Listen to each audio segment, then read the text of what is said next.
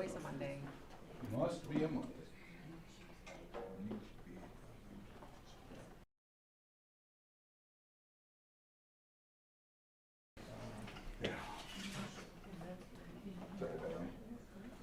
All three of them.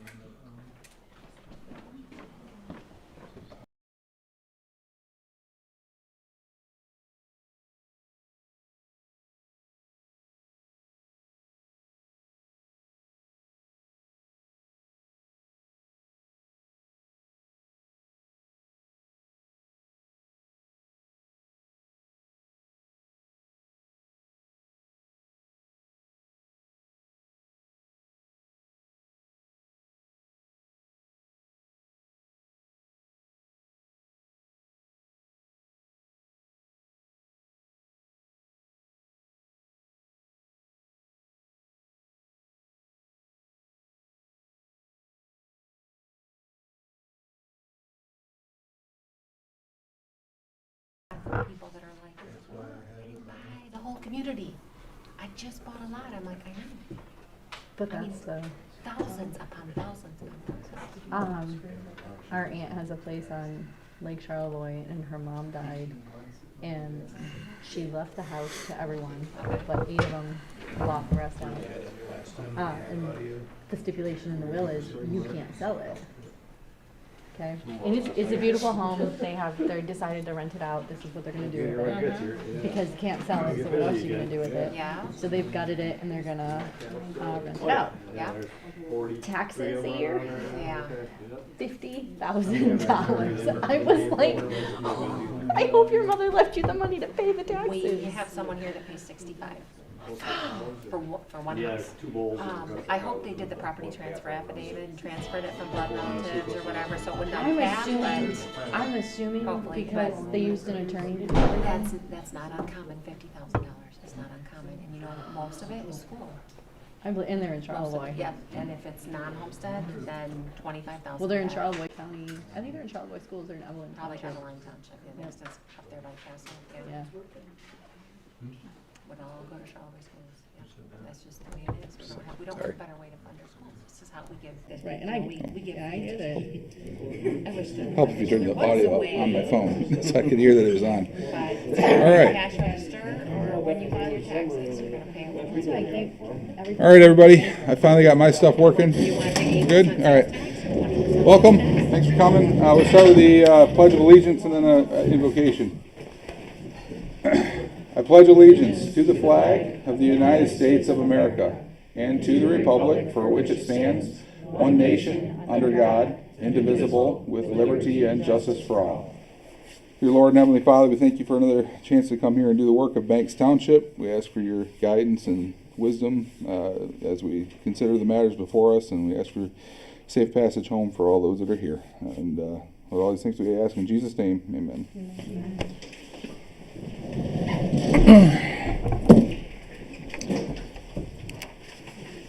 All right. For a motion to approve the agenda. I gotta add a few things. Okay. You got? Yep. Dog tags. Okay. It's under taxes. Add a couple different things about dog tags. Liquor transfer. Okay. And I want to talk about like FOIA email, all that. So dogs, alcohol, and FOIA. Sounds like a fun Friday night. Alright. Okay. Dog tags, alcohol, tax stuff. And FOIA. We have to make a transfer of the liquor license. That's right. Okay.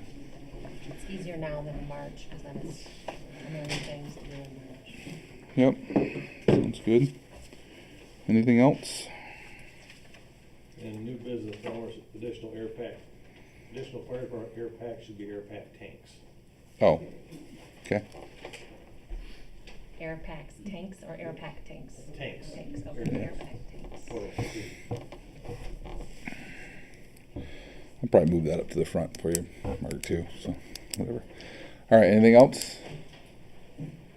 Did Katie make the motion then to amend the agenda, or do we need a motion to amend the agenda and then? So those are your amendments. You're making a motion for that, Katie, I Yes, presume. make it a And you're motion. seconding it? I'll support it. Yep. Okay. Any further discussion? All in favor say aye. Aye. Opposed, the same. Okay. Then I move to approve the agenda as amended. I'll support it. Julie supports. Any discussion? All in favor say aye. Aye. Opposed, the same. All right. Public comment. Yes, sir. Paul? Yep. Hi, everyone. Paul McCandless, thanks, Township. First, we've had a good few days of thawing. My road is holding up really good. It's That's solid. good. Last year, a year from right now, prior, be out in the garage right now, taking wheel bearings off and things. It was really bad. You saw the pictures. Uh-huh. Thank you all for doing that for us. All right, second one, so Saturday morning, February 14th, I was listening to Ask the Real Estate Guy on News Talk 580. Jack had an attorney on who specialized in white-collar crimes, specifically how quitclaim deeds can be abused to try to take property from people who aren't even aware of it happening. That got my attention, so I decided to do a query and look at our Anshin County Circuit Court records to see if anything has ever happened around here. And sure enough, first hit, a quiet title lawsuit involving an Old Dixie Highway Properties LLC and a parcel right here in Banks Township. Now, this is a civil case, and it's ongoing. Do not know anything more than what the records show on the internet. Anyway, but a quiet title case exists because there's a dispute over who actually owns a piece of property. Someone recorded a claim to land, and somebody else is asking the judge to say, no, that claim is not valid. This concerns me a lot, more than whether a neighbor wants to put a swimming pool in their backyard or how many campers show up at an event for a weekend at my neighbor's house. Those things are visible. These kinds of issues are not. Property fraud and title manipulation don't look loud. They happen on paper, in filings in offices, and by the time people find out, they can already be in court fighting to keep the land they thought they owned. If we're talking about protecting residents, protecting property rights, and protecting people who live here, especially seniors, families, and landowners, this is the kind of threat that deserves attention. I'm here to say that we should be aware that this happens in this cruel world we live in, and we should be far more focused on preventing real harm than regulating our neighbors' backyards. Okay, thank you. That's all I have. Okay. Thank you, Paul. Yes, sir. Dave Daniels, Banks Township.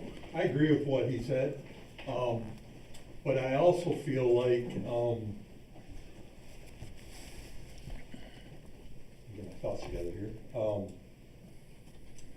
We don't, I know there's people that feel like that they've been mistreated by some of the zoning laws. I don't know all the ins and outs, what all the details are. But I feel like if we're gonna we don't wanna throw out the baby with the bathwater. That's the only tool we have to keep a weed shop from going in next door to you, duplexes going in next door to you, wind farm, solar farm. I mean, we don't have any other tools to fight that stuff. We may need to amend it. There may be some ways that we need to look at things, but at the end of the day, I think zoning needs to stay. And I have something to say about the mine too. But initially I wasn't against it, but the way that it's been handled and the way that it's underhanded, trying to get it through, who's gonna deal with the roads? I mean, there's gravel trains going, Essex Road's a mess, and I hear that all the time. If it has 40 or 50 gravel trains going down a day, what's gonna happen to it? Or 6 Mile Lake Road? Who's gonna fix all that? Not to mention the safety factors of having all of that traffic, big trucks rolling hard, because they roll hard. So that's all I got to say.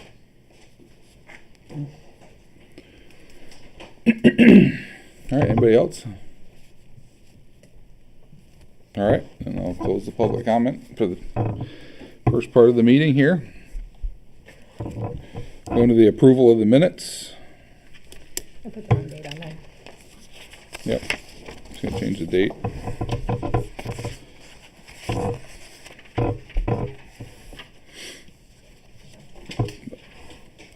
If anybody need any amendments to it, or other than the date? I gave you one, Katie. Yeah, I know I printed it off too before I came here. It's here. I looked through them. I'll move will be approved. Okay, Marv made the motion to approve the minutes. Support. Richard supports. Any further discussion? All in favor say aye. Aye. Aye. Opposed, the same. All right. All right. I'm gonna have Greg start out here before I go through all these other things. He's got a insurance presentation for us. Our annual rundown. Alright, appreciate it. I'll try to make it short and sweet for you guys and hit on the big stuff unless there's anything there you wanna dive down in on specifics. So I know you got a full house with a lot on the agenda. High level view, it's the same carrier lineup as previous years. I don't have any surprises to note. I don't have any big changes or anything like that to say, hey, there's this thing that I wanna jump up and down on. Uh-huh. Overall, too, I always joke that I need to put the premium page on the very front, which is in the very back. That's usually the first thing everyone jumps to. Yep. And roughly, we're about a 2% difference over last year, which is really good. I understand how that sounds, but in reality, we've been trending for the last 5 years of 8 to 12% per year. And right now, we're at 2. And that's not making any changes, other than there's a couple of little pieces here. The property piece does have the inflation guard on it, so it's a 4% on property as a whole, so a higher value to try to keep pace of what inflation is. That way, this building used to cost X last year. Well, everything is still costing a little bit more. Mhm. Hopefully that'll eventually start tapering off. Deductibles for autos, all carriers, and even in personal lines, are upping them up to like probably about $1,000 is what most personal lines doing. Trident's doing the same thing on maps. It's gonna be $1,000 for comp and collision. We used to have 500 on comp, but there's not much pushback we can give on the carrier anymore. That's kind of their standard. The other big pieces there, you guys have heard me till I'm blue in the face on cyber liability. There's no changes on that right now either, so we left that with the same carrier. They do ask for confirmation that you guys have downloaded the mobile app, which I'll give you this for whoever wants to take lead on it. It's basically a communication channel in case there was a breach where it's more ransomware. They lock up your guys' systems, basically you can turn it off, turn it on. That at least gives you another device to be able to communicate straight with the adjuster on whatever it may be outside of the typical phone call. Okay. That's one thing that they ask for is confirmation that that's been done by someone on the board that's going to handle the first onset of the claim before your IT department really gets in. Outside of that, work comp, just always paying attention to what the wages are going to be because that audit always comes through each year. The big notes I would probably leave you on is the umbrella's still the same, and the umbrella's been the same for many years. We're still seeing nuclear claims within the industry where just things get blown out of proportion. Unfortunately, fire, EMS, and police are still the top targets when it comes to municipal services. So for the last almost 20 years of my career, I've been saying if you have a fire department, EMS, or law, more so fire and EMS on townships for Michigan, you should be somewhere in the vicinity of 3 to 5 million for a total limit. Right now, you're at 3, where you've been at for a number of years. I've been saying 3 to 5 has been good for nearly 20 years, and well, things don't cost what they did 5 years ago, 10 years ago, 20, so that would be one of my larger recommendations. To bump that up. Your average cost per million right now is about $650 to $700 per million if you did want to bump that one up. That would probably be the strongest recommendation I would have. Crime would probably be, the crime limits might be another piece that I would say as far as a recommendation. But overall, still really good program. Trident is still leading the way for most of Michigan here. We're taking on a lot more than previous years from competitors just because they're making changes where we're not. And they're taking more rate, but we're not. So overall, that is a high-level overview, and I'm happy to jump through any of the pages that you guys would like to look at. But the note is, much like before, very strong program. I don't have any big notes to change outside of that. What question? Oh, There is one piece there on the fire department for the Provident policy. I'm gonna jump to that real quick. So, there's always been legislation kind of looming for the cancer aspect for fire. Mhm. They did change this a couple of years ago, and they have an add-in now that you can include as a rider for cancer-related the accident disability for the crew. Because there is a departure there where work comp may or may not be sufficient for that. So there is a chart there where it's your current line on what you have right now, an option 2, or an option 1, if you wanna include that or not, and an option 2 if you wanna have a little bit of a higher limit for that. And the premiums are all on the bottom of those pages there if you wanna do the quick comparison. So if you flip to that next page, it'll show you what the difference is. It's not a very cheap add-on, but Provident is still our top go-to carrier for the accident and disability for fire and EMS. So that's really the only change option that we're making note of, just because it's now available where years past it hadn't been. I have a question. Yep. You said something about ransomware. What's the big bad wolf right now? What do we need to It watch looks out like this. for? What's the scam? Bad that Second to actors. last. take us It's out? ransomware and extortion, they're kind of the same thing, right? They're extorting you to get money out of you in some fashion, which could be a broad thing. The one I'm still seeing the most of is fund transfer fraud and invoice manipulation. You get a bad actor in, they could be used like as a phishing scheme. They're trying to get you to send money to them in one fashion or another. I mean, you heard me probably say it the last couple of years. They are getting so darn good to where you can't look anymore and see like, hey, this punctuation is off. The English grammar is a little off. The flow, it just isn't there. The email signature used to be a dead giveaway. Okay. And I mean, there's been breaches. Look at healthcare. So healthcare, municipalities, and education are your top 3 targets when it comes to cyber attacks. So it's kind of doing the old school due diligence, try to do paper check as much as possible, but in today's world, that's not really an easy reality. But verifying where money is going, because if there's a simple change where they change like maybe an ACH route, calling and verifying that from your previous vendor list. Do not trust the number on that email or that email. We've had a handful of them where they recreated a phone number and they switched the last 2 digits with the new number. So at first glance, it looks like that's familiar. Mm-hmm. When you call in, they know typically caller ID who's calling them, so they already know probably what it's about. They answer it. And next thing you know, you send the money off because you verified the thing that you're supposed to do. You followed your policy and your procedure. And you probably aren't gonna be able to recall that money fast enough if you're even aware of it. Because once it goes in, they're watching for it, and then they bounce it around to a couple other different banks immediately. So if there was a recall notice that was trying to be attempted, that money's already out of that institution. Well, then they went to number 2, and they went to number 3. And unfortunately, a lot of times it's out of country. And there's very little that our government's able to really do to try to do that. Dana Nessel did a great presentation 2 summers ago at Petoskey, because it was interesting just hearing, like, once it goes outside of the insurance piece, where does it go after that? And she was just saying some of these countries just could care less. I can give you a lot more examples on that, but it would take a little more time. But that's the big one, is fund transfer fraud and invoice manipulation, are the top ones. And then I would say it's more so than extortion and ransomware. After that, then it's more of a data breach. But there's a lot of things now that you're gonna wanna try to keep up on your IT department. I get that's an extra expenditure, but it's like having really good locks on your doors. If you leave your door unlocked, it's allowing anybody to come in and out, right?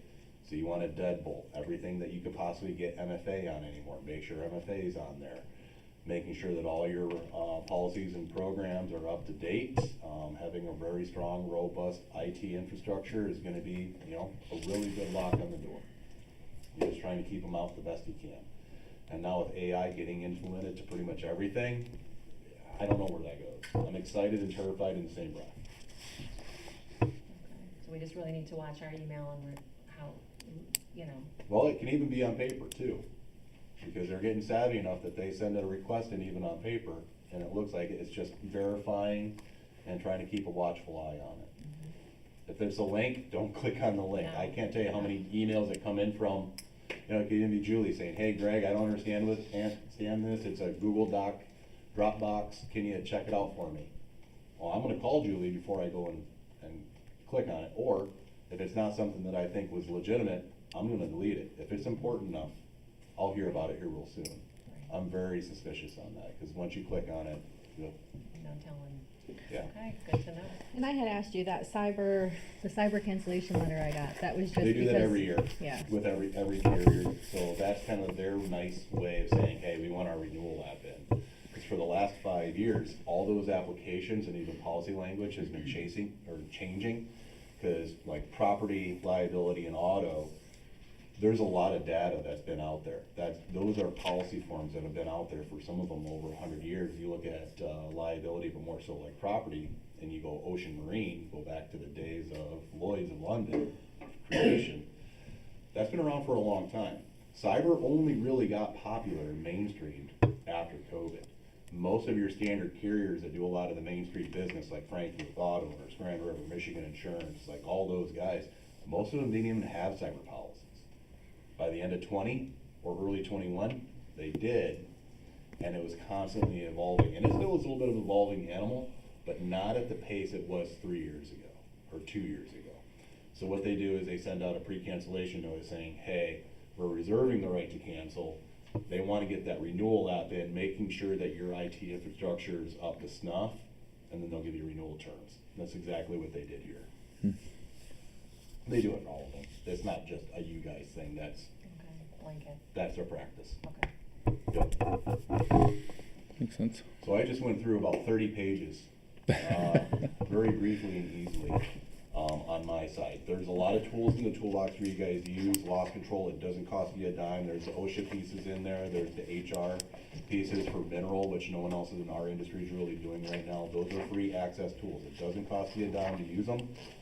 A lot of it's in Word form if you want to try to recreate a policy, a procedure, or a handbook where you're not having to start from scratch and recreate the wheel. The liability forms are the same.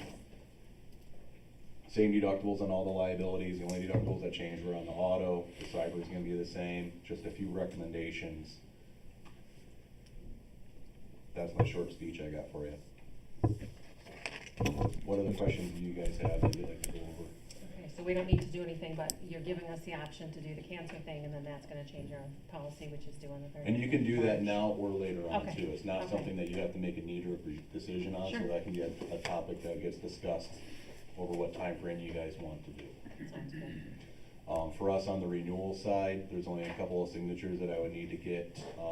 One on the terrorism, which we always already have that built in. We don't exclude that. There are others that like to, and I don't understand why. I think it's like a difference of $75 for the year to exclude terrorism for $75 in today's world. I wouldn't do that, but you can make that decision if you want to. The statement of values for the property would need to get signed, and then one updated signature on the cyber form, just because after a signature goes beyond 30 days until the renewal, they want a re-signature. So it's just basically leaving the app as is, new sign, new date, off we go. Outside of that, trying to think if there's anything on top of mind, and I don't have anything. Okay. I'm not gonna sit here and read this in front of everybody, so. That's what I'm trying to do. Yeah, I know. We can go Yep. through page by page if you really like. I got your phone number. I try to answer. Yeah, you always do. Signatures, are we doing signatures tonight, or? Yeah, I can sign the stuff if you need me, want me to right now. So, Yep, Or we we can can do have it. that over. First one is statement of values. So basically leaving the limits as they were. Yeah, and if we Plus wanna the- change this, we look over it and decide to change it, I can just Yep, change so it. it's very fluid. So the only one you can't change, which really doesn't apply, is if there was a work comp exclusion, which doesn't occur for owner on a municipality. Everything else can be amended at a later date, and then it's just prorated. Cool. So that's that one. Values. This is the terrorism piece, so it's already built in. So just need to initial and then sign that we're leaving it in. Anybody objecting to me paying $75 or me signing this for $75? It's Okay. already built in. All right. So where the departure is really after 9/11.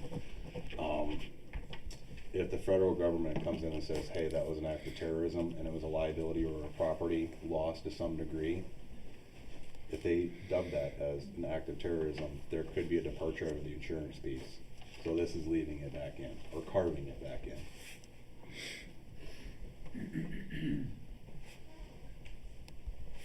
And then the last one is just a re-sign and date of the previously completed application on the side. Okay. And no changes out of what was done prior.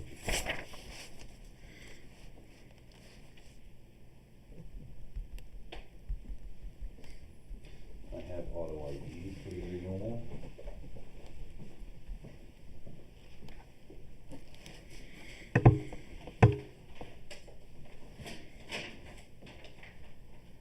Which I'm gonna email to you tomorrow.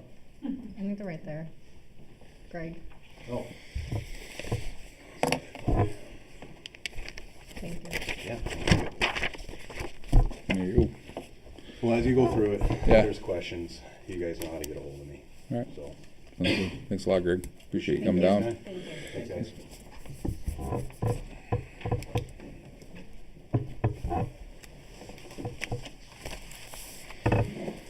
All right. With that, we'll go into the regular reports. Jairus, the county.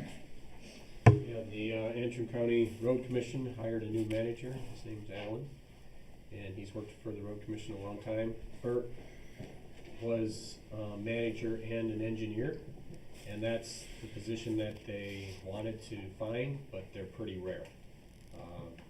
So now if they have roads that need engineering work, they're going to subcontract that out, but the good news is you can hire a manager a lot cheaper than you can an engineer, so probably come out about the same. He's supposed to come before the county commissioners and introduce himself next month, so. Bert's staying on till around October to show him the ropes, so. That's. And to retire. Yeah. I have been to quite a few meetings recently for the Antrim Conservation District, and our contract with them is coming up for renewal for the recycling, GFL, Green for Life. And looks like we've got some price increases coming with that. We've had some problems with that. They dumped the recycling in their truck in Central Lake and something started on fire, so they dumped it back off in the parking lot, and then the fire department came and put the fire out. That's what happens when people put things in the recycling that don't belong in the recycling. Mm-hmm. They also had one where they didn't get the truck emptied in time and the whole truck burned up, and it's around $400,000. So we all pay for that, unfortunately. In 2008, when the recycling started, Antrim County was taking in about 1,000 tons per year, and last year we took in about 2,150, almost 2,200 tons. So it's more than doubled in the 8 years that we've had it. Busiest site is Elk Rapids. They empty it 6 days a week. In the winter, in the summer, they empty some of them twice a day. Wow. And it's just crazy how much they brought up that they've gotten calls around 2-3 o'clock in the afternoon. How come you guys haven't emptied this? And they have GPS on their trucks. Yeah, we emptied it at 6 o'clock this morning, but we'll be back. So. Wow. That's incredible. Any questions? I don't have anything else. Talk about increase. Is our millage gonna be up for increase in the next vote for recycling, you think? Do you see that happening? So you're allowed to levy up to, and we've never levied the maximum, so it will be going up, but Okay. it won't hit the maximum yet this It's not year gonna go to the from what I voters. can see. Okay, Yeah. good. I think last year was 0.16, and this year might be 0.20 or something like that. But, yeah, it adds up when they all start going up, yeah. Yeah, exactly. Does that material actually go to recycling markets, or what happens to everything they're picking up? Yeah, so it goes to a place in Traverse City, and they've got a long line, and he said if any of my local township people would like to come and see it sometime, they do tours all the time, but they actually do recycle the vast majority of it. It gets sorted, it goes through a line and it gets sorted, and obviously it's a lot harder to sort when there's stuff in there that's not supposed to be in there, but they Right. do the best that they can. They've got, magnets and stuff to get metal in one place, and cardboard goes in another, and plastic, and but Yes. All right. Well, thanks a lot, Jairus. Everybody's here from the village. George, Sheriff? Sure, thank you. So January, pretty quiet month here in the township. For us, I'm sure the warm temperatures and a little bit of snow have nothing to do with that. Yeah. Yeah, so I'll just hit the highlights here for you. We had 5 car deer accidents, 2 driving complaints, we investigated 2 frauds, 2 hazardous conditions, 1 malicious destruction of property, 3 property damage accidents, and only 2 vehicles in it, which is pretty good, and 6 medical calls we assisted on. And I just want to give you a quick update. This came to me today from our drug detective. Drug detective is pretty much all he does is drug investigations. And he's comparing so far this year to last year. So far this year we've seized 77 grams of methamphetamine, over 10 grams of fentanyl, and 2.5 grams of crack cocaine.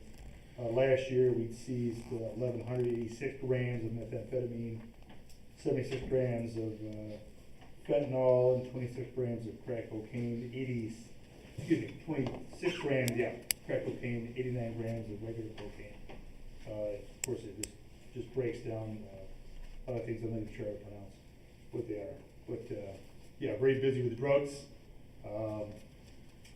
We've hit that pretty hard, so more to come. So any questions? No, I saw you guys had a big bust in Central Lake Township last week, right? Yeah. I think that was on the news. Just put Yeah. a press release on that. So, yeah, a lot of guns, a lot of ammunition. Good work. So, Good. working hard to get the stuff off the street. So. What about your license plate readers? How's it? Tell us about it and what it's doing.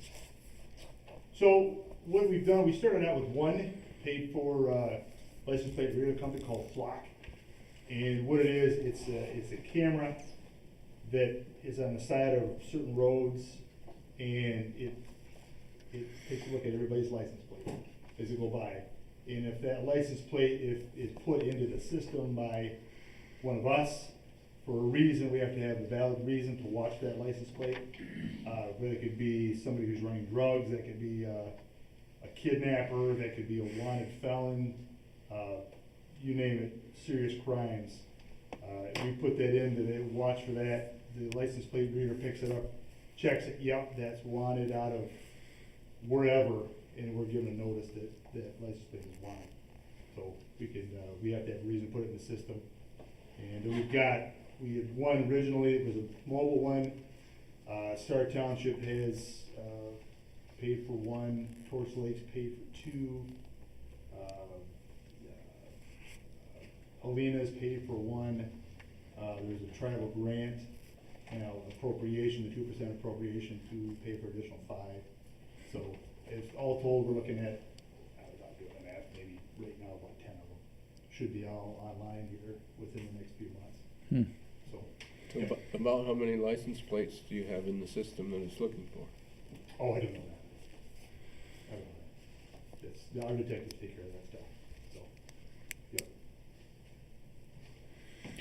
It's all well and good until it's not. Right? I mean, it's like everything else, but. Yeah, it's audited, and we pay attention to that, and we shouldn't be looking to put stuff in. And, Well, considering the Pentagon hasn't passed an audit in decades, I don't know.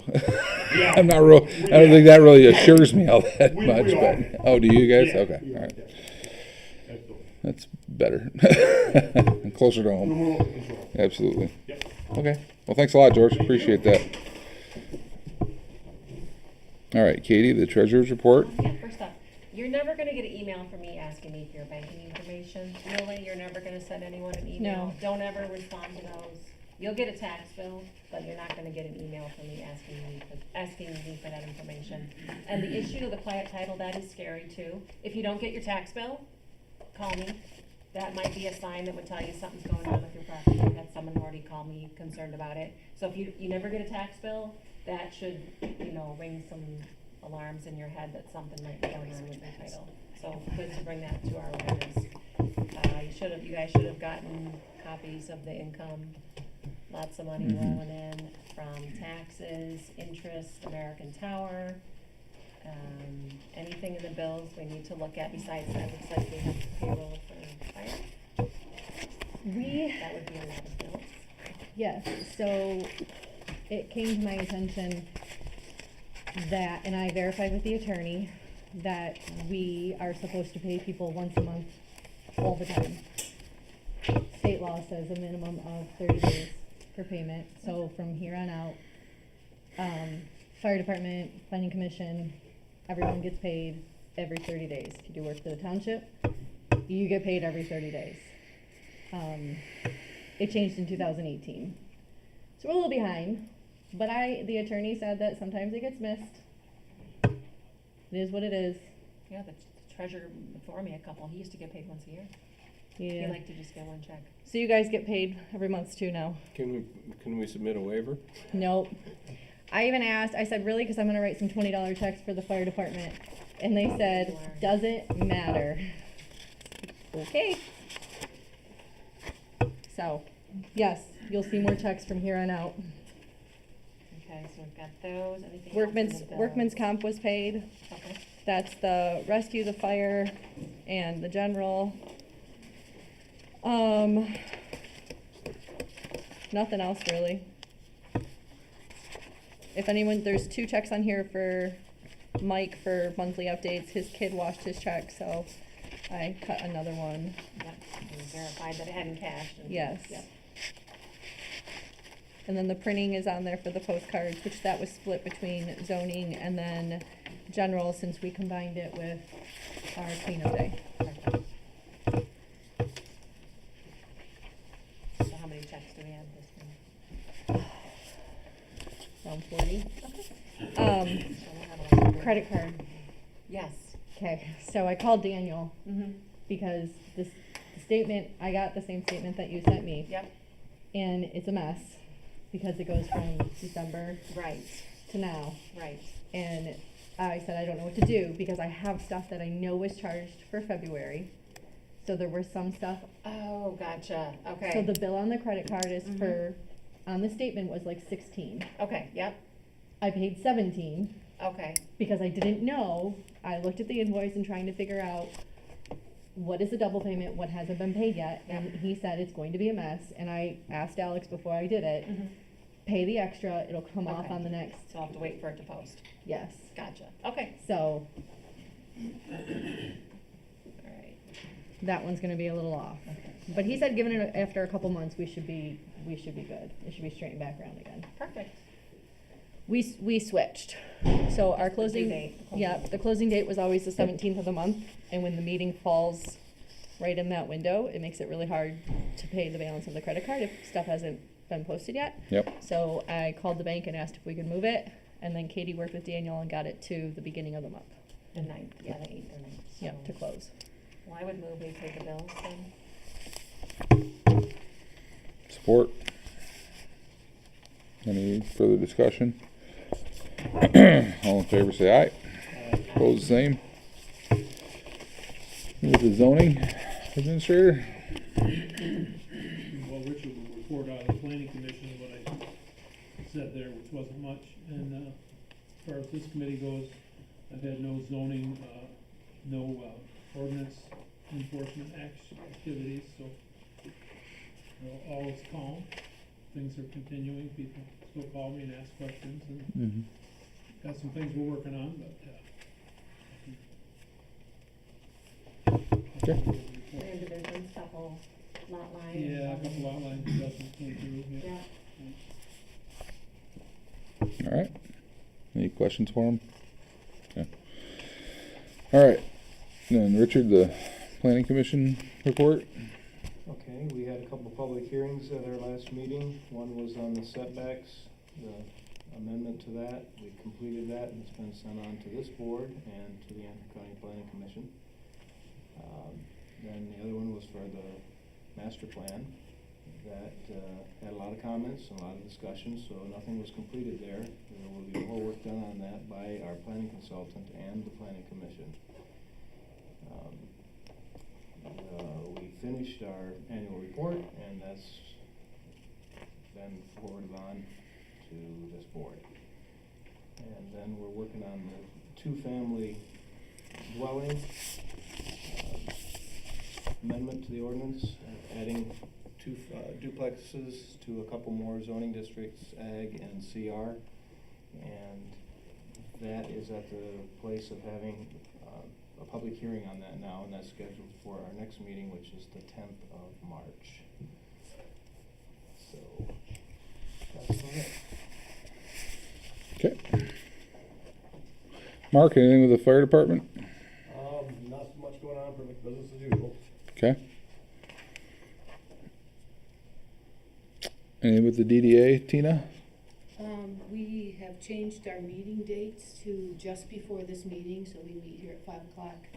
So we just finished our meeting. We're getting the concerts on the square together. This year we're gonna launch with Township. So come on out, have dinner, enjoy some music beginning, I think it's June 24th is our first, the first Wednesday after pig roast, and go for 7 weeks. We have discussed having a social district downtown. That's being put on the back burner. We will be purchasing one more sign this year. They're so expensive that our wayfaring and the signs, you know, welcome to Ellsworth, they've all been designed. We've got a brand. You'll see the blue and green signs around, so we're just purchasing one at a time because they're kind of pricey. Talking about a new business in town, just there's a lot going on, but it isn't coming. The next thing is concerts on the square, so Yeah. come on out. What- Food truck this year. What is the social zone thing you were just saying? Social district would allow, like, you'd be able to go into the Nugget and purchase a drink, and then they would have certain rules that they'd have to close it in a certain way, but you could then walk out with your drink, come over to the park and listen to the music. Oh, okay. Um, Like what they do in Charlotte. Yeah, Yeah, yeah. okay. A lot of places developed social districts with 2020 and all. And it's an idea, it's on the back burner at this point. The main hindrance here is that you do have to have 2 licensed facilities, restaurants, bars, whatever, butting right up against your common area, and we only have 1. I mean, we do have 2, but we'd have to make our common area quite large to get over to a matter of taste, so. Anyway, it's something that could happen in the future, but. Gotcha. Okay. Well, thank you. Appreciate that, Tina. All right, annual authority. We did approve the language at our last meeting for another 3/4 of a mil. And Joel, our new director, is here to answer questions. I think you guys might have one of these. It's a proposal from the authority to help with our aging EMS staff here in the fire department. I don't know how else to put that. But we all recognize that Larry and Ed are both, they've given their time to this community, to say the least. And so anyway, in here, it just talks about the idea of putting a truck over here, I think, during the day, in the short term, and then eventually getting it to be a 24/7 deal to address daytime staffing. But I'm gonna let you talk, Joel, because you know more about this than me. So thanks. Apologize about not getting here sooner. I know it's been a few months, but it's been kind of drinking by a fire hose. So trying to make it around a little more. But I think one of the things that has pretty consistently that we've recognized that as far as the ambulance authority is, number one, the distance currently that is traversed between East Jordan and certainly parts of western Banks Township. The idea, our goal, we currently have 2 ambulances. It took us a little bit. It probably took up until probably about 2 weeks ago to get back to the point that we were able to staff 2 ambulances 24 hours a day. That is our current staffing. There was probably 2 or 3 months there that we were 1 24-hour ambulance, then between 12 and 10 p.m. We staffed again. We looked at our call volume. We looked at when the most likely if we had to reduce services, what time of day would be the best to reduce services, at least temporarily. It worked pretty well. We're back to the 2 24-hour ambulances. One of the things that I've identified is trying to kind of look at the call volume, look at our station locations, and really try to kind of share the wealth, if you will. One of the things that obviously is been very clear is we have now we're back to 2 ambulances. We have an ability to move one of those ambulances out of the station. Our biggest challenge right now, again, there's a couple, Alex and I have talked about this over the last few months, but I think one of the things that we kind of looked at is what makes the most sense. And certainly with the call volume that you guys have here in Banks Township, the distance between here and East Jordan, it certainly makes sense to bring at least some of that capacity or capability to Banks Township. Now, with that said, there's a couple different ways, and again, I talked to Mark, I gave you a proposal. There's several different ways that Jordan Valley EMS can help. One is right now, obviously, in order to put an ambulance over here 24 hours a day, we'd have to have some sort of sleeping quarters, which we currently don't have. So one thing that we can do, we could certainly provide a 12-hour ambulance, during the day. Well, instead of the crews just sitting in East Jordan, we could have one here during the day, and then they would basically go back to the station during sleeping hours so they could actually get some rest. Looking at the, part of it's not only just about ambulance services, but it's about supporting the community. So again, looking at the rescue service here, the medical first response service, I think it's important to try to maintain that capacity or capability if possible. One of the ways that we can assist doing that is we can provide EMS education. So I think what it would take is really kind of and I put in the proposal, kind of a grassroots effort in the community to try to kind of identify some folks to increase that roster.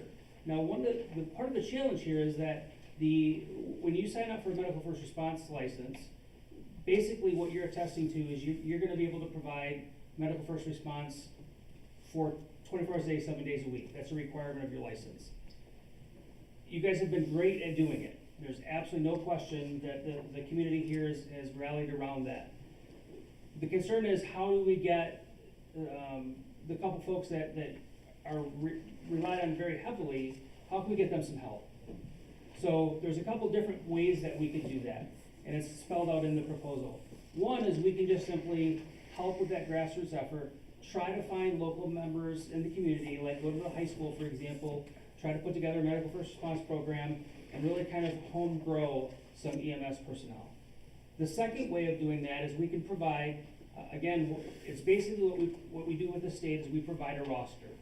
And we provide a roster showing that we have a minimum of 5 people to cover that 24-hour requirement.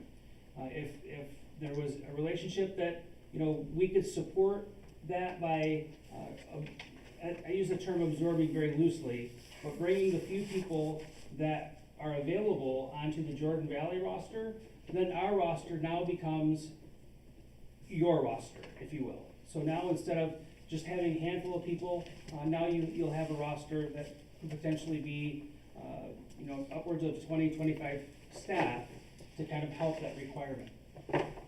The goal here would be ultimately get you a 24-hour, 7-day-a-week truck. Now, with that said, there's some challenges that we have there, and the biggest one is really the location of where we're going to house an ambulance. I know the fire department's kind of busting at the seams currently, and then ultimately, what makes logistical sense to place our ambulance as well as staff. We don't have a facility to be able to do that, or I think probably the best solution, potential solution, would be to work with the fire department and look for grants, for example, being able to fund a small addition on the fire station potentially, and that then would become part of the Jordan Valley EMS Authority as well as the Banks Township Fire Department. How we break that up is really up to you guys as a board.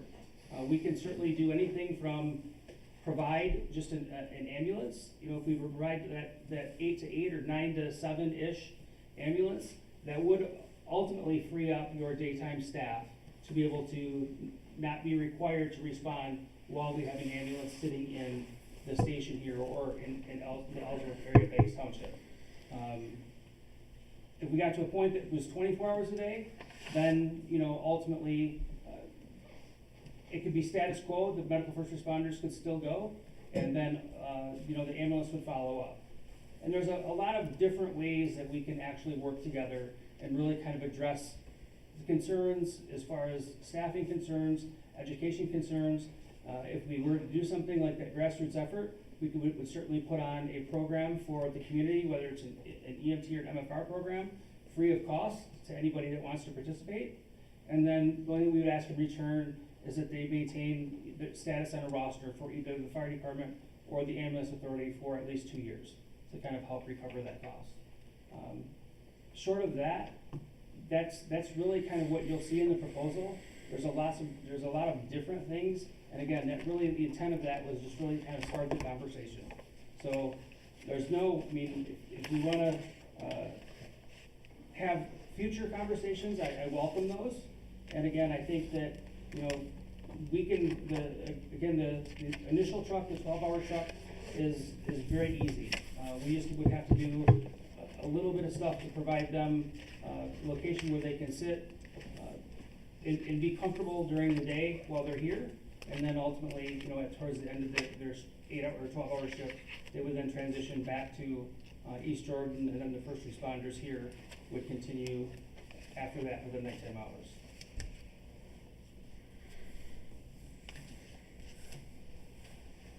Comments, questions? Are most of the runs during the day, or what time period is most of the calls? When we look at, most of the calls are generally between the hours of 12 and 10. But it's going to depend on time of year as well. So, you know, 12 noon and 10 p.m. I would have to actually pull the numbers for the township as far as it actually get down to, you know, days of the week, times of the year, and then times of day. But if you're interested in that, I can certainly work with our software as well as dispatch to get those for you. But historically, our night times are the slowest time.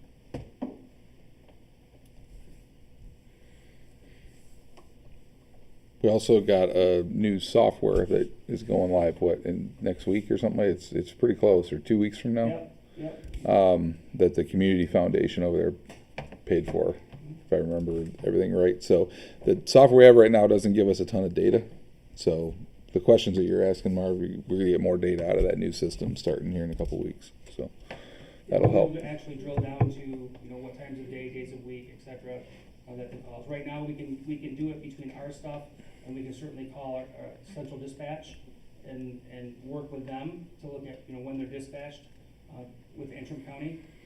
But we'll be able to do that a little more fluently within probably the next 3 to 4 weeks as that information goes live. Now, it'll take us a little while to really build up numbers in there to be able to actually have data to filter, but that will be a tremendously different situation than we have currently. We don't have the software we currently use it's a state-funded, state-operated and managed software. So we have zero control over how we can manipulate the data because the state of Michigan sets that.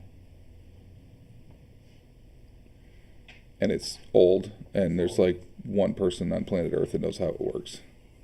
Yeah. And I think the other one retired or something, right? I mean, that's the billing software. So there's two pieces. Well, they're both going to work together, derive right? Information from either one. Yeah. But our current bill, and again, part of it's our patient care record reporting system, as well as we do our own internal billing. Our internal billing software was actually initially developed in the late 80s, early 90s, and the person that actually developed it, that was our technical support, late this fall passed away. So we have zero technical support. So we're pushing hard to transition over to the new software, which is a program called ESO.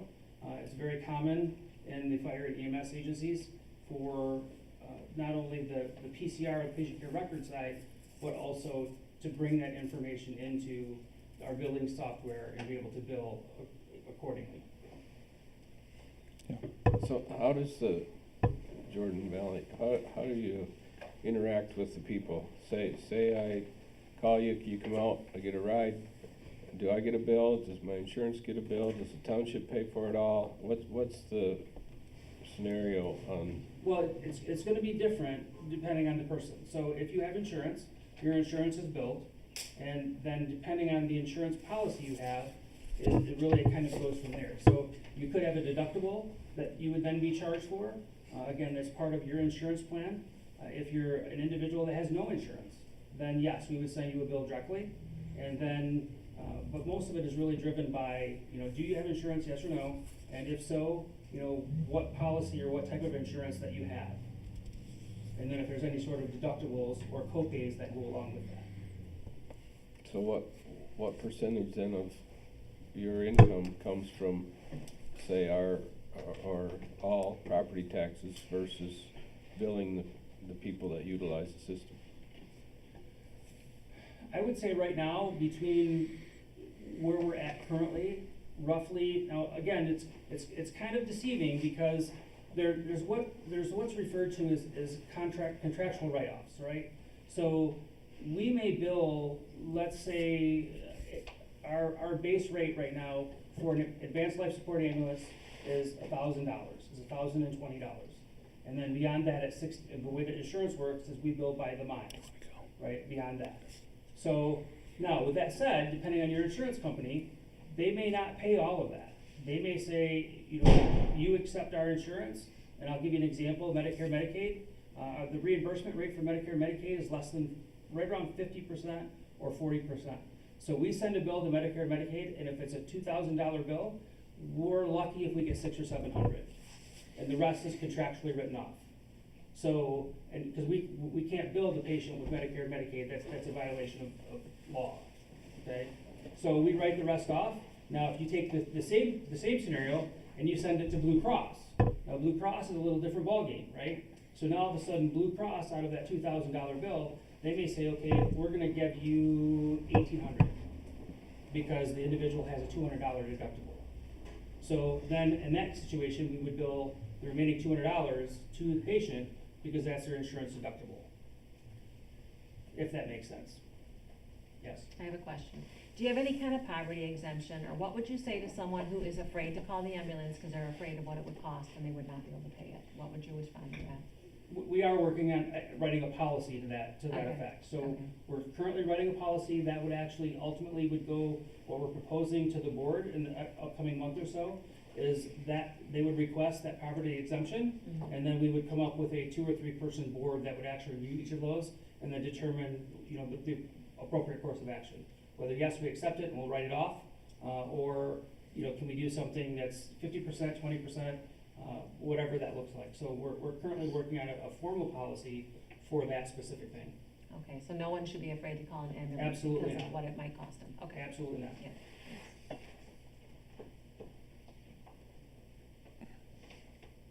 Anybody else? All right. In that first scenario, I mean, the first step, the easiest step of having an ambulance in this area, does that have to be inside a building? Yes, our ambulance has to be inside because we have controlled medication, we have fluids in there that can't freeze, they have to be climate controlled, and that's part of the requirement. Again, as part of that proposal, and we've talked with the fire department here, we've kind of identified some potential solutions, but again, it's up for conversation if we want to do that, and then how we can accomplish it. Because again, we recognize that the fire department is very limited on space, so there may have to be some kind of working together as kind of cohabitating as far as locations or space, at least for a while, until we can figure out what, and again, I think we talked about stage 2 in there, looking at that, what does that 24-hour day, 7-day a week option look like? And then, how do we do that? Can we lease a place? Do we build on? How can we accomplish that 24-hour, 7-day a week solution? If you were here for 12 hours, which 12 hours of the day? Do you pick based on your past calls and how? Well, our shifts are 8 to 8.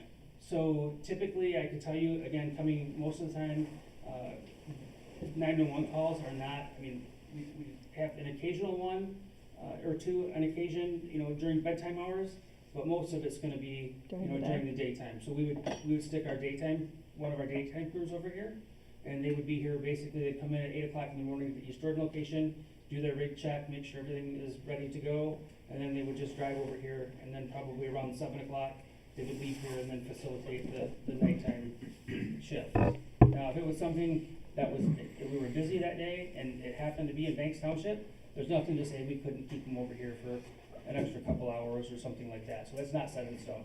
It's just gonna, it's kind of a rule of thumb. We would just use the daytime hours because that's where we're, and again, I think that provides the most help for the community, because again, people aren't forced to leave their jobs as far as being doing the medical first response thing.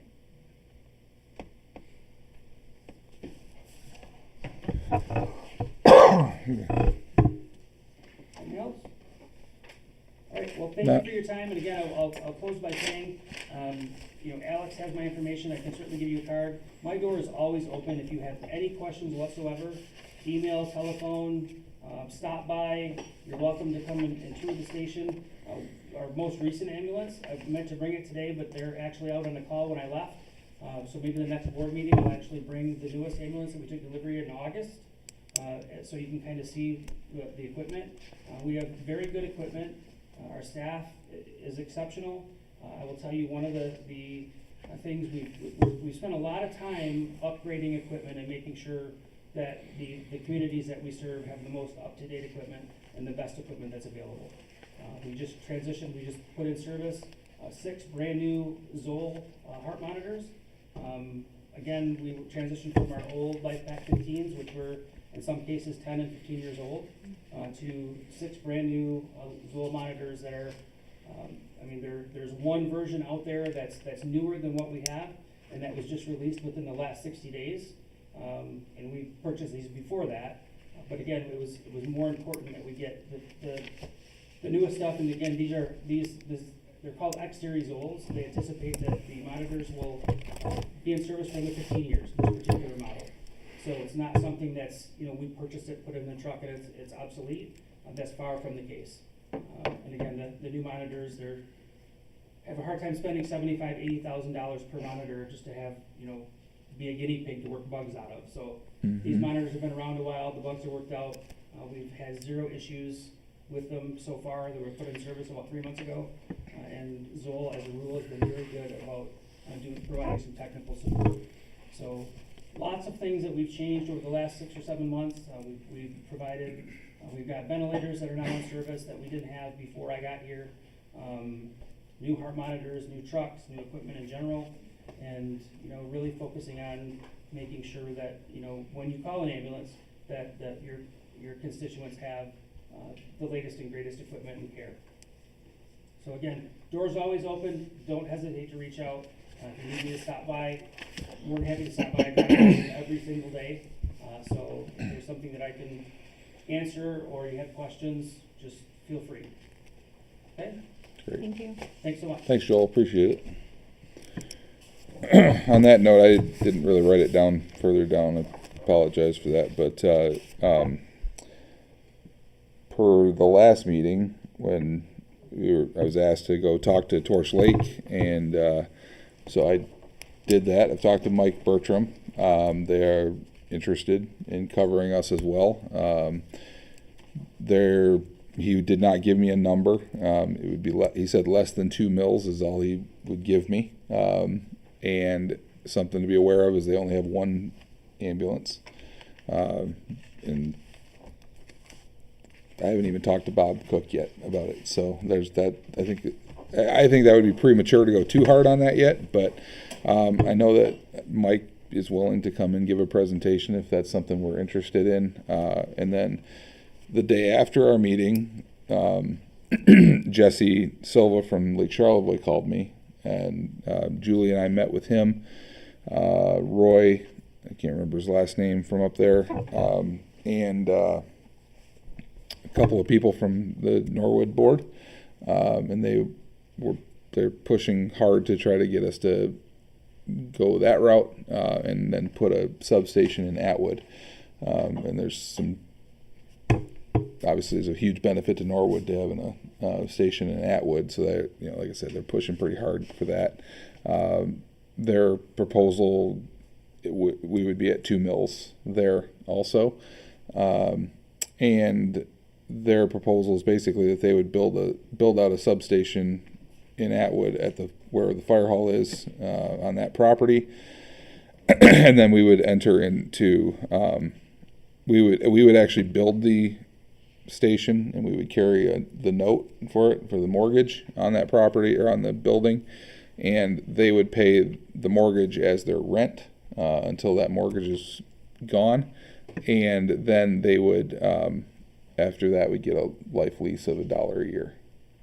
So I'm not in love with that, but Roy also said there may be some other ways we could handle it too. But their goal is to get a substation south of town. They have property on the corner of Old US 31 and 31 by J. Arnold's painting up there. And that corner piece, that triangular thing that's all inside the fence. And so right now their plan was to move their equipment out of the city of Charlevoix to that location. But then this kind of discussion started happening, so they've pumped the brakes a little bit. But I've said I think that's premature. I'd like to hear from the communities if they're willing to pay the 2 mills in operating costs for Jordan Valley. In May. We're less than 3 months away from that vote, and that would give us a better understanding of where the communities are at with it, because there's still going to be some exit pains and expenses that would be involved in leaving Jordan Valley, because we'd be on the hook for a part of the liabilities that are on the books. So, and I'm pretty sure we would be paying the millage for the next 2 years and paying Charlevoix 2 mills at the same time. So we'd be paying 4 mills for medical services at least. So it'll be 4.5 for the next 2 years. Yeah, So I don't think there's any way out of the millages. Those are voted on. yeah. So I don't think anything's going to change too quickly, but there's a lot of stuff out there on the table. I can answer anything as best I can if you get questions. Thank you for doing all that. Yeah. Just one point that Mike Bertram told me is that they had 2 trucks. So I don't know where the discrepancy is. Oh, I don't know. I'll ask him again for clarity. I think he said they just got a new one. I think they have 2 trucks, but they only staff 1. Joel would know this probably because he talks to all these guys. They But physically have 2 ambulances, but they only staff 1 24 hours.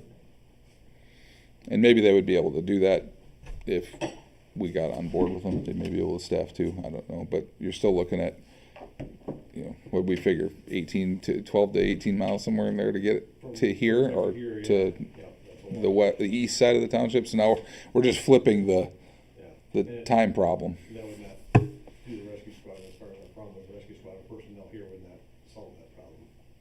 Correct. So lots to think about. And like I said, I can have Jesse and them give a presentation to us if we're interested in that. And same thing with Mike Bertram, and see what we want to do. But I would highly encourage us to wait until this millage vote happens in May to see where we want to be. Yeah, because 2 mills would be like $300,000 a year from the people. Mm-hmm. Yeah, give or take. Mm-hmm. Yeah.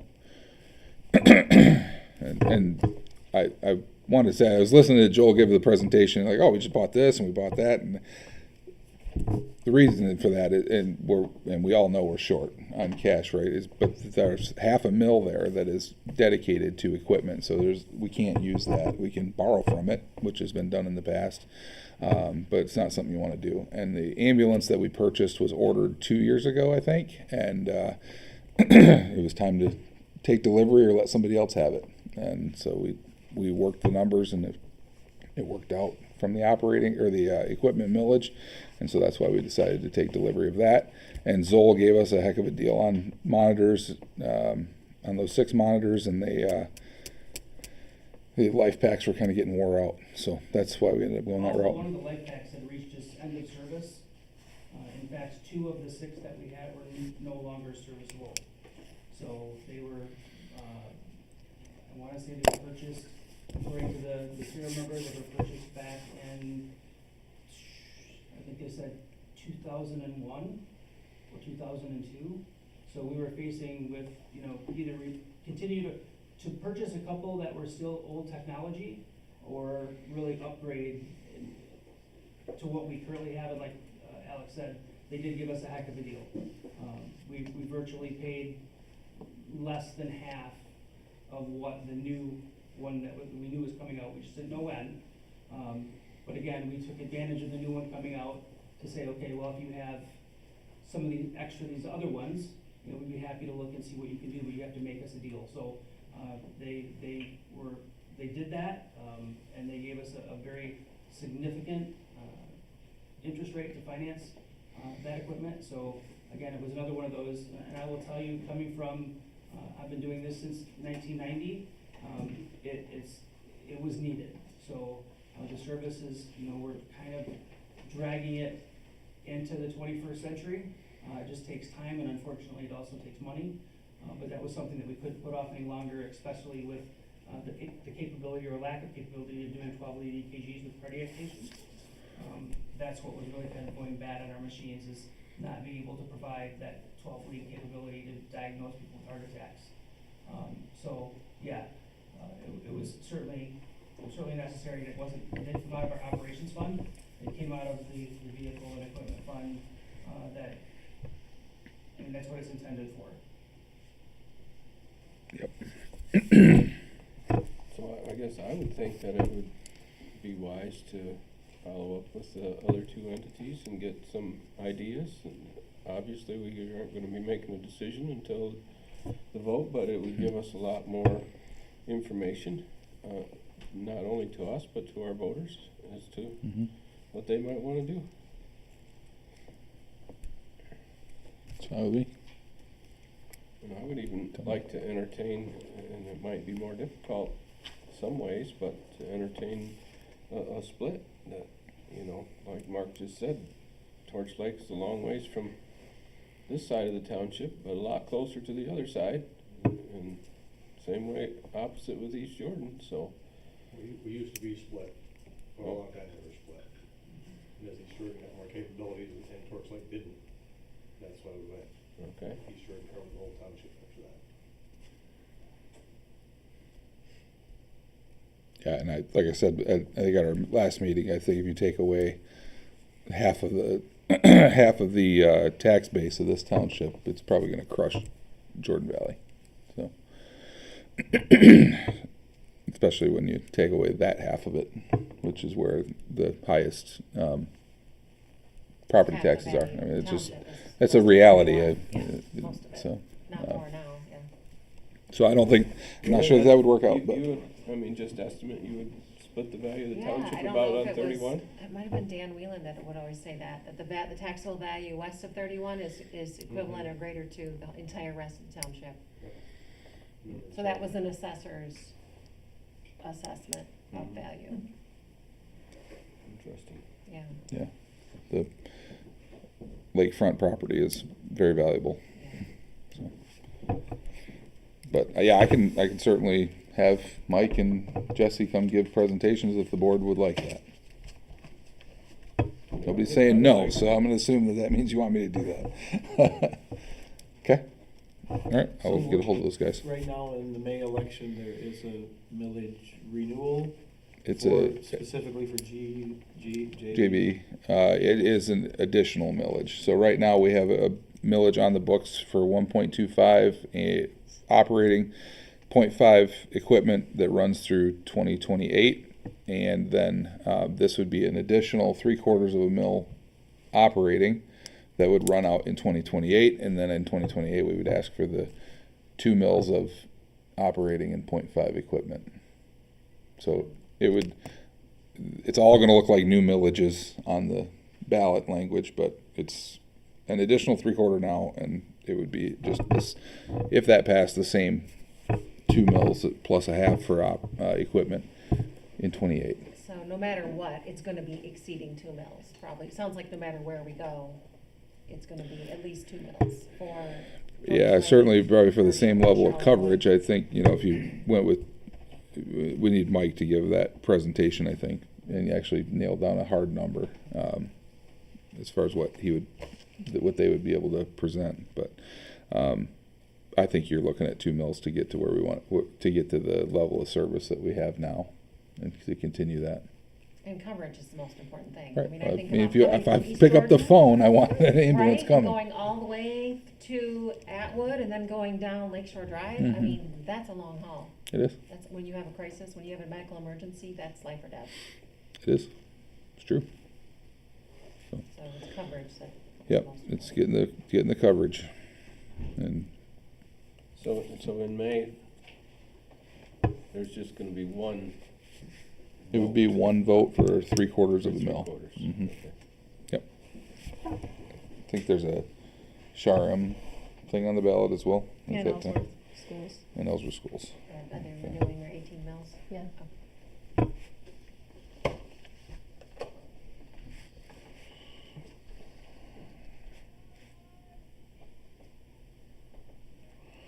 Okay. Anything else? Any other questions about ambulance stuff? Okay. If not, we'll move on. Any other correspondence that we should be brought to our attention at this moment I put the annual report in there for you guys to read. from the planning commission? There's a thing that came from MTA if you guys wanna read it.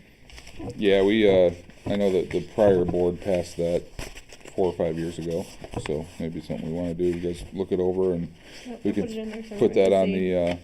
the, agenda for next month if we want. And then there's a couple letters from residents in there too. Mhm. There's a class for planning and zoning. If anyone's interested, let me know. Yeah, the, citizen, planner. Yep. It's being Good. put on this. Few of the classes are in person and a few are on Zoom. Okay, sounds good. So All right. this is free. What? Oh, that, for that, Yeah. okay. And did everybody get their MTA magazine, talk about conference? Did you all see that you can buy like 10 classes that you can watch? I think I'm gonna do that. So you Yeah. can watch them after the fact, you can stream them. Yeah. Yeah, that's a good way to go. Yeah, it is. Okay, yeah. All right, so Richard had mentioned about pushing the closed session towards the end. Do you guys wanna do that instead? Okay. Yeah, all right, so let's do the, okay, anything with the soil sampling, maybe we can tear through a couple of these things real quick. Anything with the soil sampling? No, I'm Okay. gonna call someone else. Okay. You got it. Nope, no problem.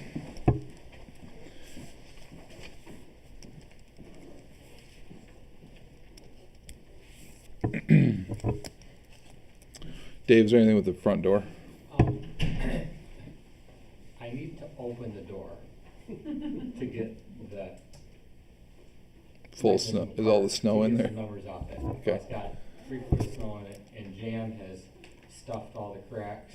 Oh, yeah, okay. So I was just waiting for some better A little weather. thaw out. Well, nobody's going through the door apparently, so, not sure. But I will continue to.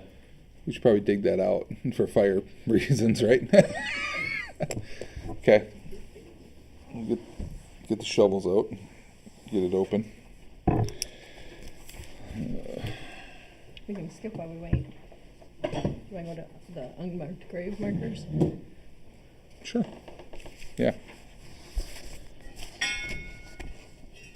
That's our template? Yep. Nice. Okay. So there's the Potter's Field, or a couple of them, I think, in this community that, There's one Potter's Field, okay, one, all right. but there's also between the Potter's Field and for the graves that we could count in Ellsworth and Atwood, there's roughly 100 unmarked graves. So That have bodies in them. that have bodies, and there's no grave markers. So Alex talked with Dave Molidor, and the welding class can weld crosses for us and put the numbers, weld the numbers right on the crosses, so they can all be marked. This one is easier for them to make, and it's $12. We're only paying for product. We are not paying for anything else. This one is 13 because it's a different. I feel like the guy walking in front of the Pope, but here you go. This is, So they will all be numbered, and that way then in the system, there'll be a number associated, because some of them I have names, some of them I don't. It just says assumed empty, and then 4 bodies found. Mortensen said, like in the Potter's Field and where graves have been resold, if they find bones, they just pick up the bones and they put them to the side, dig the hole, stick the bones in the bottom, and stick the coffin on top. So, I don't think we should be disturbing graves. yeah.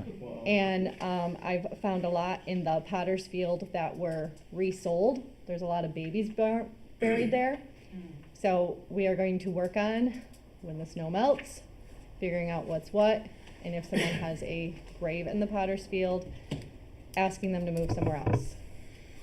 And then these would mark, the main objective was the Potter's Field, and then there's a lot of cemetery markers that are from like Hastings, Mortensen's, the one in East Jordan. Penzine, that are the actual funeral home markers. They don't last forever. There's one from the 30s still. I don't know how it's there. I went around and I wrote down all the names before the snow flew for the one in Ellsworth. And just in Ellsworth alone, there's 25 graves with no headstones and cemetery markers. The Potter's Field and the Atlas Cemetery, the graves were marked with bricks. The bricks are grown over grass, you can't see them anymore. Nothing. 30 years ago, you could, if you poke around, there's just a little red brick Okay. that marks those graves. So they are sort of marked, Kind of, sort of. but the grit, the rock, the sod is grown over. When I first started digging graves, you could still find them. That was in the early 90s, I guess. Okay. So that's what I would like to do. Yeah, and then you'd use this to mark those, Yes. just to bring And attention if- to them. Yep. And then that way, in the computer system, the number will be associated with the grave. So that way, if someone wants to know who, and it'll all be on Celebrate Life, and you could go in and type in grave 2, and then it'll pull the name for who is buried there, if I have a name. Some of them I don't. Dave said if we wanted they have a painting class, if we wanted them painted, they can paint them. Again, we just have to buy the paint.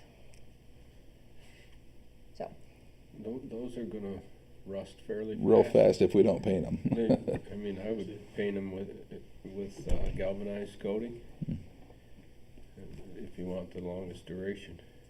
Yeah, I think that's a good idea. Yeah. Orange rust doesn't look that bad. Orange We should rust, check to see yeah. If we can legally Yeah. put markers on Stays that way individual forever. graves, can we purchase markers for graves, did you check? They'll on that? last 'Cause a I don't long know how the time. legal Oh, yeah, expenditure of yeah. that, if we can do that. We can ask I mean, we Catherine. maintain the cemetery, I know there are things for veterans that we do, we put flags out, but I don't know if we can purchase those for individual graves. And Yeah. do we represent all the religions too? Do we have Jewish people buried there? Do we have? Yeah. Well, yeah, I don't know. I mean, it's impossible almost to know what religion the body is that's Right. buried there. Again, I so- would just double check that we can legally purchase a marker for an individual. Yeah. Because I don't know if we can spend money for graves. I mean, we maintain the historical Mhm. Isn't that aspects just of the like cleaning cemetery. them? Is it what? Isn't that just like the graves that we spend the money on to clean them and fix the headstones? Well, like the historical ones that we have restored, yes, we've done that. We can expend funds for historical preservation. Just the historical ones? though. Yeah, but I don't know if we can do that. But I would like to know if we can legally do that before we do it. Okay. Before we expend the. That's fine. Nobody's going out there for No. another No. 2 months anyway. But this gives us an idea of what we can do, what Dave's class can handle. So, yes, sir. Is the post on the bottom long enough to support the, I don't know.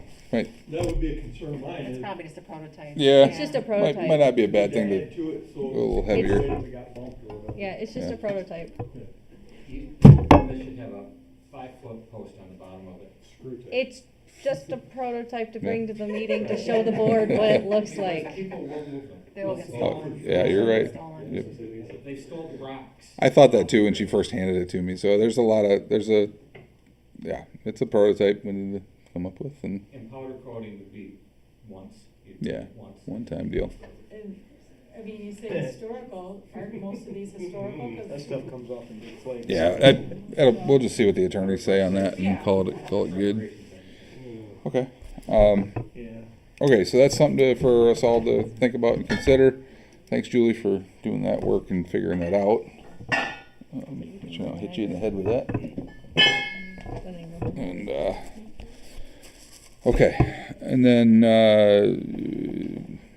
how about the headstone restoration? Let's go back up to that one real quick. I got a call from Dave Carter. Uh-huh. I didn't talk to him, left me a voicemail, but he'd like to know if we want to do anything this spring. And I think we had already discussed, like we did. Yeah, we didn't do it last year, thinking maybe we would do something this year. Right.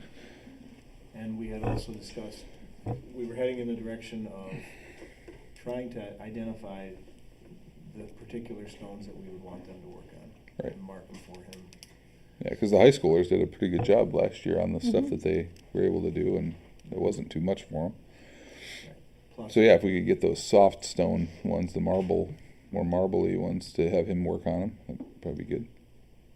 So it probably comes down to probably allocating a certain amount. And last year when we were talking to him, he indicated that he really couldn't afford to come for less than $5,000 to $7,000. Yeah, that was the number in my head too. Okay. So if we're willing to do that, then we could have him come and see how, I would think we'd want to mark to a certain point level, what our threshold is that we want to, how old or how rough or whatever, and see how many he can get done for that. We felt like it wasn't really feasible to continue the way he did 2 years ago, where he spent whatever we spent, and he only got like a fairly small percentage of the Atwood Cemetery done. At that rate, it would cost us an awful lot of money to keep going through all of them. Yep. Okay. I would like to, commend the, what was it, the high school class or whoever worked on Yeah, it. cemetery class. Yeah. Or- And- Yeah, and it was just a cemetery class and then the National Honor Society. support them to continue and do what they can do, and if there's soft ones, just tell them to leave those be at this point, but let's work on it with the volunteers we have in the community, and Okay. Do we know, did they have to leave some that they didn't do last year? Or how, and There's then always how was that headstones. decided? There's always headstones to wash.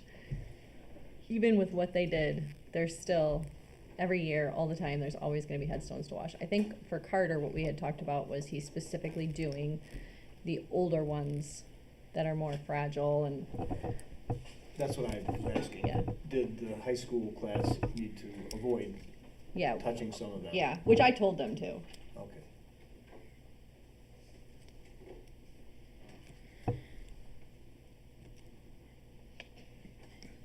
So are we voting Well- on that now? Well, at some point we'll have to in the next month or two, probably, to get him on his schedule if we want it. Yeah. We could see how things thaw out, and then go out and look and see how many there are, and if it's worth it. And we even talked about privatizing the cemeteries too. We spend a lot of money on cemeteries, and we've raised the rates. I mean, have we ever discussed privatizing? some communities do that. I think so. I mean, look at how much tens of thousands of dollars we spend on the maintenance of our cemeteries. And we get a couple $100 for the, Well, you're gonna pay that anyway. I mean, You're still gonna, whether you right. pay But if Brian to do people- it, or you I pay, mean, I know there used to be like a committee that used to be done by people who had the graves. They would actually have their own like society or whatever it was, and they took care of the headstones. I mean, because, the headstones are obviously private property. Just something to think about. Katie, what do you mean by privatizing? I What mean, like aspect of a it? company would actually run the cemeteries. They wouldn't be township run anymore. They would administer the fees, collect whatever, there would be dues, whatever it is, and it would be run by, But the township still owns the cemetery. yeah. I don't think we can sell the cemetery. No.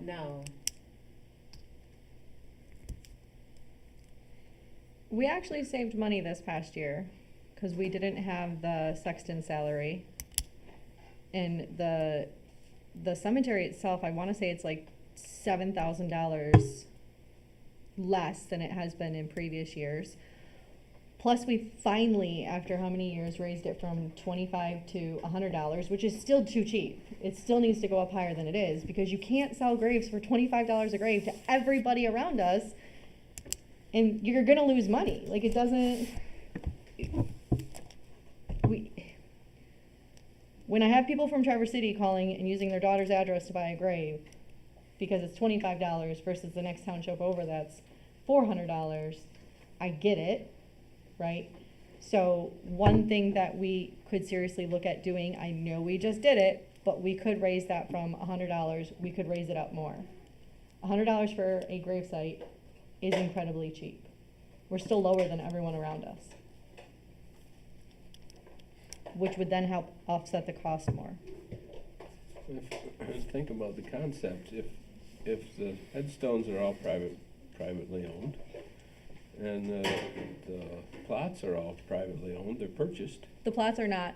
So Plots are actually, not. people do not own, there's this idea that if you buy in the cemetery, I have it from the attorney too. There's this idea that if you buy in the cemetery, you own the ground. You do not. What you are buying when you buy that is the right to bury the body. You own nothing. The township owns it.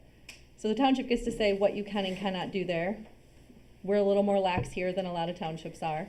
So you own just where you put your headstone. You don't even own it. We own it. You have the right to put the body there when you pay for that fee. So that's why what comes in with Brian's fee being so high, and the higher it gets, is and I've talked to Mortensons about this, it's where everyone plants the stuff. So the cemeteries that have all the flat headstones is because the mower can run right over it and he gets his job done quicker. Brian can't do that. And everybody has the pretty stuff out front and the trees all around it and all their decorations, and it looks nice, that's fine. It's more work for Brian, which means more time for us. It's more time, more work, more money. And there's a lot where he's weed whipping that he has to be careful, because if he weed whips a tree, we have to pay to replace the tree.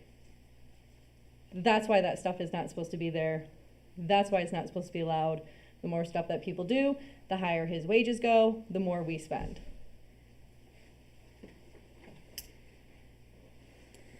I'm kind of with Katie that we shouldn't be spending public funds on private owned things, but you know, we gotta maintain the cemetery as well, but. I guess, are there other options? Are there other, because it is a very expensive endeavor. You can't hardly lease the spaces, cause they probably won't pay for them. Probably not. You get one payment or two, you know, that's about it.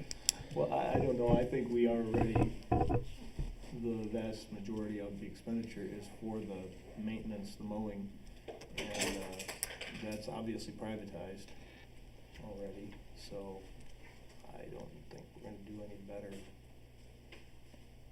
I agree. I don't think you're gonna save money by putting a middleman in there. You guys already looked at it, it doesn't make sense at all for us to start doing it. No, I mean, they used to do that a long time ago, and you gotta maintain equipment and everything else, and you gotta have somebody on the payroll, and your workers' comp goes up, and all that is involved.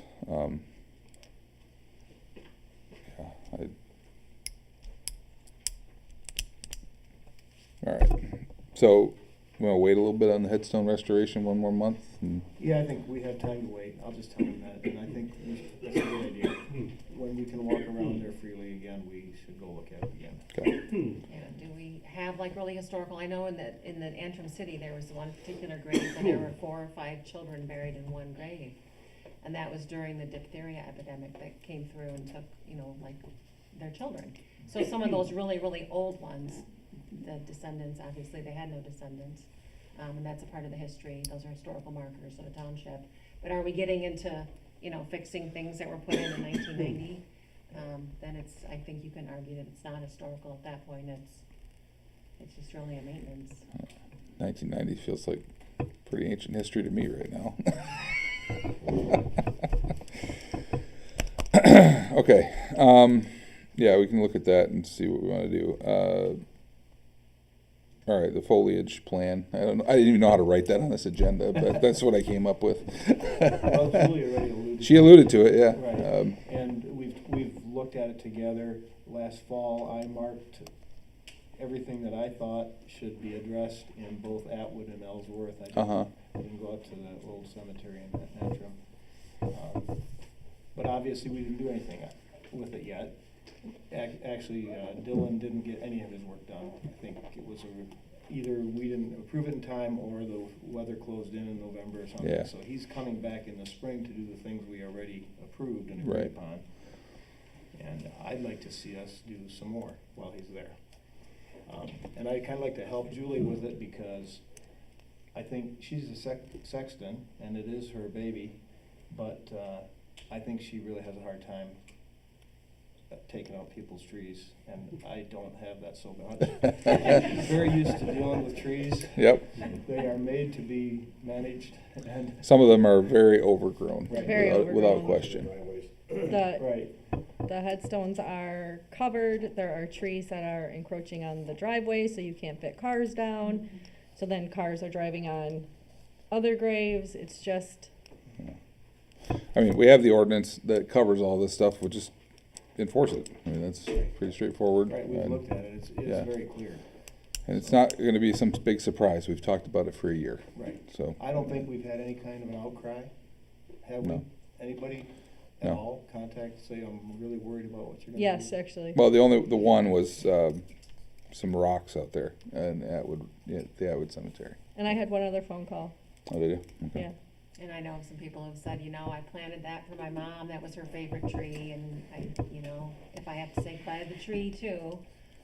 So I did hear from a few people, yeah. I mean, I'm sure it's not gonna, there will be situations like that, and it's a special tree and everything, but it's overgrown, it's Or causing. on a only child's grave, yeah. You gotta be very careful. I understand that Yeah. entirely, but at the same time, I maybe think it's our some parameters would be- flowers that come back up or Right, something. if it's clear that it's being cared for and maintained and not allowed to become a problem that is costing us more money to deal with and it's unsightly and so forth, then we wouldn't remove it. But there are tons of examples of the other that I think we need to really clean it up. The ones that I looked at were the overgrown ones. Anything that is overtaking the headstone that you cannot see the headstone. You have to lift the tree up and maybe you can get underneath there to see it. Or the flowers that are vines and no one took care of them for years and the vines are all over the headstones. That's the stuff. Travis's grandma's buried there, his aunt goes out, trims the tree, you can get around it perfect, and it's stuff like that. If you take care of your stuff, I'm not gonna touch it, right? It's kind of that simple. But if it's overgrowing the headstones, and if it's making it so you can't drive your car, it's gonna have to be trimmed back. So we can leave the tree, we can trim half of it, we can cut it down. No one seems to wanna do that. I'm okay trimming half a tree. Yeah, I mean, it's just, the fact is that you have to be able to maintain the cemetery. In Atwood, you guys voted and you put posts up to block off those two roads. And I understood why, okay? I talked to John Hastings, I talked to Donna, I talked to Mortensons. And it was because these graves here were getting driven on. So Mortensons and I were out there because there's a complaint that they can't get in there even without getting to unhook the chain. If you unhook the chain and you go through, they still can't get their vehicles through. The problem is, here's a grave marker, here's a grave marker. This person died and they wanted to be buried here, but they couldn't bury them here because the township put a post right here. Put a post right here and a post right here. So then they had to be buried here because they didn't want to upset the township and move the post. And why were people driving over here? Oh, there's a tree right here overtaking the road, and then a tree right here overtaking the road. So when people came down the road, they did one of these, and all the graves here got hit. The posts are out. Mortenson's got to be able to get through with their trucks to bury the bodies and make that turn. And it's super hard at the one drive and down here, how tight it is and around those buildings and that fence to be able to turn those trucks and get through without hitting anything. And it's the same thing with on the end where the rocks are. Between the rocks, the post that was put in, the building, and trying to make that tight turn, the bigger your truck is and the bigger the trailer is, you're not gonna do it. There's a whole lot of backing up and moving. They're in the way.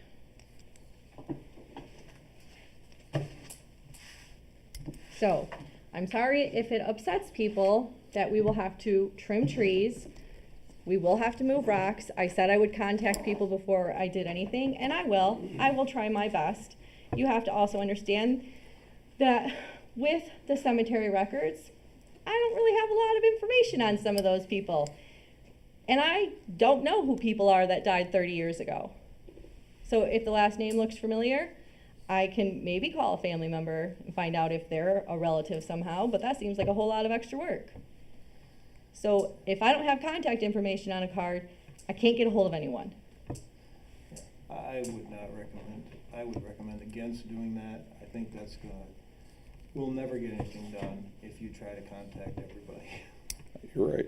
And then there's no way, who's gonna go out, we can't go out there and meet with everybody and start haggling over whether their trees are a problem or not. Yeah, how much of this tree can we cut? And, yeah.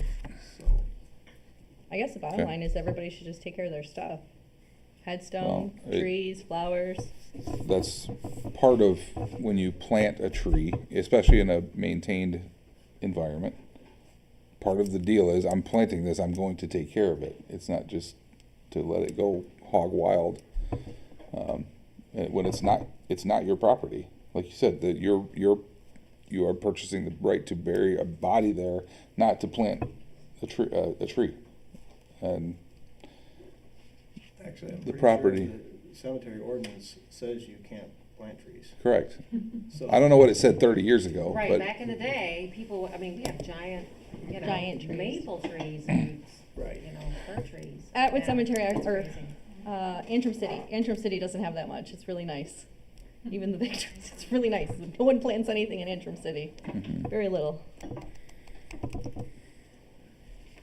all right. So you two are going to work together on that next month when it Yeah. thaws out a little bit. Okay, sounds good. with the goal of having a plan that Dylan could, I guess he's gonna have to do another quote, obviously. to For tell more us what work, it's gonna yeah. cost. Some of it's almost unfortunate because they're kind of small things, but I guess I could cut a few of them off with a lopper, but if he's gonna be there with the equipment, he needs to just do the small and big and whatever. Mm-hmm. And hopefully small ones won't take long. And Well, and Brian might be able to do some of those too, as part of his maintenance. No, No?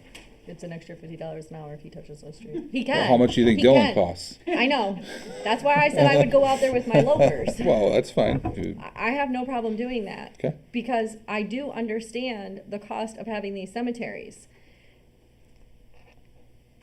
If we have two options, right? We can ignore them. That's not really caring for the dead, which we're supposed to do. And we can just let it all fall apart, which is not what we're really supposed to do as good people. Or we can take care of them.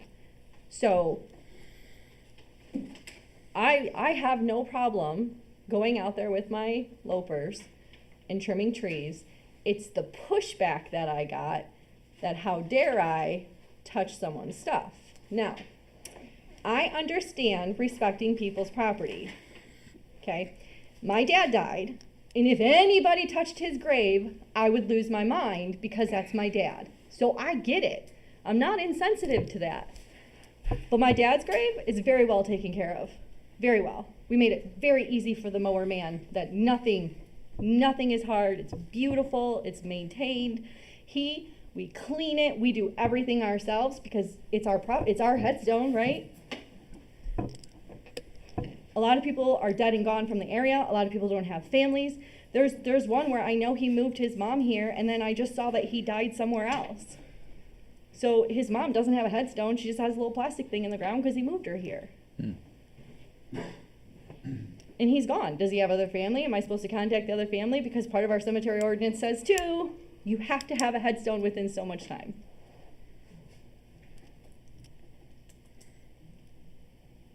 Or what?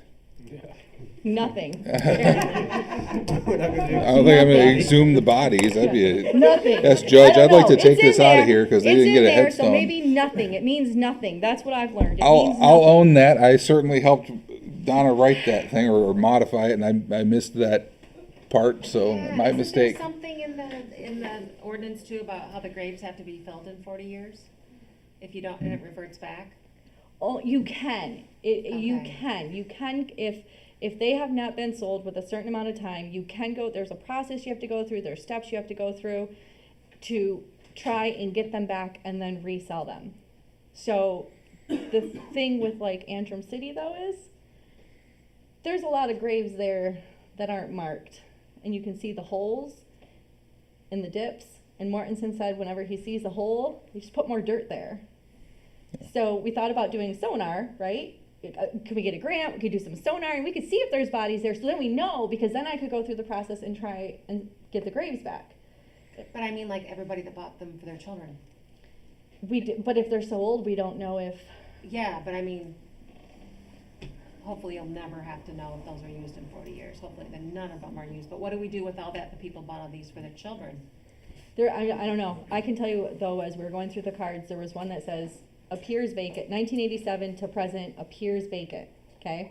So they resold it because it appears vacant. They have no records. A lot of the records were lost in a fire years ago. Then that's all scratched off and it says 4 bodies unknown. So how, like, but it didn't look like there was a body there when they resold it. So how would you know without doing sonar? Because they thought there was no one there. Well, then there was someone there.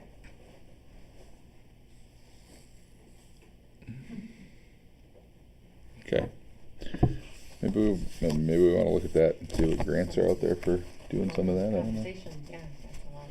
Yeah. We could spend all night. Yeah. You want to? No. Oh, okay. Nope. Nope. All right. Anything else with cemeteries or any of our property? Okay. All right, then let's move on to the public hearings for the budget. So I'd move that we, what's the word, pause the main meeting and go into a public hearing on the general fund. Or Marv supports. Any other discussion, dissent? Okay, all in favor say aye. Aye. Opposed the same. All right, then this is a public hearing on the budget. Guys got any comments? Try to keep it to 3 minutes, but it's a big fund too, so if you got more than 3 minutes, so be it. But I'll take your public comments at this time.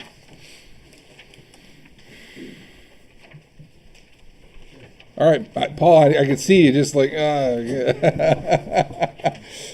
So, with what you guys did with my road, I think it was $26,000. Give or take. For the mile. There's 150 miles of dirt road in Antrim County. You guys are talking about ambulances and borrowing from Torch Lake, East Jordan, Charlevoix, working together. For $25,000 to do a quarter mile of road, there's 150 miles of dirt roads in Antrim County. It took a lot of months for those guys to come, and I'm not complaining because they came right before winter, which was perfect. Why not thanks Township get 4 pieces of equipment and start surfacing some dirt roads, because my neighbors up on Mitchell Road and Toad Lake Road on the other side are pretty jealous of what I got going on by me. The roads are back in style. I think it'll probably last a few years before it needs to be regraded. It was the compactor that really made it, it's just as good as a blacktop road, really. It's Nice and solid. made it, yeah. I don't know, you guys are talking about budget, you always get some budget shortfalls. There's the way you guys could, make some revenue, put some guys to work, and buy some cool machines. I don't know. That would be some cool machines. Mhm. 4? Okay. Alright. Any other comments on the general fund? Okay, then I will close the public comment. And the board have anything to say about the general fund right now? If not, we'll close the public hearing on the general fund. And I'll move that we open the public hearing on the fire fund. Support? Katie supports, okay. Any further discussion? All in favor say aye. Aye. Oppose the same. All right. Public comment on the fire fund. We'll say we met with Mark and made some changes to it. Moved a few things around. I don't know if that, did they get printed in here? I didn't see it in my packet. I Is that can, the latest one you sent me? I don't know if I sent it, I think so. You don't have it, it's this. Okay. You have two, well, no, you have two packets. One is the proposed budget. One is the actual, where we are now, the year-to-date.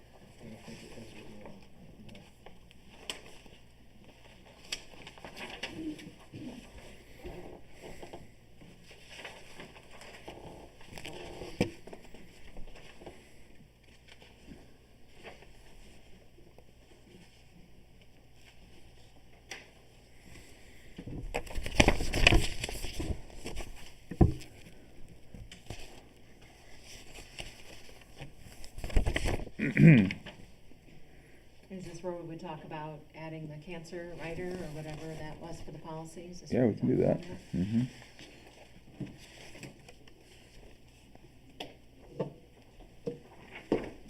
So, a couple adjustments that we had put in here, from what's you guys have in your hands. That's good. We got the recertification and testing. That's 726,730 instead of 5,500. It'd be, I'm sorry, instead of 55, it'd be 7,500. Vehicle repairs stay the same at 15,000. The other thing, the only real change was the maintenance and improvements. Instead of $40,000, it'd be 10,000. So we'd actually have 42,783.09. I did bump the utilities up to $6,000 instead of 5,500. So that's the other difference. So we'd have 42,783.09 in a movement to the reserve, or we could move it to a vehicle fund if we wanted to. Those are the differences with what's in this packet based on Mark's discussion. What's that? Best guess. Yeah, it's our best guess. So any public comment on the fire budget? Yeah, Dave? I would just encourage you guys to keep the vehicle fund going. That was very helpful. It was. Here when we had $125,000 to repair on a vehicle. Mm-hmm. And as you said last time, I can't believe that those engines are as old as they are. Not that there's anything wrong with them, but No, but you never know. The next one will be crazy. Yeah, huge amount of money. Okay, thanks. Any other comments on the fire budget? All right, we'll close public comment. Any board comment on the fire budget at this time? All right, then we'll close the fire budget public hearing and move to the, I'll make a motion to open the roads fund budget public hearing. Richard supports, or Marv, sorry. Somebody over there did it. Any discussion? All in favor say aye. Opposed the same. All right, so public comments on the roads budget. Yep. Move it to this one? Okay, all right. No, that's fine, no problem. That kind of outlay would probably take general fund money too, so that's, all right. Any board comment? I'm sorry, I'll close the public comment period if nobody has anything. Okay, board comments. All right, then, we'll close the public hearing on the roads fund budget. And with the liquor fund budget, I'll move we open that public hearing. Support. All in favor say aye. Opposed the same? Yep. Okay. Any public comment on the liquor fund budget? All right, we'll close the public comment period for it. Yes, Gunner? Good question. The state gives us some money to pay for inspections and just basically supporting the liquor laws of the state. And we use that to have John Fant do inspections on businesses that serve liquor in our township. Yes, ma'am. That was a village meeting last, and they said that we don't have to have an inspection, is that true? That was at the village. Yeah. It is. So you don't, cause if, I gave it to Alex, I made some phone calls to the liquor commission, and I talked to the head of the liquor commission to find out what was going on and how often, is there regulations on how often they have to be inspected or anything. There's not. I asked if I had to save the paperwork, and they said it was up to me. I can, but I don't have to. We can have a liquor inspector, or we don't. We have to do something with the money that is towards liquor, though. And not even all the money, she said, just a portion of it. And I asked how much, and she said, whatever you want. And I said, okay, so what's considered a liquor? What would be, give me an example. And she said we could hold a meeting and hand out flyers on why you shouldn't drink and drive. And there, we've done our part to spread the news that alcohol is bad, don't drink and drive, and we get the liquor money. So we get to decide, and right now we are using John Fant to do liquor inspections. We have 2 businesses in Banks Township. It's the Cellars and Antrim Dells. Those are the 2 township ones. Oh. So. I did tell the village when they said they were going to do that, you still have to do something towards liquor with the money. I sent them the email from the liquor commission, so they had it. Like, you do you. We're here. Yeah. Can Okay. we buy yard signs that say don't drink and drive and offer them to anyone who wants to put them in the front? Pretty yard? sure. Yeah, that would be. From what it sounds like, that would qualify, yeah. It's very open-ended. She was really great to talk to on the phone. And then you can, you use the rest in your general fund. Yeah. It's just something has to be gone towards liquor.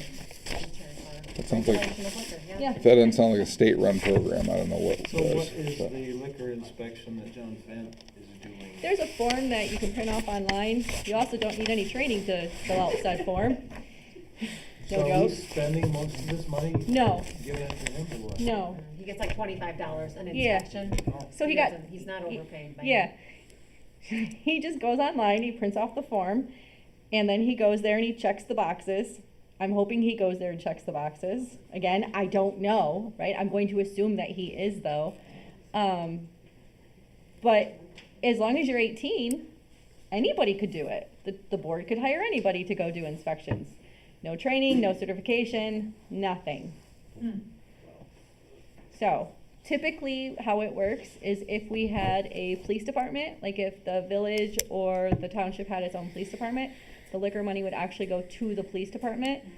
And they don't have to do the liquor inspections that we do because they're a presence at the establishments anyways. And them walking in because there's a bar fight counts as, hey, I've made a presence, they get the money. Since we don't have a police department, it goes to the township and the village.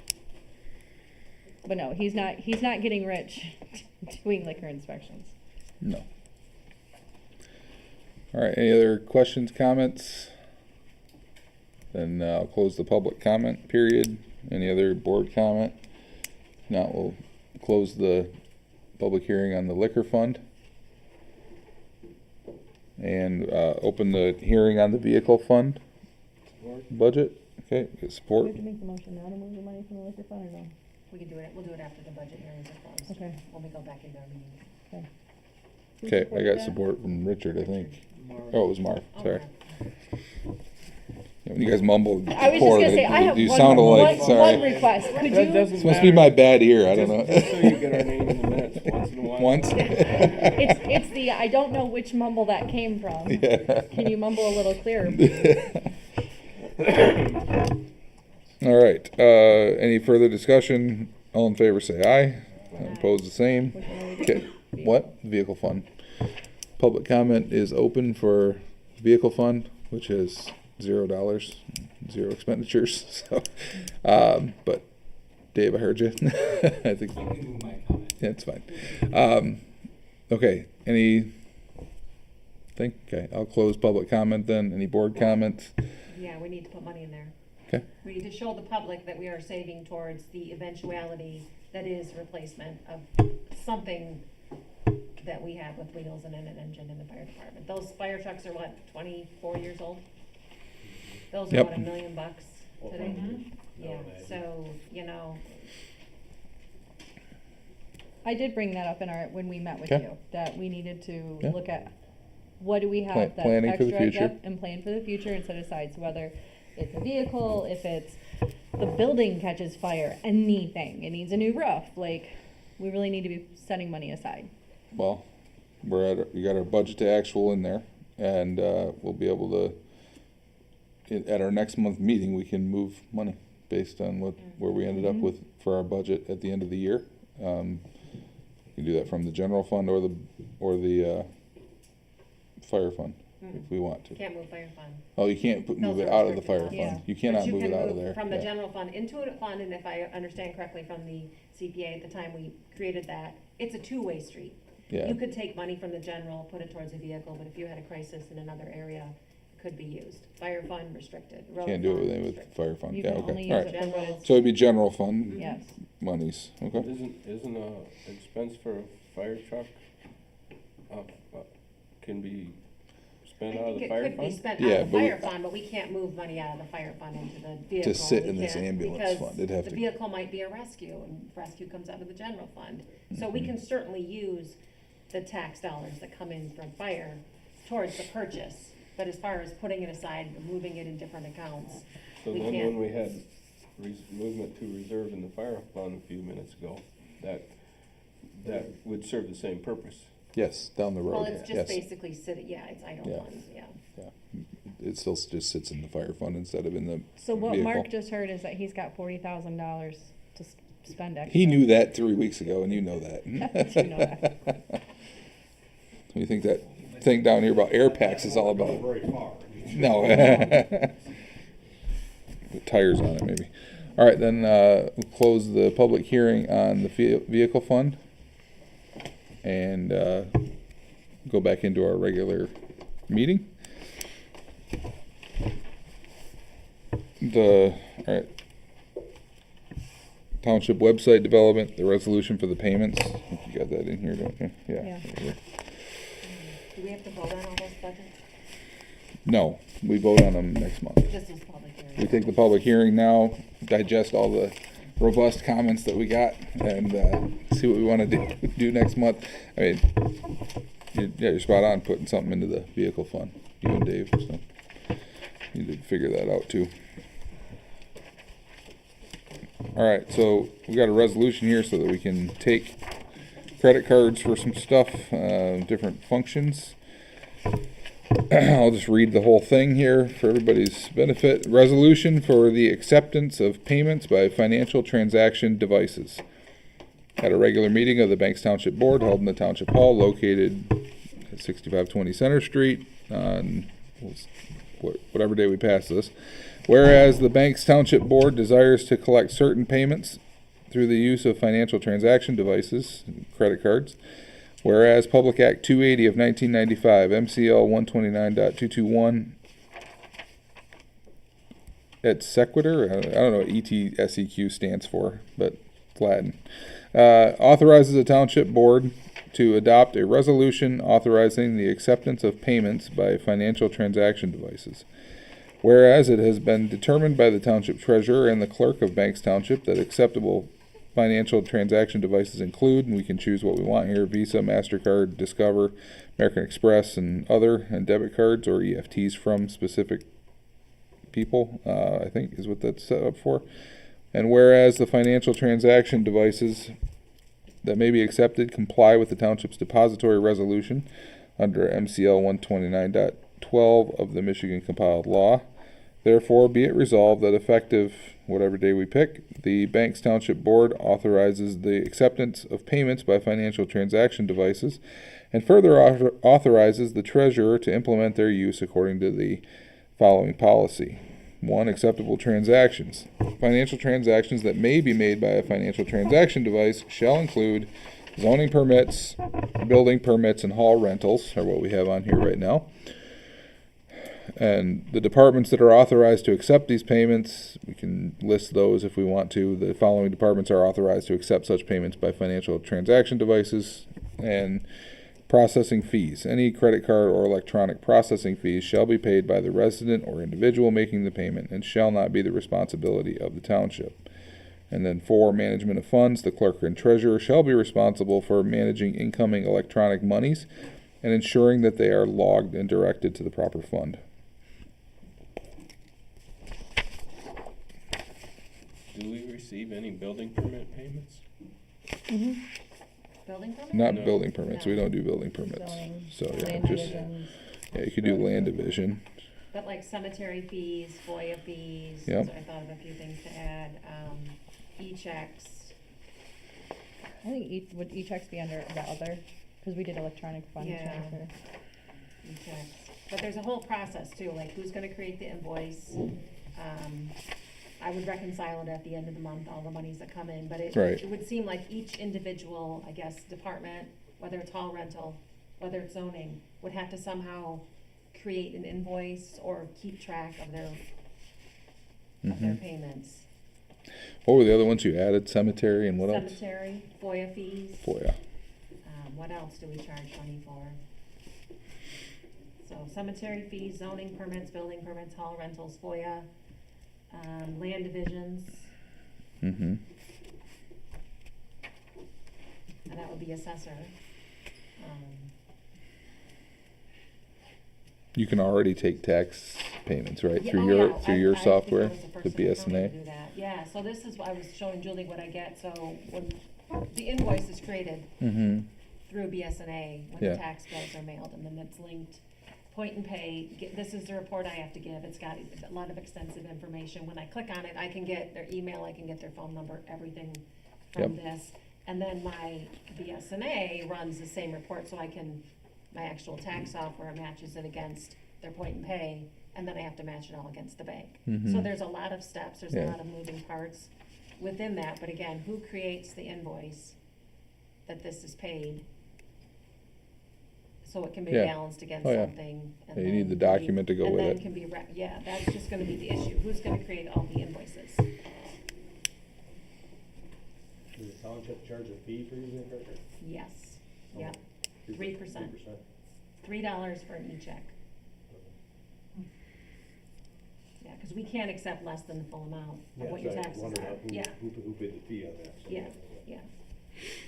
So yeah, we'd have to add a couple things to this, and then yeah, figure out, to Katie's point, how do the invoices get generated? Some of them could be done through the website.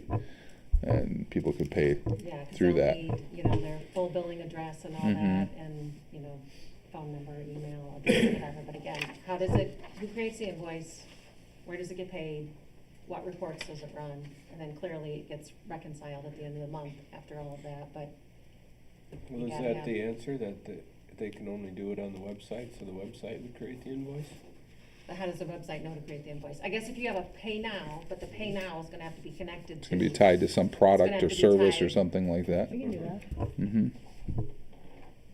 Yeah. just like a shopping cart. Mhm. You can absolutely do that.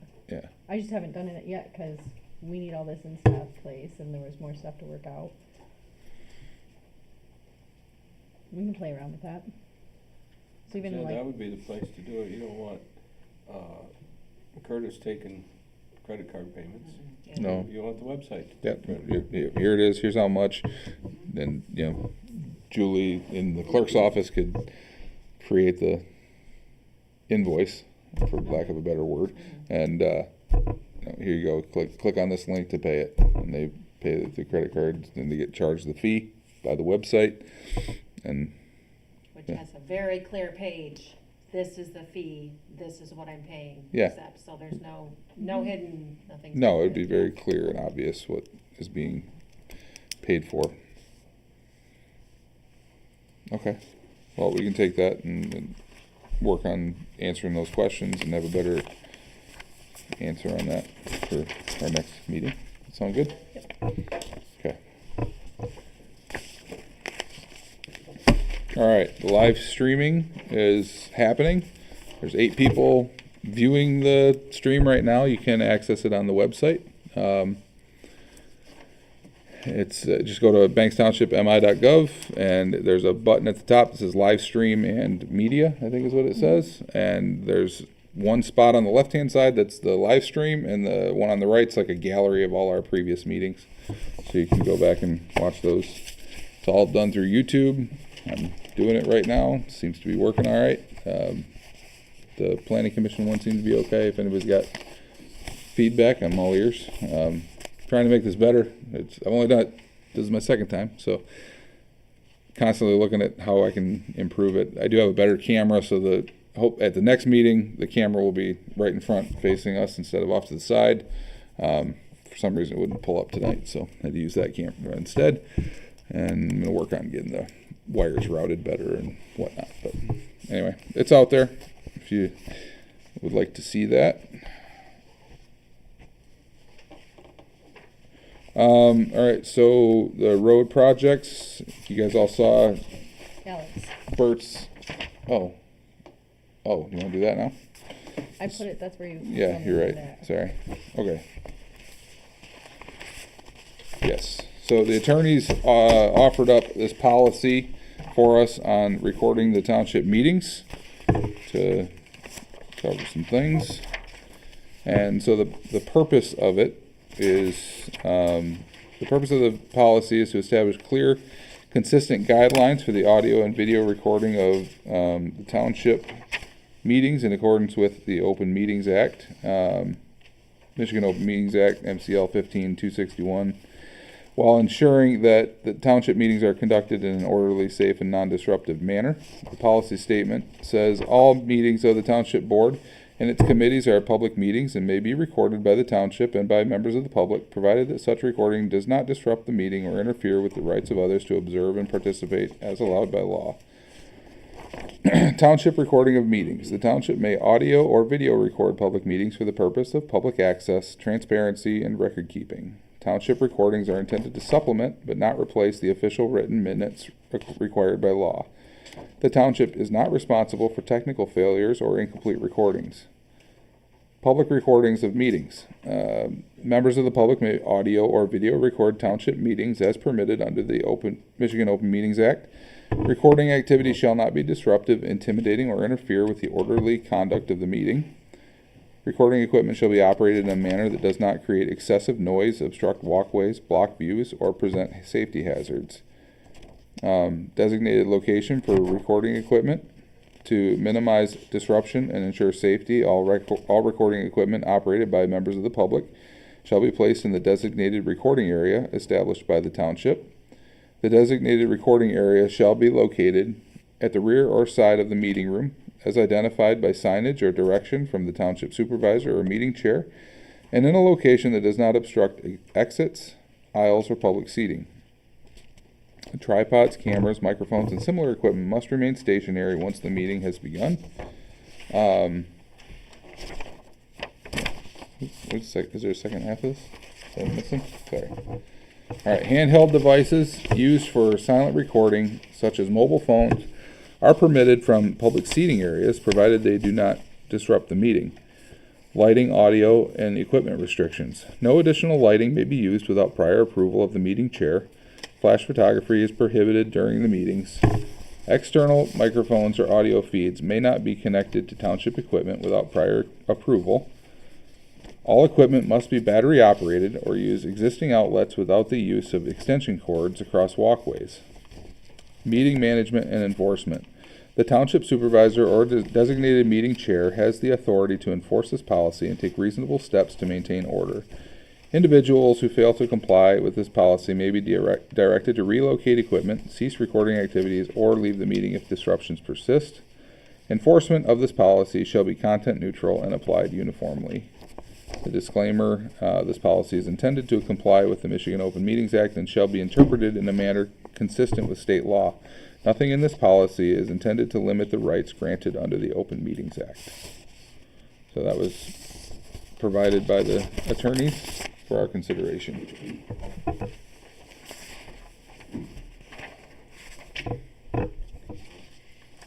Is that on the website, or is that, do we have copies of that available today? Yeah, I thought we had it all in our emails, I but know. Front. I made a mistake. I'm not incompetent. I just forgot to copy Okay. the backside. Yeah, of the do we have paper. copies of No. this? Yeah. Yeah. So- I've- okay. yeah. Oh, no. For the public? No, Yeah, I for didn't the make public. copies for Oh, the public. okay. Where can they get copies of it? I would have to make a copy. Okay, we can put it on the website too. let's put it on the website, yeah, just so Mhm. everyone knows. Yeah. The attorney wrote this and said, if we like the way we're doing things, then that's fine. But it's better to have everything in the policy, so if something ever happened, we already have it covered. But the board gets to decide on how to enforce it. That just because As long as it's, it's uniformly done. yes. Yep. So if we tell one person you have to move to the back of the room, then everybody has to move to the back of the room. It's not a problem, it's not a problem. Cause you'll probably have like media, you'll probably have the news, you'll probably have the TV stations and everything at the big public hearing and at the Yeah. school gym. Mhm. And so that would be for their benefit too, so it should be available Mm-hmm. for people to, get a hold of and read and. Yeah, so a question then is, do we wanna pass something like this tonight in advance of that public hearing that's gonna happen in 2 weeks? Or do we wanna put this out on the website for people to review for a month and then look at it in March? And allow the public to give feedback. I mean, I move that we adopt this policy tonight. Okay. Motion on the floor? I'll support it. I think it should be out there to be just reviewed first. It really protects us too, for if we're recording and something happens and it doesn't get uploaded, that no one can come back to us and say, well, you said you were gonna do this and it's not there. Yeah, I do like that part, and I guess if I would probably, I agree, I wanna hear the public's opinion on this. But at the same time, I'd like to be covered on some of this right now, especially as I'm in the infancy of doing this. And so, I would, Julie already supported it, but, I don't see anything controversial about it. no, and if somebody comes up with a good reason that we need to change it, we can change it next month. It's just a policy. Yeah, absolutely.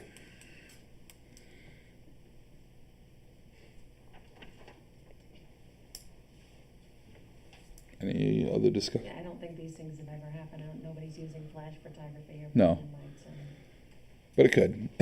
And it'd be good to have something to use to defend us if that's a problem. It just says that some non-compliance means complying. Yeah. Yeah, I agree. I like the protection it gives us that, we'll try, but it says we may, and not responsible if it doesn't work. Right. And they're computers, so it's very, very possible. So I'll do everything I can to not have that happen. But any other discussion on this policy? If not, we'll do a roll call vote. Richard? Yes. Marv? Yes. Katie? No. Julie? Yes. I'll vote yes. Okay, so that policy's passed tonight, and we'll, if anybody has anything to add, we're happy to look at it next month as well. Was that the other half of it? Mm-hmm.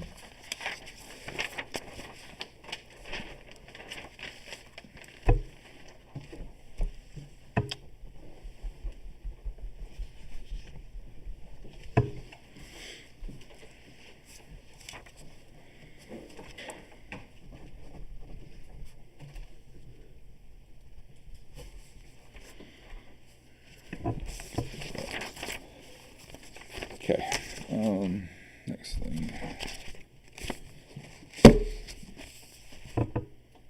All right, back to the road thing. Sorry. Thanks for reminding me. But okay, I think you guys all saw Bert's reply to my email about the idea of having the road commission help with Essex Road.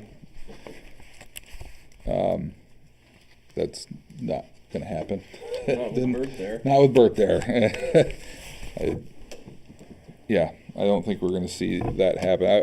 We'll see. I did talk to Pete and Kevin, and they are both in favor of doing something on Essex Road. But whether or not they get the money, because the marijuana industry is fighting back against that road tax in the state, and we'll just have to see what's going to happen. So I guess we can look at those other projects that we had looked at before, Doctor and Skinner Road, Farrell Road with its chip seal coming up from Central Lake Township, and the other ones, or we can bank it and prepare for something next year.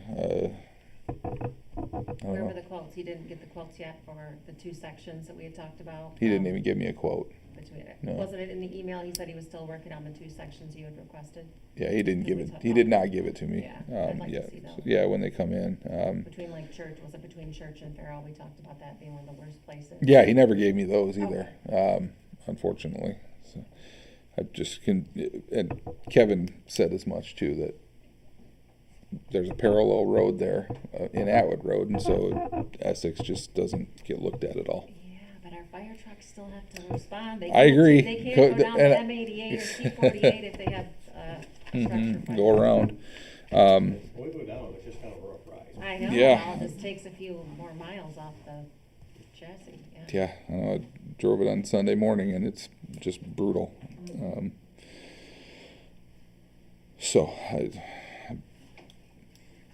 I'd like to get a little more information on this C48 option. okay, the corner out here, Yes.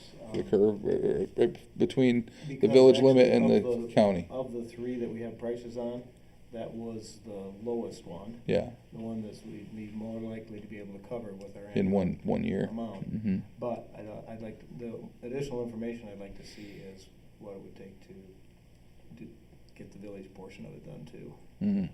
just like we did on the other road. Okay. It'd be a shame to stop. Yep. I think it's pretty rough, yet that little piece that would remain, Yeah. again, till the roads are better, I mean, well, you could tell today, but I don't know exactly where it would need to be, but that would leave a little, I know there's a culvert issue there, but you need to see that. Obviously, that would involve the village. Yeah. Yeah, that one's going to be the real heavy lift, is fixing that up inside the village line. But are you thinking all the way to, like, to the tap, whatever, what was that, Center, Main Street, or Church Street? Wait is first and then Church. Yeah, Church Street, I guess is what I'm thinking of. Is that what you're thinking, Richard? I'd have to look at it. Maybe somebody knows better exactly the condition of the road. Yeah, me too. I'm not. I can't say that right I now. know it needs some. Resurface from Church going out of town, like, I want to say like Old Church Garage, you know where that was? With the old, Cooney's garage. Yeah, yeah. Right in that area, I think it was paved. And that parking lot. Yeah, right in there somewhere before, we 100 yards before Dollar General driveway probably. There was a chunk paved in there years ago, so Hmm. beyond that, it's kind of rough, but there was a portion down there in front of Tab Windows driveway across that. Norris were quick to come and take it out for after. Yeah. That's right. Yeah, I can get that well, I'll try to get it from Bert or Alan or whoever I can talk to down there. So, gladly. Anything else on roads? Okay. The email policy resolution. Anybody have any more comments, thoughts on that from last month? I was able to log in. Oh, that's good. Last month, I think I was doing it during the Outlook outage. Oh, Remember that? I okay. tried for an hour. Error. Oh man, that's frustrating. Yeah, but I was able to get in there. Okay. So That's good. Did you I'm use glad to the hear old that. ones for me like yesterday, right? I might have sent it to .net. You sent it to my old .net. .net. Okay. So I was gonna ask you why, but it was probably just, that was what was there. I probably I have a sent couple some to emails for Julie you. today, Yeah. today, and I sent it to both, but. Yeah. Make a note here. Okay. Yeah, it's gonna take me a while to get Oh, yeah, American it will. Power. There's a lot of stuff. All those Yeah. different vendors are all gonna have to be, I'll probably have to make new accounts. Just so you know, your email address is not on your tax bill this time. It was on my summer, yeah. It's Oh, it's your on the winter summer though. ones? Okay. Okay. Yeah. Well, I didn't always, yeah, it was Yeah. on my summer. I wanted you to, it got missed in case, because I went back and looked and I did see it on the summer, but you had different contact information between the summer and the winter. So just so you know, I don't know if you change it every time or. Those are all custom. That QR code, I've got a unprecedented number this year of credit card payments. Oh, really? So With the that QR QR code? code is a big Yeah. deal, which is great for Point and Pay. It doesn't make a difference for us, but No. I think people are seeing the convenience. Yeah, it's easier. They don't have to worry about the mail not getting here, right? No offense to your husband. I know it's not his fault. It's the sort center. Oh, There's is it? one sort center for like the whole state. It's Grand Rapids. it Every piece really? of mail you pop unless Zach will stamp it for you, everything you mail He goes to can't. Grand Rapids. Really? No, he can't do that. Yeah, I Wow. asked him. So everything, you mail it to me, it goes to Grand Rapids and comes back a couple days later. Okay. Even if he just has to turn around and put it in that post office box, he has to stamp it and send it out. Crazy. All right. So the policy, there's resolution on our email. Can read it again if anybody's open to or moving to pass this resolution tonight. Because you already read this last time. I did. I don't want to read it again unless somebody actually wants to do something with it tonight. You talked I don't mind reading it again, but You talked last time about a FOIA. adding a FOIA address. email. Would that, when you said something to the effect that we would all get emails, I can set it up that way. If, could that, so we know the FOIAs that are coming through? uh-huh. Yeah, that I kinda missed. And so right now, you can see all our emails on the .gov No. with the FOIA? 'Cause No, it says that in a minute. There's the There's an option to option. buy We that. have to- If we we have want to to pay pay for that, we extra. can do that. Oh, gotcha. No. I thought Um, it said that in the minutes. No, there's the option, it cost, I forget what it cost a year. So then I would see everyone's email, if a FOIA came in, I could go in and just pull it out without having to ask you guys to go through your emails and send it to me. But I think we all should get the FOIA emails. Yeah, that's fine. We can set that up. I Just so mean, we at the know end of the what's day, coming it through. but just remember that at the end of the day, it's reliant on the person submitting the FOIA to Can it use be that like a email read address. only? Can it be a read only that we just get? What I would set up is a email address that would be FOIA at Yeah, I don't wanna bankstownship.mi.gov, access it. and then what it would do is it would just spray it to all 5 of Yes, us and a at the same read-only time. email, not And anything that we would respond or that we could access. yeah, I mean Right. yeah. Yeah. Then she would be the point person for responding to that individual as the FOIA coordinator. Okay. All right. Well, then I'll move we pass this resolution, so I'll read it and let's see where we end up here. The Banks Township official email usage policy. Whereas Banks Township provides official .gov email addresses to certain officials, appointees, and staff for the purposes of conducting township business.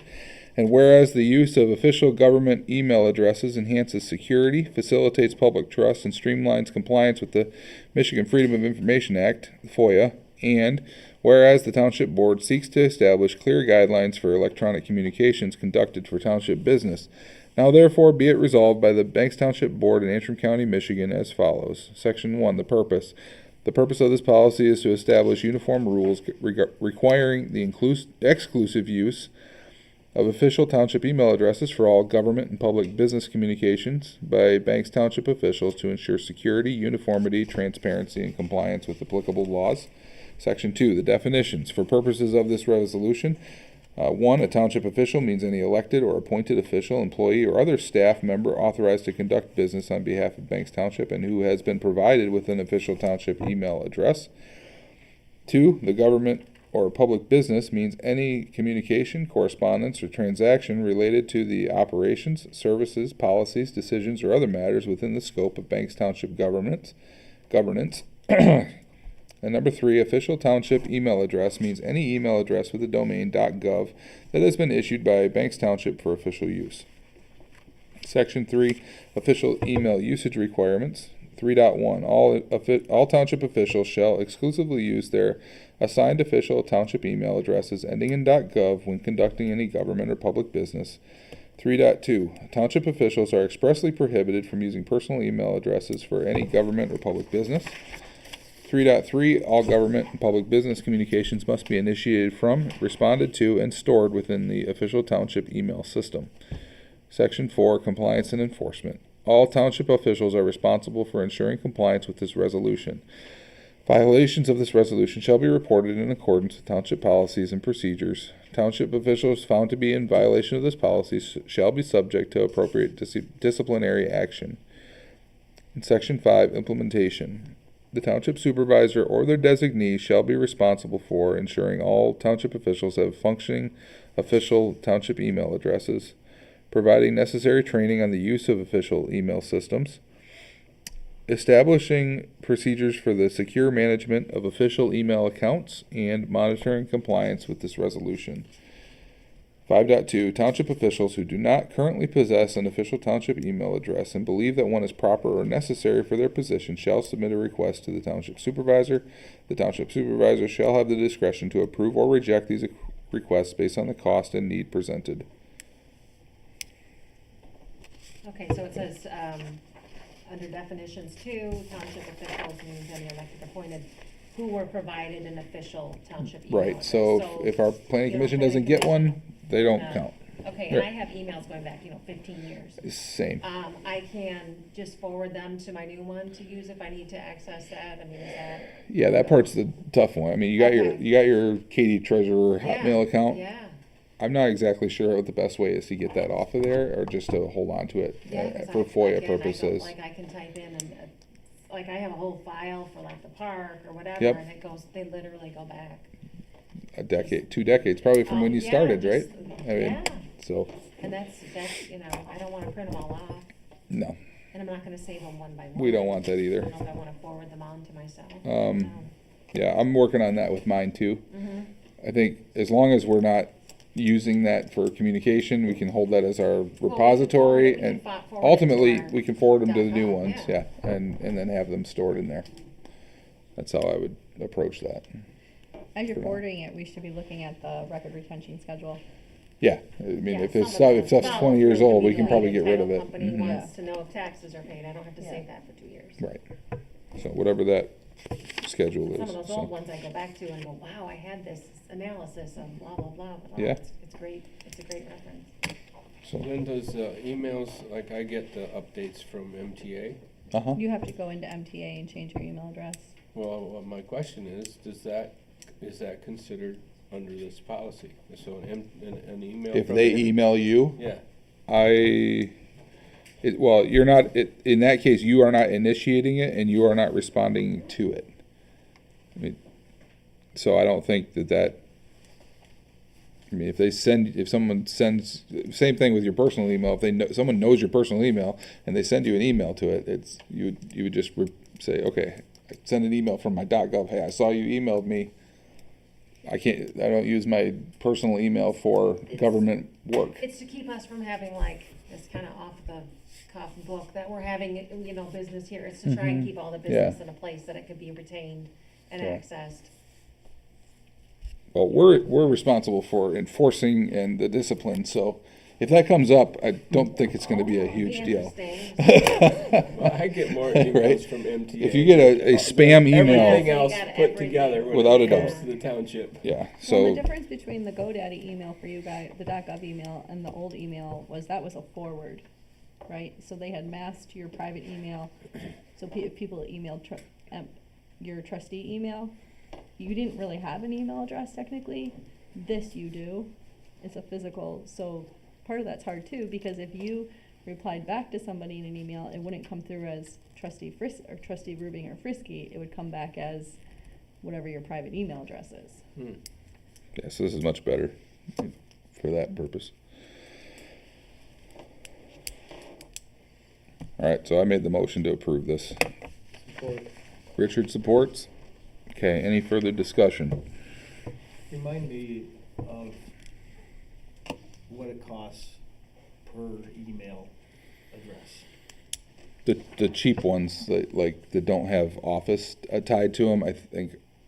I'm gonna give you the yearly is $12 a month.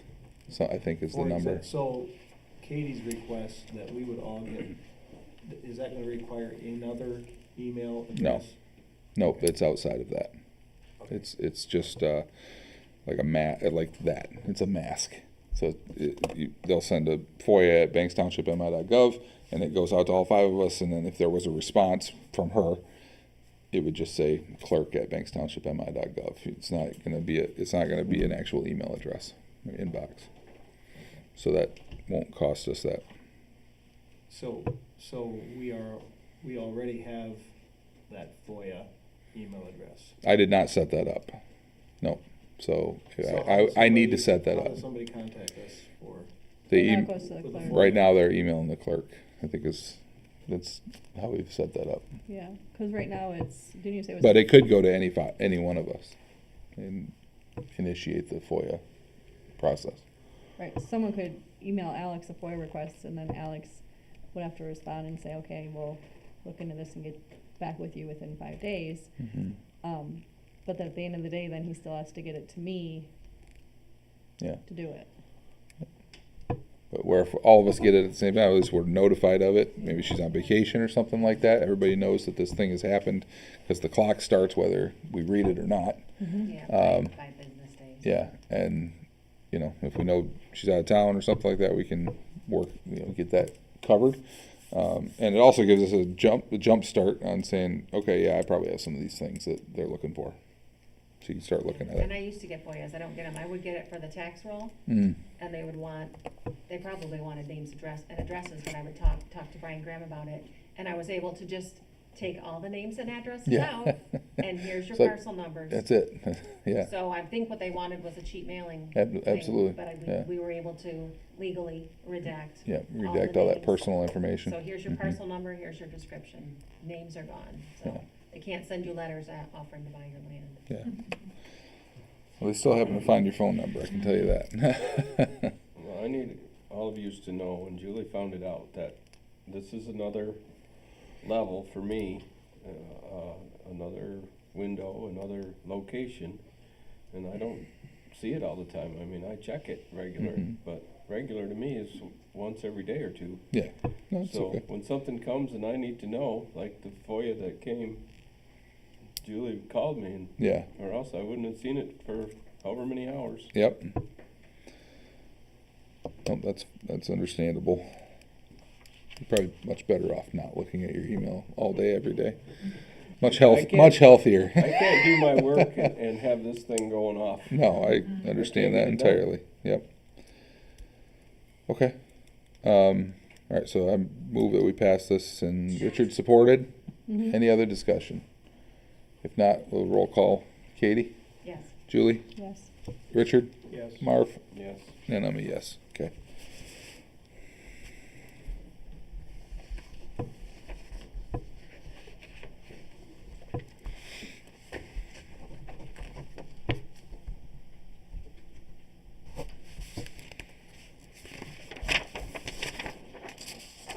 Here you go, you signed too.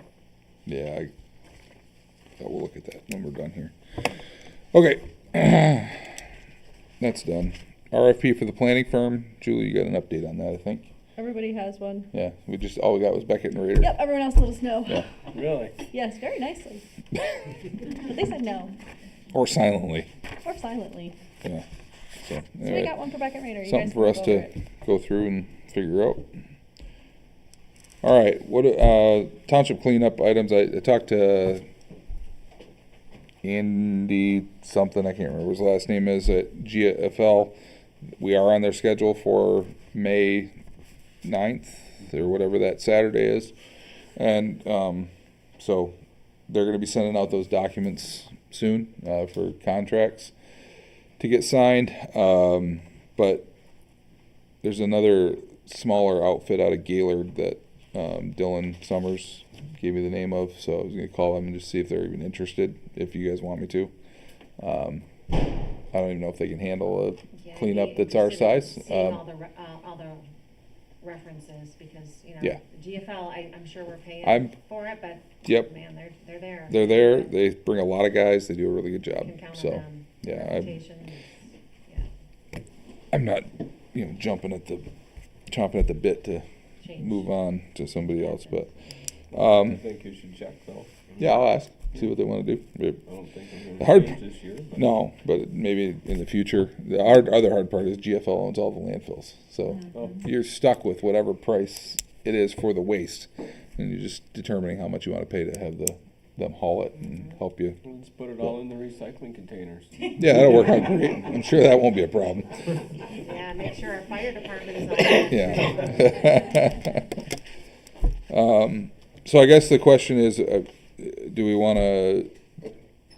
At some point, we need to decide if we want to take tires, personal tires, because they still haven't sent out anything about grants for passenger tires, and also, do we want to do semi and tractor tires? So, Didn't we already put that out there? What did we put on our flyer? I don't remember what exactly was put on there, but I don't have a copy of it with me. I do. Richard also. John Richard.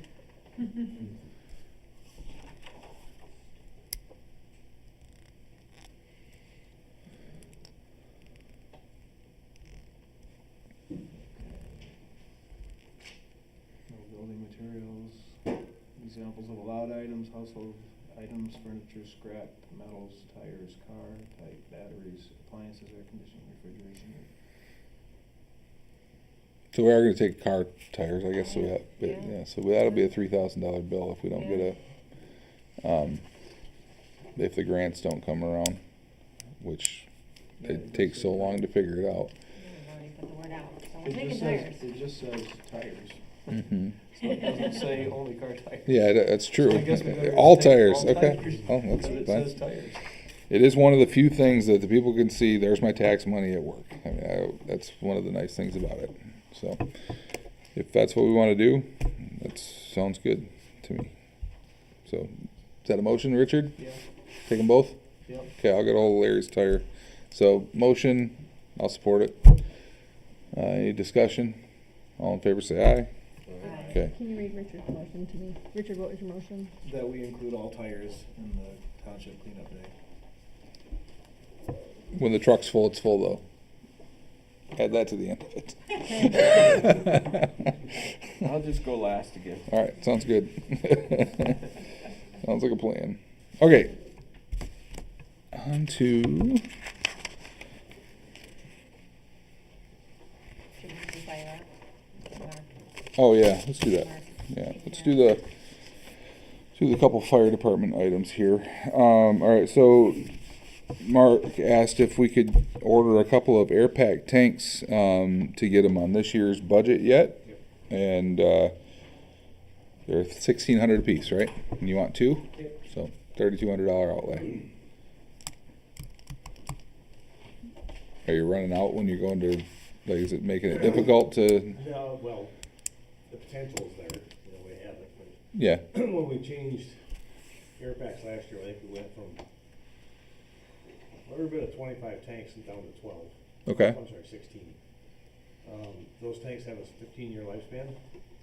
So my thought is if we get 1 or 2 tanks a year, Mm-hmm. and then, down the road when they finally expire, we're not scrambling to get more tanks. Yeah, and you have to buy 10 of them at a shot. Mm-hmm. Built back up where we used to be. And Okay. then from that point on, a couple tanks will expire every year, the ones we bought now, just continue that process. Okay. And how much did you say those were? 1,600 apiece, plus shipping.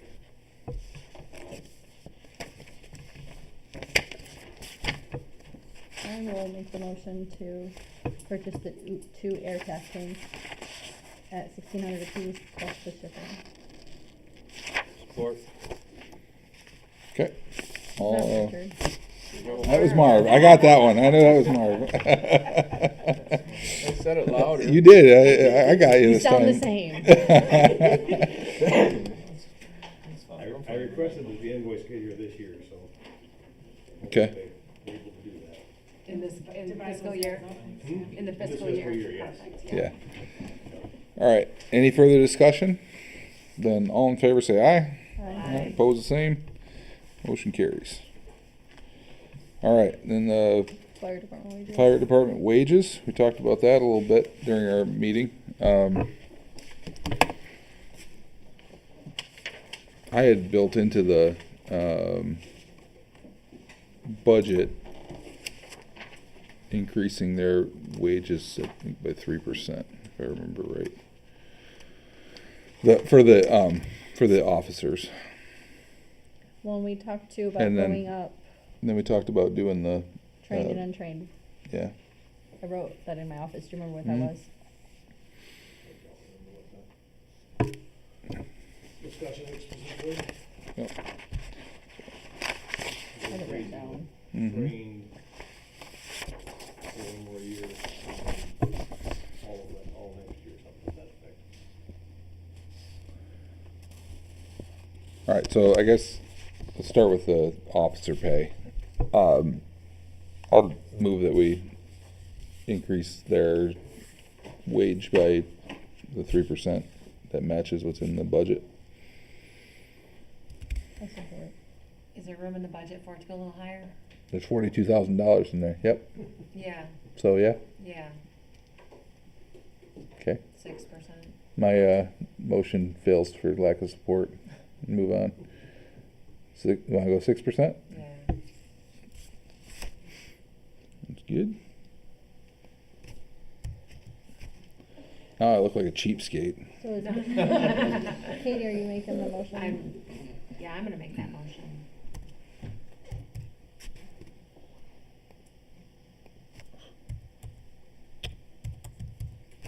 You can't afford what they deserve.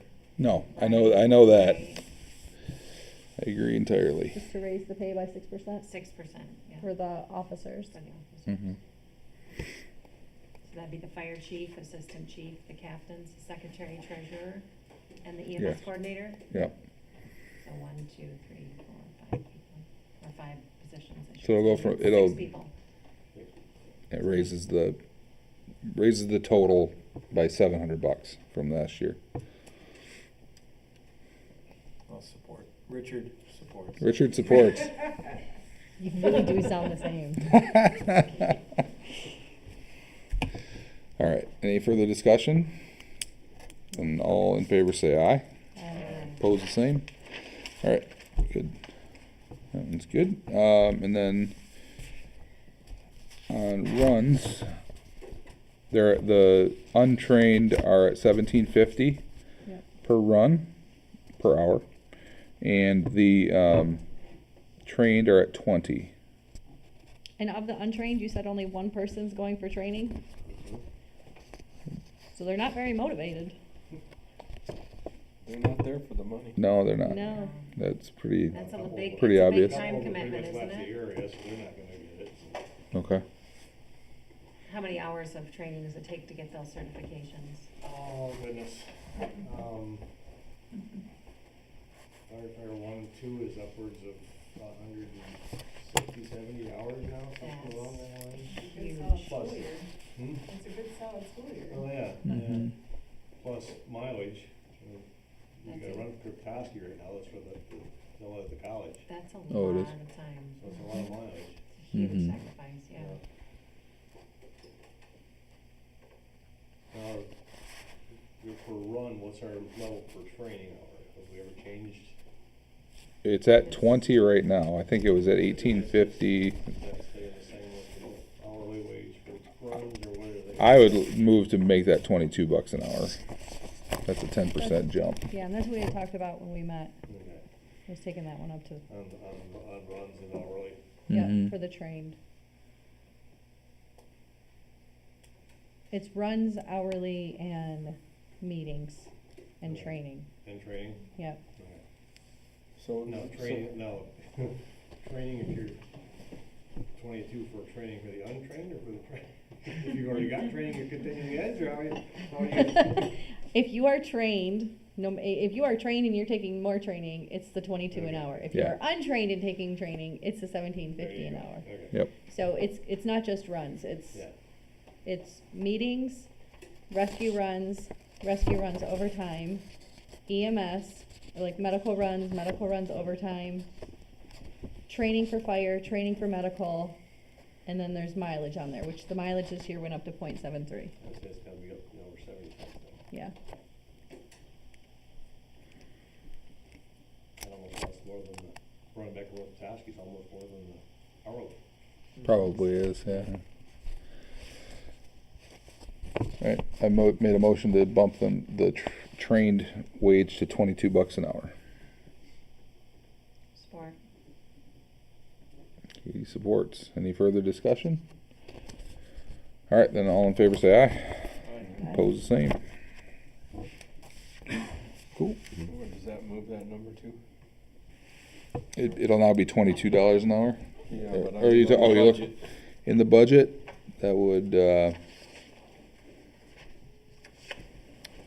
That would be run under reimbursement right now. Reimbursement?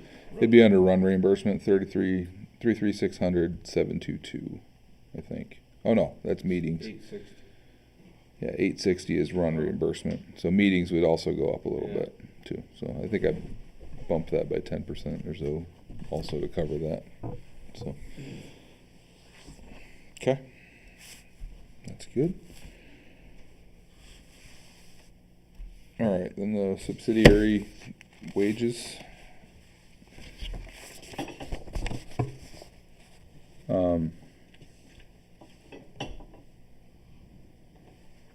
That's where the planning commission comes in. Yep, okay, planning commission. Let's start there, I guess.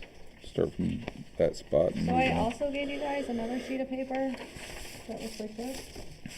Well, this one. So I gave you that one that has our current wages, but then I gave you this one that has wages from the townships that surround us. I contacted the clerks and asked them for their wages. It should be near, look in the back of your packet. Back. Yep. All the stuff I've already done for. Everybody's redoing their budget, so haven't You heard used to be from able to get everyone. that stuff at MTA. Yeah, I People tried. They used to be able wanted, to put, people used to respond and put their info, and then you could just type in the size of your township and it would give you, but everything. nobody does that anymore, it's too bad. You guys find it? Mm-hmm.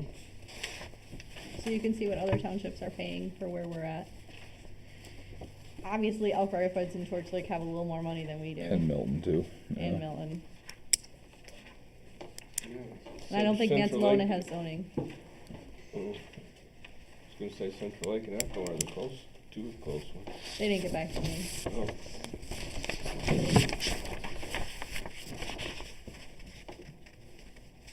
Echo doesn't have near the tax base that we have.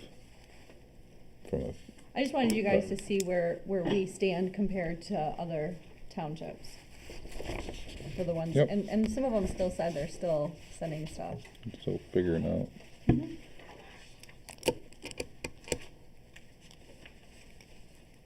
I don't know, here. I will find out. You can just use mine.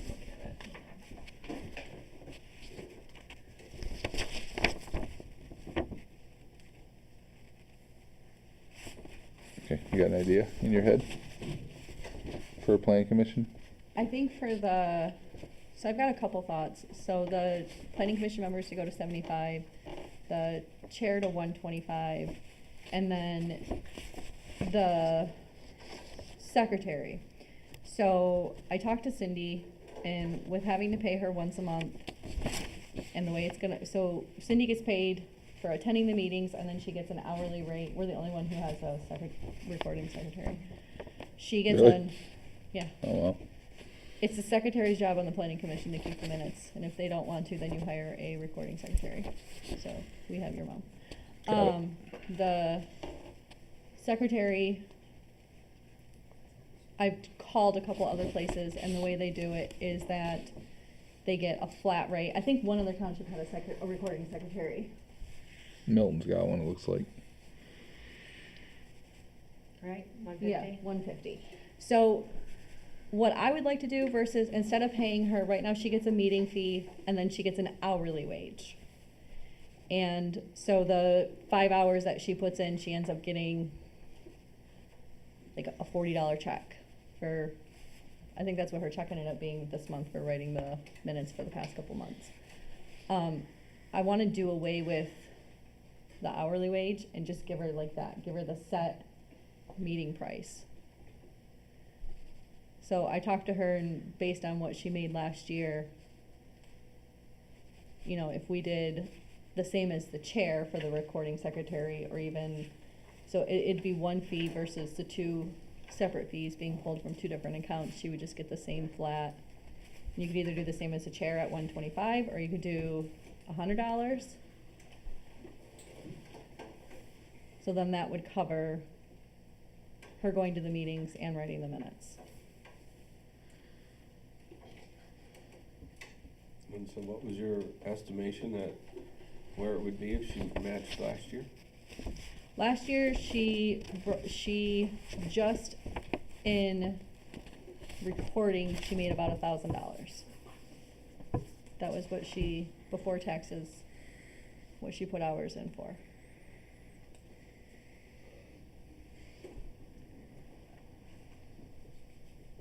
That doesn't include the $60 a month for going to the meetings.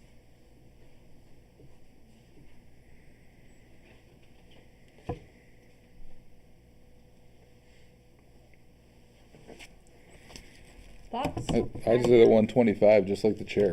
I would offer 100 per member and 150 for the chair and the secretary per meeting. I mean, they're spending toner, it's their time, I know they're all doing research outside. I would say 100 for members, 150 per meeting for the chair and the secretary. Sounds like a motion. That is my motion. All right. I'll support that. Can you say the numbers again?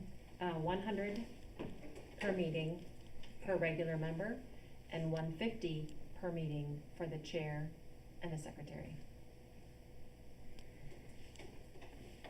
That would be Discussion? easier than doing hourly and having different wages, just. So then would they get so how many of them would get a payment for the March? The special, the special public Oh, that hearing. has to We asked them be- come. So that would have to actually be voted on too. So we don't have anything right now that says that you just get the $60 a month for attending a meeting. So we can make a vote that says if there is a meeting that we've invited them or that they have to come to, or if they're gonna hold a separate public meeting, public hearing, then we have to vote now that we're gonna pay them another wage for going to said meeting. We actually do have that policy somewhere. There was an extra meeting, was like $100 or something. We don't need it, I don't think we need it, but I think that We can't. The three of us, so this is the fun part, the three of us can't. I talked to the attorney about it. It's illegal for the three of us to get any kind of per diems for going to meetings unless It's a special meeting. it's Alex going to the ambulance authority. because it's not a statutory duty, and it has to be a board member that goes by law. And so we can vote to pay Alex to go to that. We can pay you guys for some reason. We can pay you for going to extra That's meetings. because they can be paid for a per diem rate too. Yeah. They And don't- we can pay you your salary, and then a lot of townships also pay a meeting fee too. So are we gonna do the same then? The same that they get for attending a regular meeting, they get for special meetings? Well, attending a meeting and sitting on the board, I mean, It's two different things. it's two different things. I don't know. Let's stick to the one thing first. Yeah, that's my 75, motion. yeah, You're supported. 101 and then 150, right? It's been moved and supported. Any further discussion on that rate? All right, then all in favor say aye. Aye. Oppose the same. Okay, so now we can, I would move that we pay them for their extra time to come to that meeting. If we're requiring them to be there and spend their night, I think we should pay them for that At what rate? The meeting rate. meeting rate. Okay.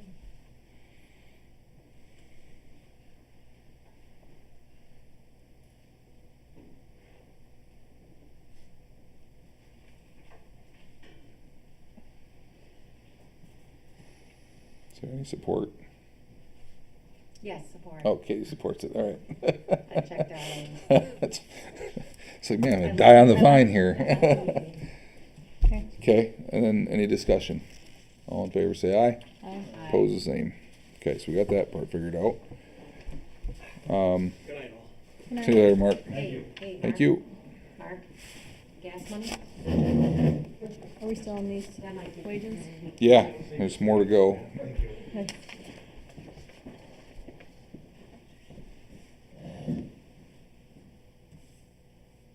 So then, let's look at board of review. Let's go to that one. It's 25.75 and then 125 for the full day. So $25 for the 1 hour meetings that we have. Are they 1 hour? They're like 15 Usually a little bit minutes. less than that, so I'm not too worried about that one. Yes. But you know, I would say we should bump the full day, and then we could, because they're 6 hours, they can't leave. 150. That'd be $30 an hour. So yeah, I think that'd probably be good. Did you make a motion, Alex? Sure, I'll make the motion that we go to 150 for a full day. And did we determine too we can't provide food? I talked to the attorney on that too, We can't. because they can't leave the building. Oh, because we can't. leave the Same thing with building. election inspectors. So while the law states that we can't, she said we can get around it because they cannot leave the building. That's a good point.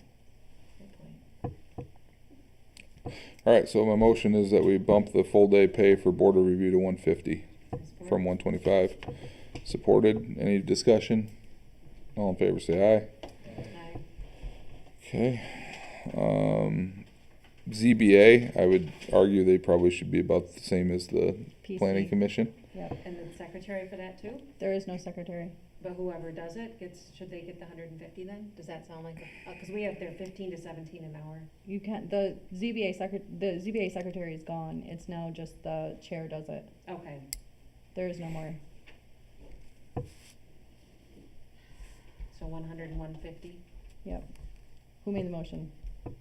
Katie, I did. I'll support it. Any further discussion? All in favor say aye. Aye. That goes away. And then a per diem when they go to their training and everything, is that the per? Yep. Okay. So they'll all have to do board review training They Yeah. already did. periodically, like Right. every 2 years, yeah. Uh-huh. Okay.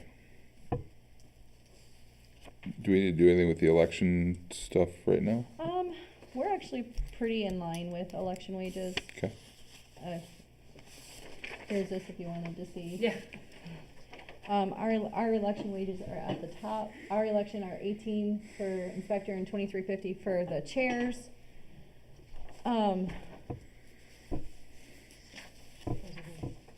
So we're pretty in line with everyone else on that one.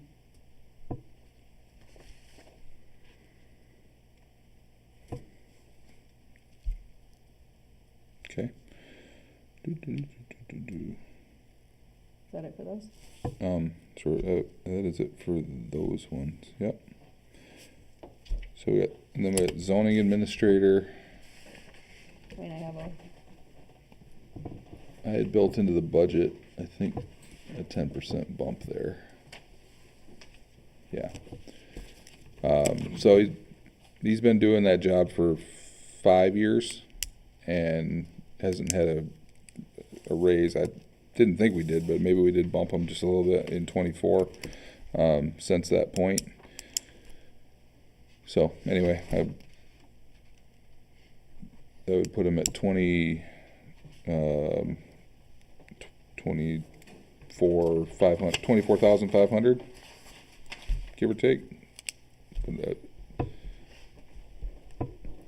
But I'll stay out of this one because he's my dad, so it's just my offer. I would like to make the motion. I know you're going to recuse yourself. I would like to make the motion for that increase in zoning administrator.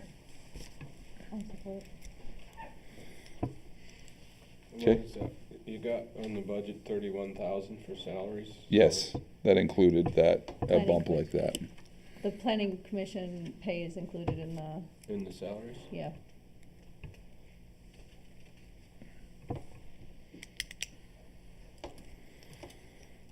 Okay, is that all before we go into us? Well, so, okay, motion support. Yep. Any further discussion on it? Oh, sorry. All in favor, say aye. Aye. Opposed, the same. Okay. That is good. Okay, then you get into the ambulance and DDA rep is on here. In the past, we've done $40 a meeting for that, for the ambulance authority. Again, this one's me, so I'm just gonna leave that up to you guys. So I talked to I spent, Why is that so low? I don't know, but I spend an awful lot of time on that, So so. So I talked to the attorney, and she also said that we can pay Alex to go be an ambulance authority rep because he's a board member, has to be a board member going to the other meetings. I'll make a motion that we raise it to, 100. okay, 100. I was gonna say 60. I really like the number 65, so I'll say 100. He does a lot of work. I support. Might only last a couple more months anyway, so we'll see. I hope that's not the case, but, okay. So motion and support on the floor. What do you mean? If it goes to 100, everybo's gonna want your job. Yeah, right, but I'm only- sure they will. Are you gonna want to go to another Well, meeting of us? when one of you two want it, you let me know. Okay. I know I keep asking, is that the last one in this before we? I want to make one, and I want to make sure you went through them all. Or just tell me when you do. I think that's it for now, Okay. yeah. I would like to make. Oh, hold on, we gotta vote on Oh, that, right? So, motion, support, all in favor, say aye. Aye. Opposed, the same? Okay. Thank you, guys, appreciate DDA, is that. it fire or just DDA? So DDA, we can't. Okay, It has to be a board member that goes. okay. And unless it was in the DDA's policy that it could be anyone, or not policy, bylaws. And I checked the DDA's bylaws and it's not in their bylaws. So, per our attorney, a board member for us to pay that fee has to go to the DDA meetings.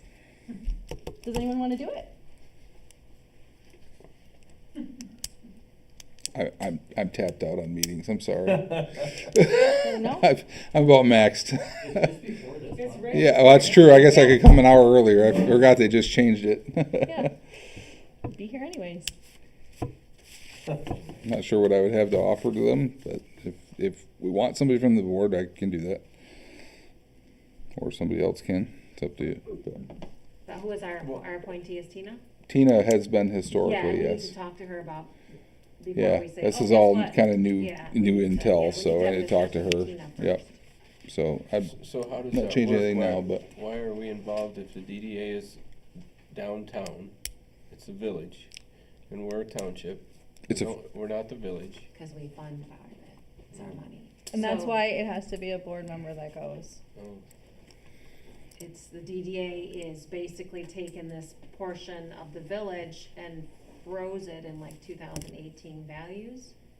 And so there's like this increment that grows that gets cut off and from our township It's roads in the general fund, and that's what funds it. So that's what that does, is it freezes this value on just a select portion of parcels. And then the increases we don't get, they get it. So they get like $2,000 a year from us, from the ambulance authority. They can't take it from schools. I don't believe the county is on it. So that's how it's funded. It's basically freezing in time the value of this designated portion of the village. Interesting. So it's tax dollars. It's Okay. township tax dollars. That's how they fund it. It's called tax incremental financing. So that's what it has to do with us, taxes. That answers that question.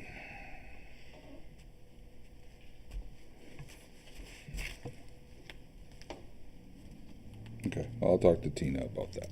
And the attorney said for Good us to call. pay her, we'll have to make a motion, Mm-hmm.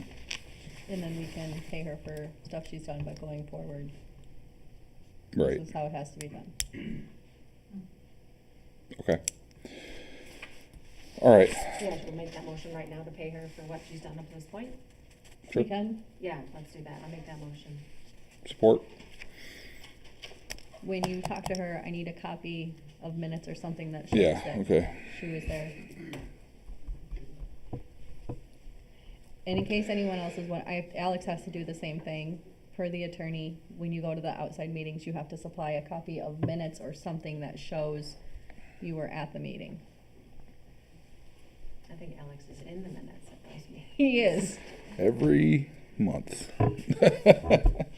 Every time. You supported that? I did support that. Okay. Okay. So what's the motion? That we pay her for the whatever meetings that she's been to this, I don't The think attorney you said we paid her get this like year, right? $40 a meeting, so. Since the last time she was paid for those attendance. But moving forward, we have to have. I think that was paid, was that in Because she went to an November? understanding she was getting paid, so that's. Okay, why so it'd be we're- this year's thing, attendance, so. There's a whole bunch that we're missing. We're not talking about huge dollars here. It'd be, what, $250 or something like that probably would be my number, it would be in my head. So anyway, motion, support, any further discussion? All in favor say aye. Aye. Okay.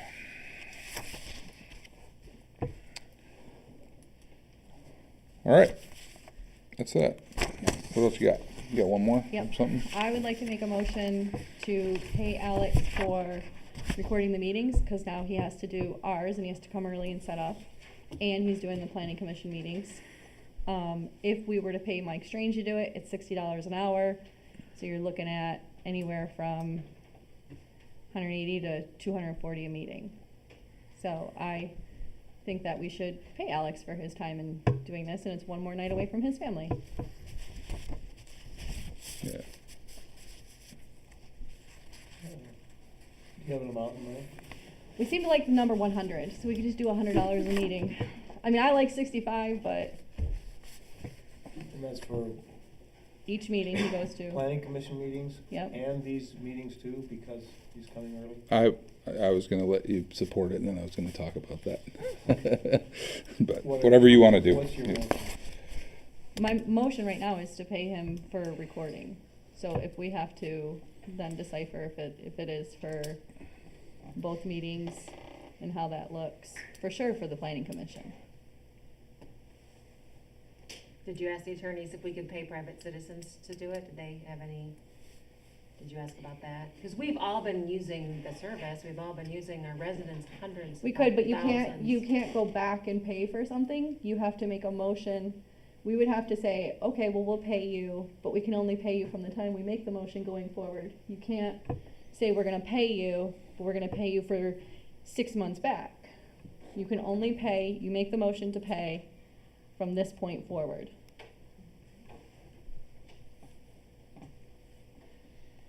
Yep.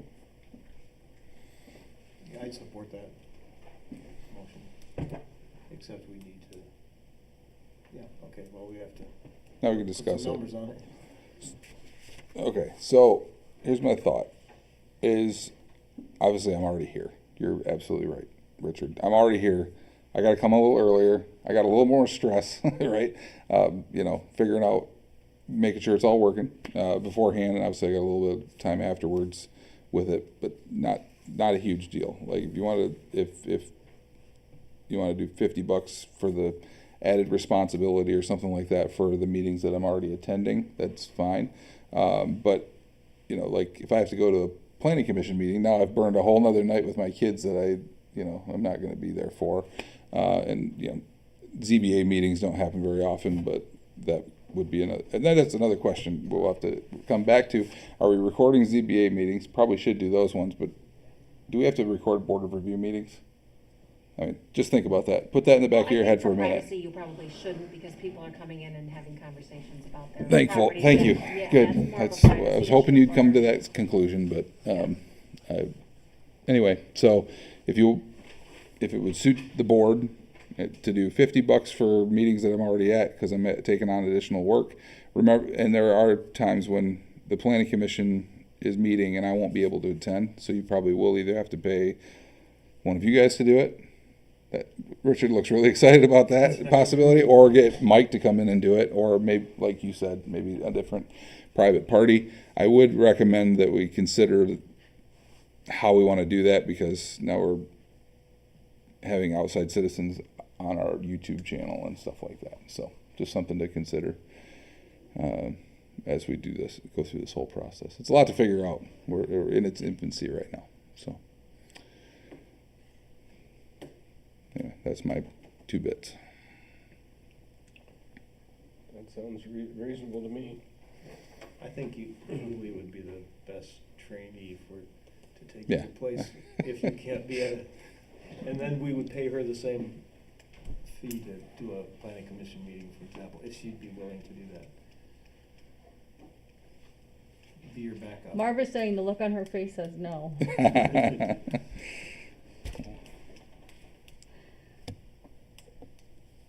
Yeah, I have no problem paying you. Now, I'm thinking if we have you there getting paid to be at planning commission meetings, and we got 2 board members and somebody shows That's up, why he was- are you all like paid, you know?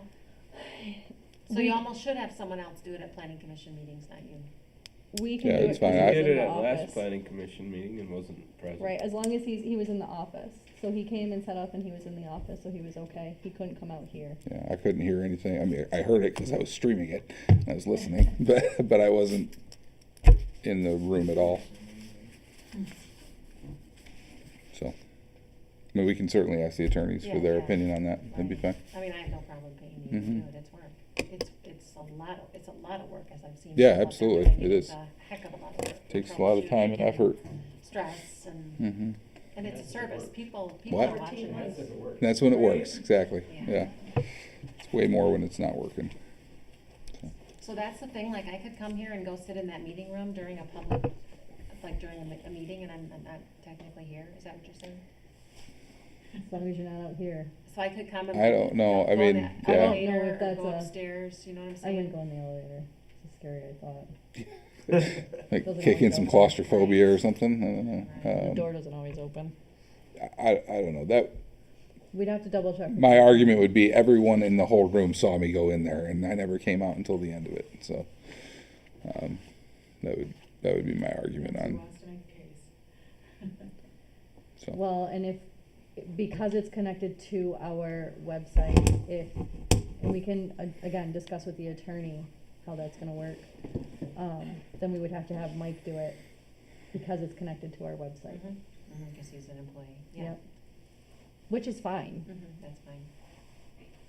So But if yeah, I you- have no problem paying do him. you- Is that the original motion to pay him? Yes. Yeah, when Do he's we there. want, do we wanna wait on it and talk to the attorney and then do it at the next meeting, or do we wanna make the motion and then talk to the attorney?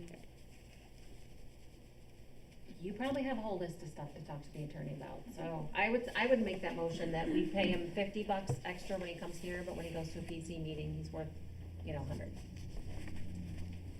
That's a whole meeting. That would be mine. Okay, so I only made the motion to Suggestion. pay Alex. I made the. Now we got the amount on it, Yes. so I don't know if we need a new motion or what, but. Just amend the motion. Yeah. Okay. I'll support that amendment. Okay. Katie made the amendment to $50 for regular board meetings and 50 or 100 for PC and ZBA meetings. I mean, I think it's here to stay. That's technology, and there are so many people now that are already Mm-hmm. used to watching it. That's Yep. technology. Yep.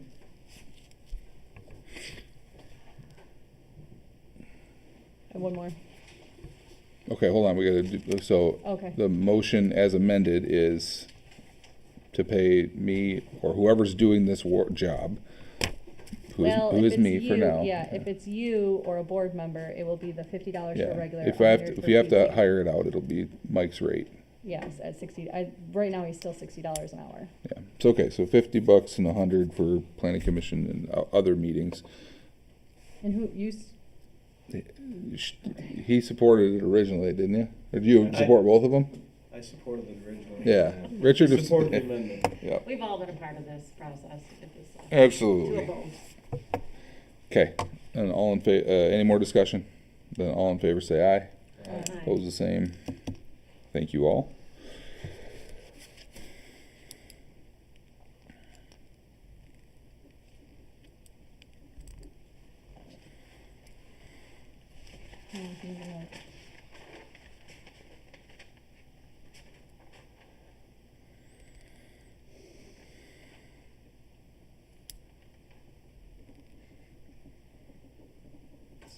okay. One more. Fire away. Okay. I would like, I'm gonna say what I would like, but I can't make the motion. Then I'll abstain. It is not a statutory duty to be FOIA coordinator, and I agreed to do it and not take extra pay. And lately, I've had more FOIA requests. So after speaking with the attorney, I have every right to ask for compensation. He said he actually just met with clerks from across on the other side of the state, and they do it everywhere from an hourly rate for the FOIA coordinator to monthly to yearly. I don't want to do monthly or yearly because there are months that'll go by and I have no FOIA requests, so I feel like it's a waste of money. So I took my soon-to-be new salary, divided it by 20 hours because it's a part-time job, and it roughly equals $36 an hour. So I would like to get paid $36 an hour every time I do FOIA work. Because again, it is not my statutory duty, and sometimes it's a lot. And it takes away from me doing my actual job. So, there's my speech. How many FOIAs have you had, say, this year? This past I've had year? 3 in the past week. 3 in the week? Yeah. Hmm. So how many have you had total? Because I only, I went back and looked at receipts, I only showed 2 from last year. That's the thing, not many. A lot of them are really small that come in, super small, where I can email back and say, go online. I got one for a property identification card. I didn't charge them. Well, that's just assessor looking for the, yeah, that's the Yeah. assessment. That's just the Yeah. assessor does that. So Yeah, stuff that's like not that. FOIA, yeah. So there's stuff like, but people FOIA me on it. Yeah. And even the assessor says, it's not a FOIA thing, but I'll No, send it's it for not. you. Yeah. So most of them are denials, so they wouldn't be anything. I'm not gonna charge $36 for opening an email and reading it and saying I have nothing. Mm-hmm. Not unreasonable. There's a lot you guys don't see. Most of them are stuff like that. It's people looking for property records because they're gonna buy something, or they wanna see if, I don't know, do we have any wind turbines here? How Do you have many- a list of like all your FOIA so we can see it? 'Cause I Yeah, wanna know what sure. people are, I wanna know what people are. I have a FOIAing. FOIA folder. Yeah. I wanna know what they're FOIAing. So, Yeah, in any case, it does take a lot more work. I mean, some of those are long and some are short, and so rather than just a base number, an hourly rate seems appropriate to me as well. Yeah, I'd make that motion, that we pay Julie $36 an hour for FOIA work. I'll support it. to be clear, it's the FOIA coordinator, because anyone here Could could be do it. FOIA coordinator. Does So not do have we to get, be like, if we have to do the research, what do we get paid? I nothing. think it's just part of our job to Part of to your give job. it over. Pay the FOIA coordinator $36. Yeah, Let's say it there you that go. way. Yep. Pay the support. But what was your question, Katie? Sorry. Oh, I said, didn't mean well, to cut you off. we do the research, but we don't get paid. I asked the attorney. I can clarify it again if you want, but I did ask. You can make her do all the research if we pay GoDaddy to give us all that email. Make Julie go through all that, or whoever the FOIA coordinator is. Yeah, and I mean, compensation option, is a big issue. It is. because there are a lot of things that aren't statutorily, Mhm. or jobs that we do, Yeah, on a regular. they can add up pretty fast They do. in time They do. consumption. So Who made the motion? Richard did. I supported it. There further discussion? Okay, then all in favor say aye. Aye. Pose the same. Okay. I think that covers all that stuff. For the subsidiary board wage item, unless somebody else has something I'm missing. Janitor? I'm gonna say no. Only because when Jerry was in my office today, he made a comment how he's not doing his job because he's so busy with other stuff. And he sees everything that needs to be done. He just doesn't have time to do it right now. And I said, we pay you monthly to do it though. And he laughed and said, yes, I know. I'll get to it eventually. And I said, okay. So Well, okay. there's that. That's not good.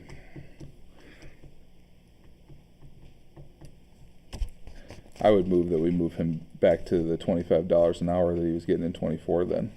So that when he gets to it, he get paid for it. I think you should talk to him first. Okay. Yeah, I think you'd like, Okay. change his wages. What about I won't Jan, jump the gun. too? Yeah, what about Jan? I think that Julie could handle that now in the clerk's office with the website development that we've done, where people can actually look on there and see when it's available. So I'll talk to her too, and just see, because what, a year and a half ago, Jan was ready to retire from it, and about that maybe 6 months after that, Jerry told us to find somebody else to work on the building. So I don't know where they're at. I'll call and ask them. Yeah, isn't she our safety serve, so she has the certification, so she can keep the kitchen up to code. Yeah, with the I think health yeah, department. that's true. That was a Good huge point. thing. Yeah. I have She one. went through that process, yeah. You have that certification? I do. Oh, look at that. So are you gonna, would you do that as part of your job, or what if you? I didn't say that. Just said I had the certification. Okay. I think you should just talk to Jan. I'll just talk to And see Jan. what I'll talk to Jan both wants of to them and see where we go from there. The per diems for meetings and trainings that people are going to. I know, Julie, you and I have talked about this a little bit too. Yes. So also according to the attorney, another fun fact, the three of us can only get a per diem for going to trainings if there is not food provided. If there is food provided, we do not get the per diem because we are salaried. Just the three of us. You guys do. Just don't like the three of us. Everyone else gets a per diem for going as well to trainings. So. Okay, so do we need to do anything with that? I mean, we're at $100 a day, which is more than my company pays me to go to eat. Well, that was the other thing they said too. If we get food, we either have to have it set at like the $100 a day. Again, the three of us, or we have to turn in receipts and be reimbursed that way.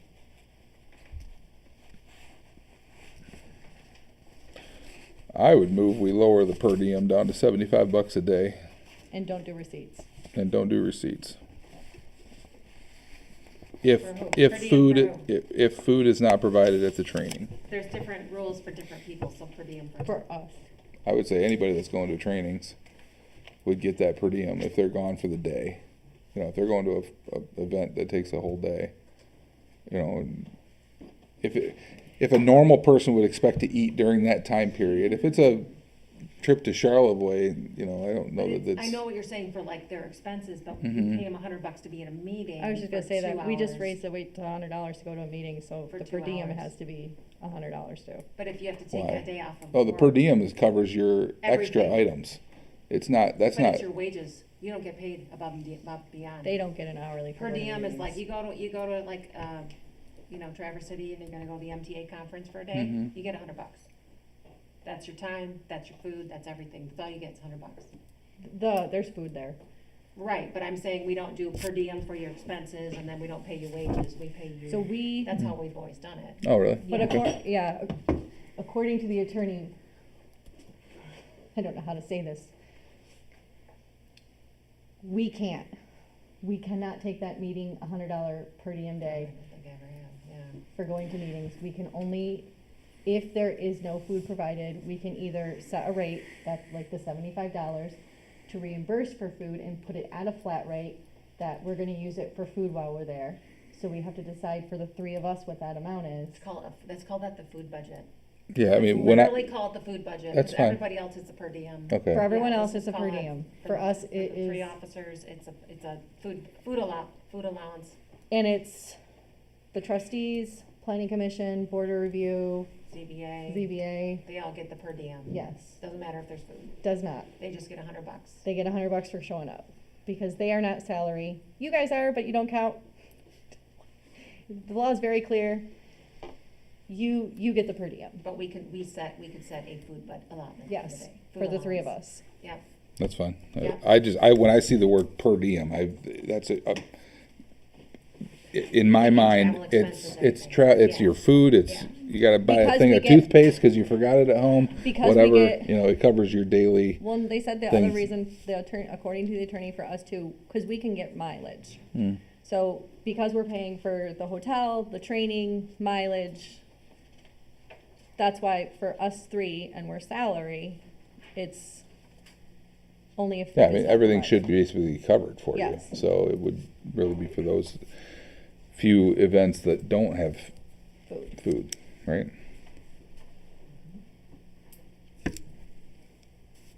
Okay, so I guess we don't, nobody wants, do we want to change it No, I from don't 100? think we need to Okay, change it. all right. If you're all happy, I'm happy. Just that for us three, it's a 70, we have to make a, call it a food allowance. I make a motion that if there is training where food is not provided, we have a you want 75? $75 food allowance. Okay. I don't eat out, is that a, You can eat pretty You don't decent have to for take it. You $75 don't for the have to take day, it. and you don't have to take it if you don't want to, yeah. but I mean, do you think 75 is enough I think to, it's a lot. Yeah, it's more than you go to most any restaurant. Where are you going? I mean, I don't know. you have hors d'oeuvres and dessert. I mean, I'm thinking. It doesn't take very long to get to sandwich. $75 when you throw a I tip know. on something, but. I know, I'm thinking. yeah. My theory is, you're already spending all this time going out to something, I don't wanna force people to eat Wendy's at every meal, you know? Okay, Just that'd be fine, whatever. that's fine. The amount of dollars we're talking about here are just I so know, minimal, It's not a lot of money. And it's not very often that it happens. Yeah, either, so that's I- fine. I $75. don't believe I've ever, in 5 years, taken the per diem for anything, so. No, I you know, haven't don't- taken that Maybe we will at some point, training but. thing, no. does anyone support that? I made the motion. Support. Richard supports. Any more discussion? All in favor, say aye. Okay, I think that finishes that up. Okay, salary resolutions, we need to do that this month in preparation for the budget next month. Another fun thing we learned is that we have to do a separate salary resolution for each of us. Mhm. We cannot be all on one sheet of paper. Can you just read it once, though? Do you really have to read this, I Pepper? don't know. But the reason is because if members of the community don't agree with it, they can go again, they can do the same petition thing that we're talking about with the zoning repeal to nullify, I guess, your salary resolution. They can challenge any of They our can challenge salaries it, yeah, with the with petition That's the legal process. process, yeah. Well, let's look at the numbers first. Your 'Kay. budget was 3% for each one. That is what I had in the budget. That was the starting point. Yep. And you can see on that sheet of paper that she gave, she had the numbers in there for the other townships. We're starting with you. You're gonna start with me? Okay. I had the whole county. I know.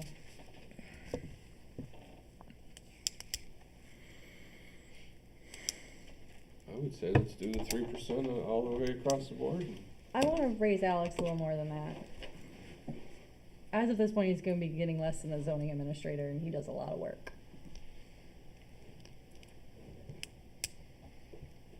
I'm gonna go to the bathroom. You guys talk about that. Am I the only one who feels that way? I guess I would interpret that the zoning administrator's getting too much, then I don't know how I much he did not does say either. that. I don't know how much he works either, so. He does How a ton could of I work. even say? He does a ton of work too. It's worth it. What were you thinking for a number? Yeah, I know he was always, our supervisor has always been Way low, yeah. And if you So look at they the have other those numbers. supervisors, yeah, he's way lower. So for the public too, so we show Mansalona is 21,000, Milton Township is 35,700, Torch Lake is 35,100, Elk Rapids is 30, Plus that. plus, oh, they have health site, and a lot of these townships too have, I have Health that in my, stipend. yeah, they have health, they have, do they have a pension? They might have a, they have a lot more benefits, and what do we have in our 23,800. 23,800? The new proposal is for 25, isn't it? Yeah. Oh, that's That was 3%. 5%, actually. Oh, that's 5%, yeah. Yeah, if we raised him just to 3%, it's 24,514. Well, I agree with you, Julie. I think it should be more. I don't have a specific, I haven't been thinking about it enough to have a specific number.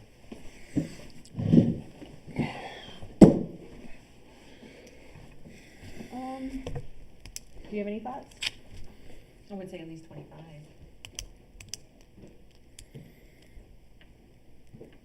That is already what we have in the, He'd go up to 24,514 If you did 3. if you did 3.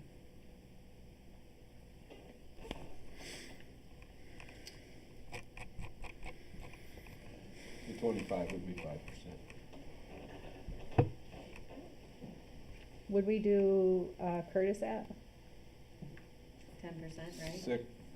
Yeah, we bumped him 10 because he hasn't had any inflationary increases since 21.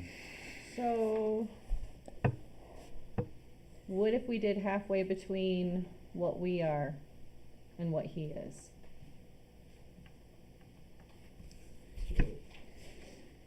What is it? I'll tell you in a second.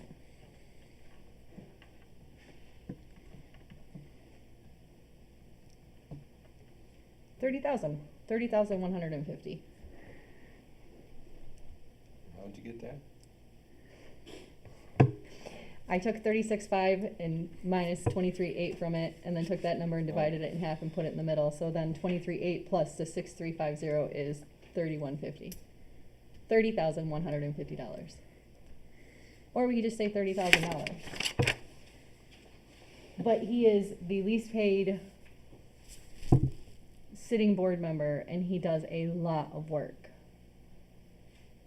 yeah. I'd make that motion, that we raise Alex to 30,000. I support. All right, motion on the board. Motion To and 30,000? support.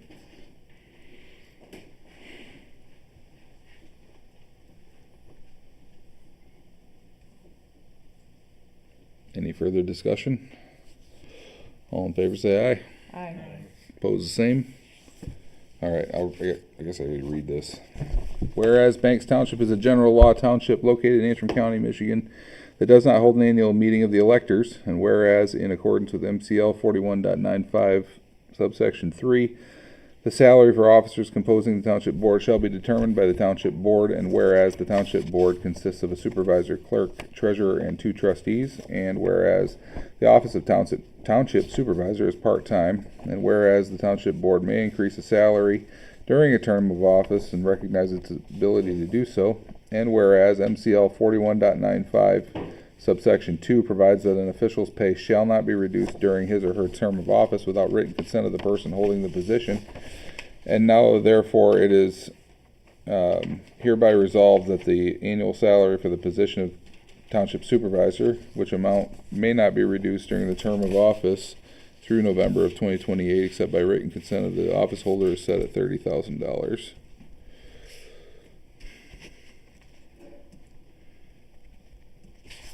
Well, thank you all for your recognition. The workload's gone up in the last year and a half, so I appreciate Put you it. in another tax bracket or anything like that. Probably will, but who knows? It's whatever. Thank you.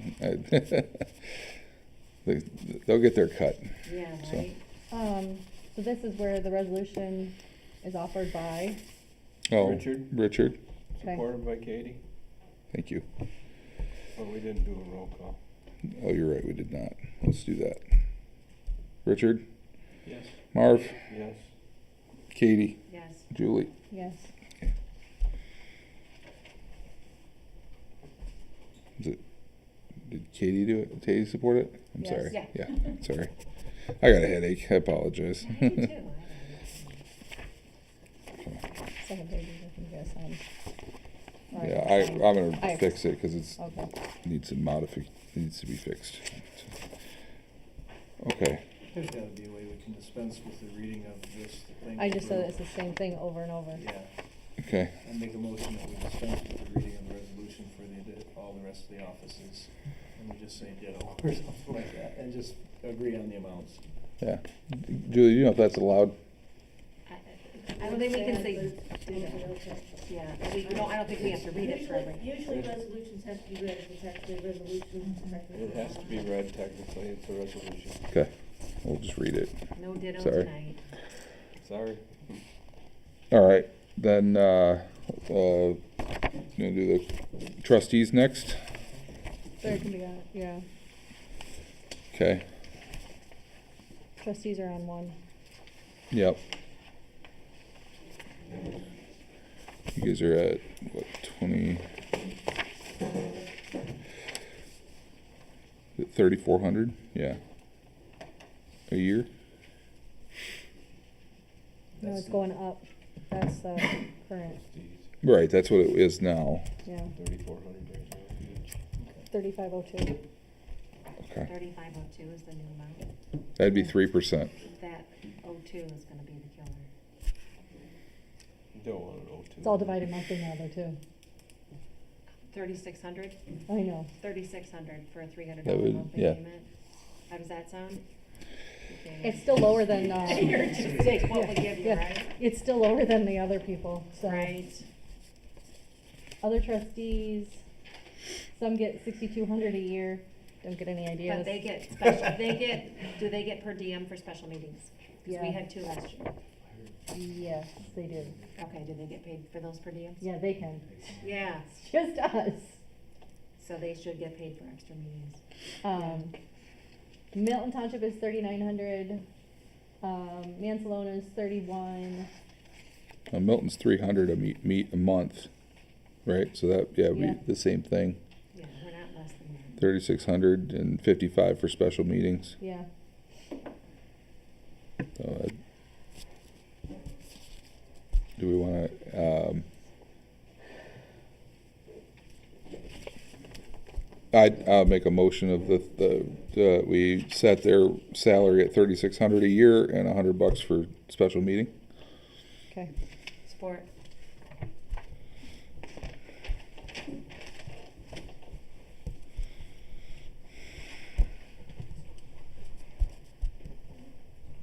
Okay. Salary resolution for township trustees. Whereas Banks Township is a general law township located in Antrim County, Michigan that does not hold an annual meeting of the electors. And whereas in accordance with MCL 41.95 subsection 3, the salaries for officers composing the township board shall be determined by the township board. And whereas the township board consists of a supervisor, clerk, treasurer, and 2 trustees. And whereas the office of township trustee is part-time, and whereas the township board may increase the salary during a term of office and recognizes its ability to do so, and whereas MCL 41.95 subsection 2 provides that an official's pay shall not be reduced during his or her term of office without written consent of the person holding the position, and now therefore it is hereby resolved that the annual salary for the position of township trustee, which amount may not be reduced during the term of office through November of 2028, except by written consent of the office holder, is set at $3,600 per year and $100 per special meeting. Resolution is offered by me and supported by Katie. Any discussion? We'll do a roll call of Richard. I think we should abstain. I guess, I don't know how that would work. I Well, mean, it's, we're awarding the salary for the position technically, not the person, Yeah. it's for the position. yeah, I don't know how that would work, but Any anyway, thoughts, Julie, on who can vote on the? they can abstain. We can If still not, get this we'll done. still have a quorum. Yeah, Katie, We'll still have a quorum, yes.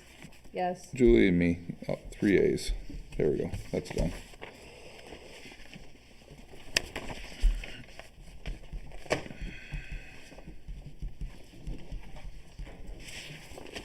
Okay.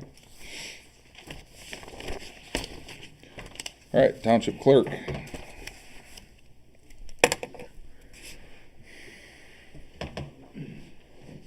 Do the 3% bump for inflationary raise, cost of living increase, whatever you want to call it. It should be, let's see, that'd be 36.5 now. yeah. 37,595. In Katie's will be the same.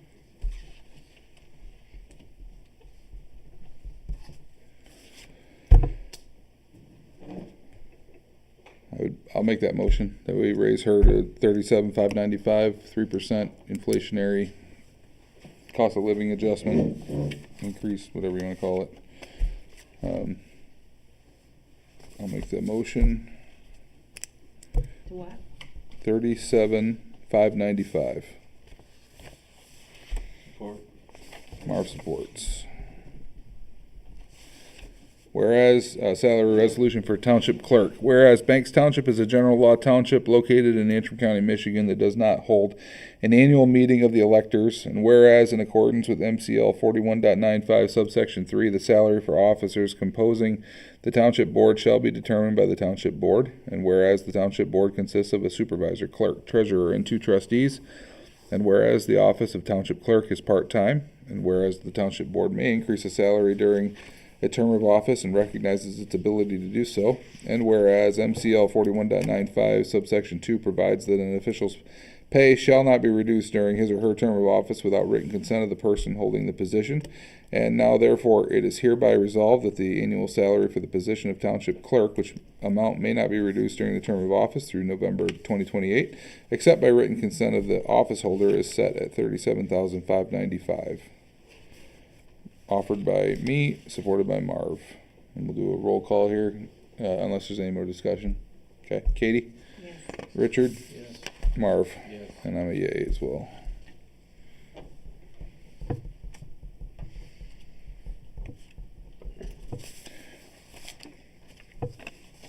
Township Treasurer. I would make a motion that we make that the same as well. Keep those 2 positions in line. Support.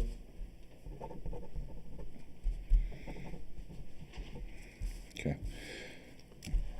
Salary resolution for Township Treasurer. Whereas Banks Township is a general law township located in Antrim County, Michigan that does not hold an annual meeting of the electors. And whereas in accordance with MCL 41.95 subsection 3, the salary for officers composing the Township Board shall be determined by the Township Board. And whereas the Township Board consists of a supervisor, clerk, treasurer, and 2 trustees, and whereas the office of Township Treasurer is part-time, and whereas the Township Board may increase a salary during a term of office and recognizes its ability to do so, and whereas MCL 41.95 subsection 2 provides that an official's pay shall not be reduced during his or her term of office without written consent of the person holding the position. Now therefore it is hereby resolved that the annual salary for the position of Township Treasurer, which amount may not be reduced during the term of office through November of 2028, except by written consent of the office holder, is set at $37,595. Any discussion on that? If not, Richard? Yes. Marv? Yes. Julie? Yes. And I'm a yes. Okay.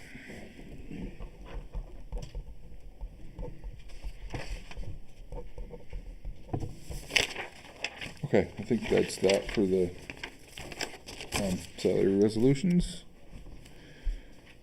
All right, municipal clerk training. Julie has a training, what, March, where is that? Mount Pleasant. In Mount Pleasant.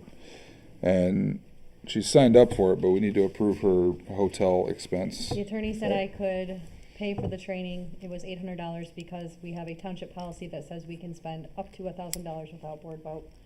So I checked with her before I did it, because I had a deadline to sign up for it. Yeah, it was. And it's a We didn't want to week-long- call a Knock special, yourself out. didn't want to have a special meeting to figure that out. Alex so. did not want to call a special meeting. It's a week-long training. It starts Monday or starts Sunday night and ends Yeah. Friday. What did we budgeted, all of us, like 1,500 or something, Mhm. yeah, didn't we? Yeah, That's important, yeah. and everything's included, right? Food and all that Except stuff? for Not Wednesday. the hotel. Oh, No, okay. the hotel's not. Except for Wednesday. Wednesday is a free day. I don't know what I'm going to do in Mount Pleasant, and there's no food included. Casino. Okay.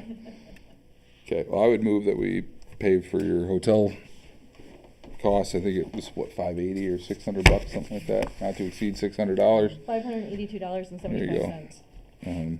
In support of your training. Support. Marv supports that motion. Okay, any discussion? All in favor say aye. Okay. You love the gardens, you had one, that's not too far. Budget amendments, what do you want to do for that real quick? You want to do the one for moving the liquor fund right now? I would make that motion. We have to move money from the liquor fund to the general fund for the administrative fees. Mhm. And we budgeted, 310. Yep. I'll make that motion that we move that from the liquor fund to the general fund, $310. Support. Richard. Yeah. Thank you. All right, any further discussion? All in favor say aye. Aye. Okay. All right, the line here for attorney questions is Catherine has offered to do like a kind of an ask me anything kind of session. Apparently they do that with some other townships where people from the community can ask the township attorney anything they, within reason, anything they want. Usually you want to. Township, or they're not Yeah, asking. Yeah, for like their information wills with and their stuff, neighbor, yeah. And it doing has trust.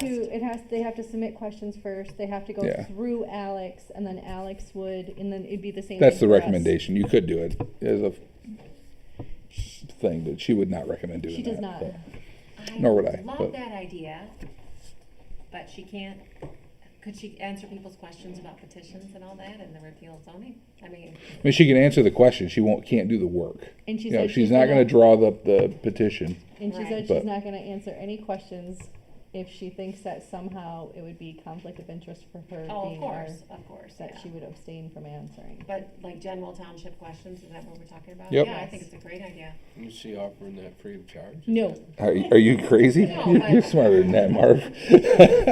No, and her rate went up as of February 1st. What is it Oh. an hour? I have not gotten a new invoice. I Another just- township asked me what. I don't know if we need it. No. It's, maybe if something comes up in the Anybody- future, but Anybody has asked any question they want, it just goes through Alex, and he asks the attorney very quickly and easily. Yeah. Our attorney has been used It and was just used. an idea. no, she Just to just see if- offered it up, and I agree. I mean, she's been here, and people have asked the questions and basically gotten their questions answered Well, as that long as night, so. she is willing to do that in the future Yeah, too, to keep being yeah. at our meetings and taking questions. Yeah, from as the often as we public, so want that them the here. public can all Yeah. hear the response. Yep. As That's often as invaluable. as we want her here, she'll come. Yeah. But, okay, so, no, we don't need to do that right now. No. I just wanted to put it on here because she had offered something about the 19th, and that would have been before the public hearing. But she can't do the And- 19th. But now she can't do the 19th anyway, and it was only 3 days to get people here. Yeah, Not worth doing, so, That's too. but I wanted to put it out there to all of you. Okay, dog tags, what do we want to do with that? So the township treasurer can sell dog tags between December and March every year at a discounted rate. I sold one last year. So the county has to create this little packet with the actual dog tag, Oh, yeah. licenses. It's it's costly. I have not seen the benefit. I mean, 10 years ago, I would sell 5 or 6. So we can make a motion that they're just at the county. People can buy them at the county 12 months of the year. Oh, There was just that Okay. 3 months, so it's, what, the board has to make the motion, there has to be, and I have to tell the county treasurer, she needs to have the minutes. There's no I point, there's move really no that value. county, or the dog tags go to the County I support it. office. Yeah, I've got a few days left. Someone might come in, there might be a dog in Banks Township without a license. One dog, yeah, maybe. Yeah, again, it's very costly. They have to make a packet for every treasure, and then we have to settlement sheet with how many licenses, and again, last year I said one, No, that's fine. so. All right, motion support. Any discussion? All in favor, say aye. Okay. All right. So we did the tax transfer, we're done with that. What was your thing on FOIAs, Just Katie? wanted to know the number. I wanted to Oh, like, okay. see what's coming down, what's coming our way. Okay, What are people asking questions Yep. about? How many FOIAs we've had, and do you have a list of that, or do you have a folder, or what? Okay, a list, yeah, I'd like that. My email's very organized. Good. okay, real quick, you got your thing, you got that motion to go into closed session real I quick? do.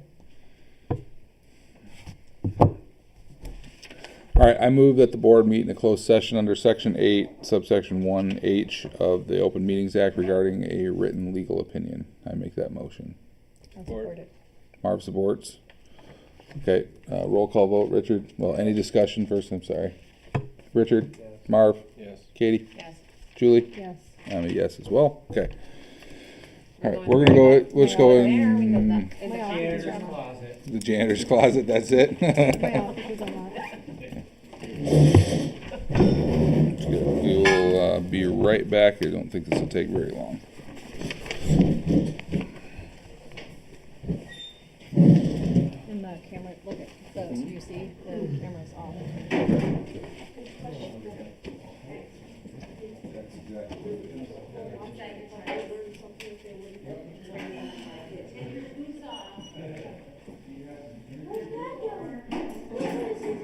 Secret meeting. Secret meeting.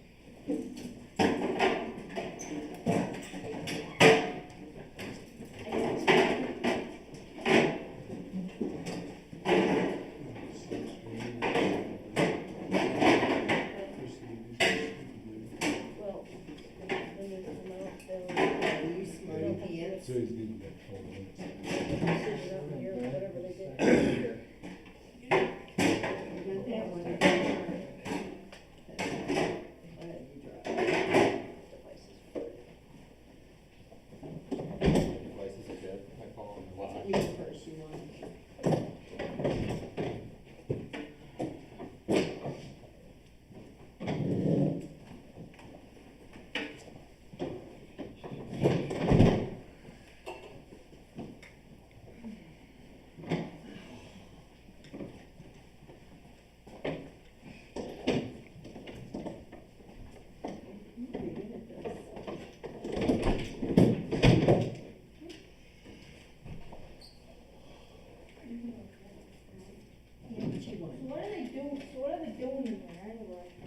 They're just having a quick meeting, but it's in private, because it's confidential information that we're not allowed to hear.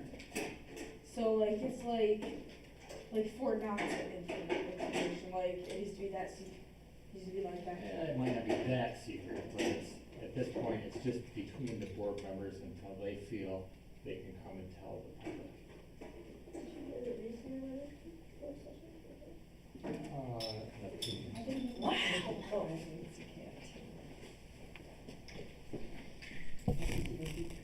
I think that's still recording there, so. Yeah, that's still recording. That's still recording, 'cause the meeting's not done. Kind of like the letter C. Wave to the people.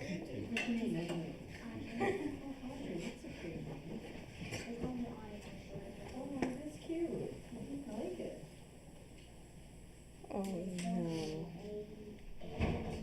Basically, anywhere I go, I'm gonna be on. Apparently, everywhere I go, I'm gonna be on YouTube. Everywhere you go. Because we need to get a corner to stay out of it. Like even when I'm sitting over there, I'm still sitting right there. You're still alive? Yes. And you? Yep. Okay. What number are you? How much is it for one of these cameras? I'm actually. Guess what? I'm number 3 too. I have 2 older brothers and 2 younger, so they're only 5 years. That's pretty cool. Oh, you won again. Yeah, I know, for like the electronic stuff.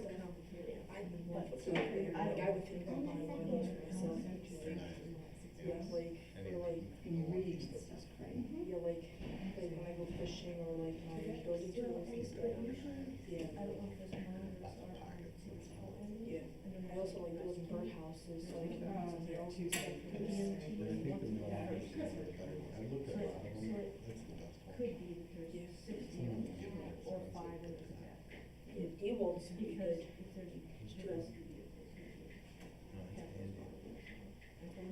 So how old are your That's brothers? a question. I wonder how many cars are there.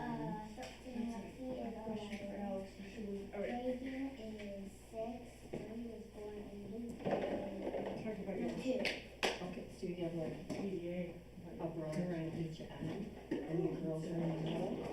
That's kind of cool. So I was in the middle, and I had boys on each end. DDA. Can winner go against, winner goes against me? Well, it can. Yeah.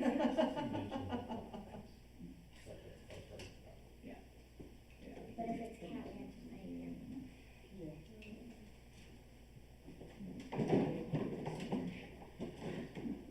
Yeah, and I mean, we kind of carved out that Oh. section of the building. Oh.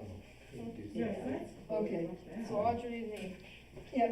You ready? Here you But go. it's He's still the gonna be best. I need to move a little bit. money to the table, and some addition before, I mean, I'm totally in support of trying to put something in there, and we would do everything we could, but I'm not putting much money in there. I have a lot of work Tuesday, I just start closing, you know, I didn't have to show up, so I just left.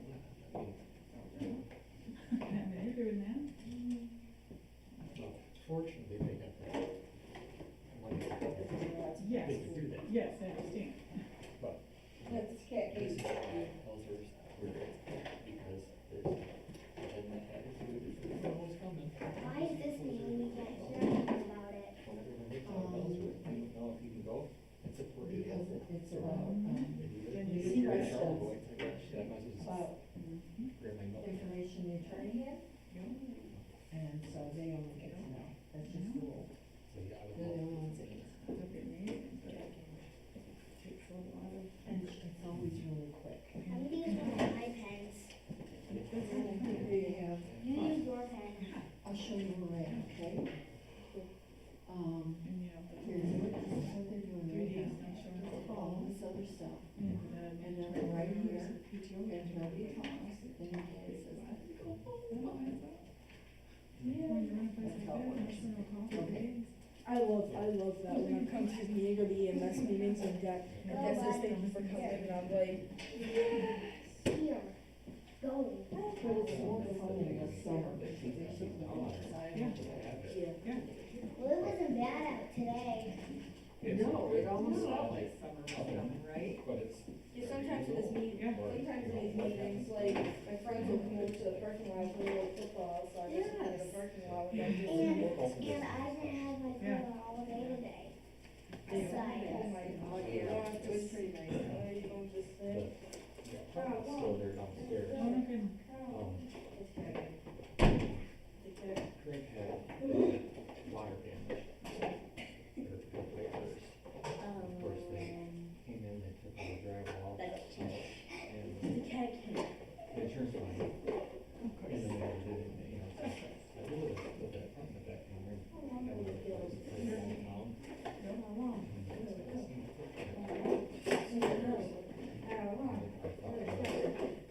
Breaking those windows, maybe, you know, professional building or someone would be interested in that, but.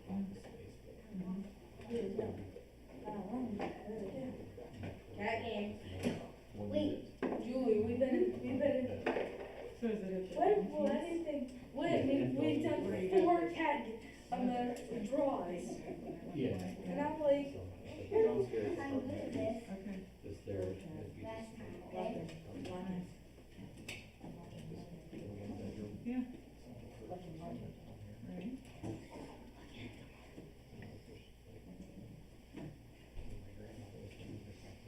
Right. Oh, yeah. Cat game number 5. You didn't win one yet? Nope. Yeah, right? You know what, if you are second, it's really hard to beat them. Money. Oh, yeah. It can be done, but it is hard. Working Greenfield down there, but, Yeah, it's good you know, too. at one When you go point, that's- first, the odds of winning are we should- better. Then we're on, Yeah, you know, what do we do? yeah, Because we can't, I know. what we can require by the health Yeah. department, we don't have property. Yeah. I know. Cat game. I know. Try it. How's this? Not the amount. Let's just do something And I'm like, What? Go right there, race to the wall and back, whoever wins. But You get a head start. I mean, anything that, Head start? I really do a lot here. I start at the wall, you start at the Yeah, back. but if your dad came out of the office, he'd be happy to hear So what why can't you hurt anything? Let's just not, we don't know who's gonna be out. That's two after, Yeah, two after, ready? do that thing, that's not fun. Rock, paper, scissors, shoot.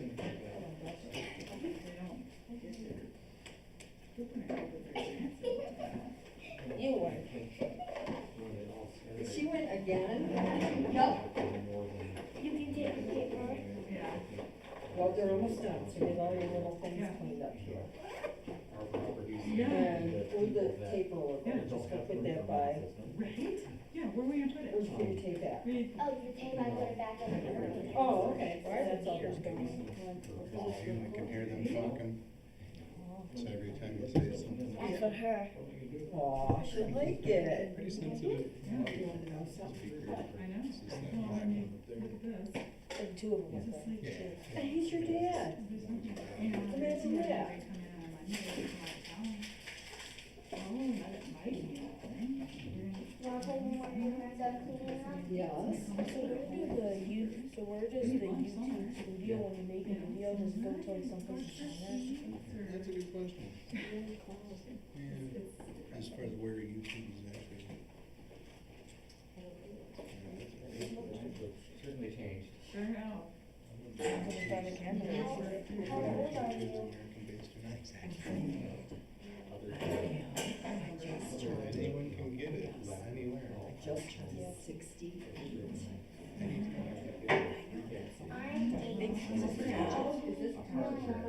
That's a cool birthday date. Two grocery stores. Sorry.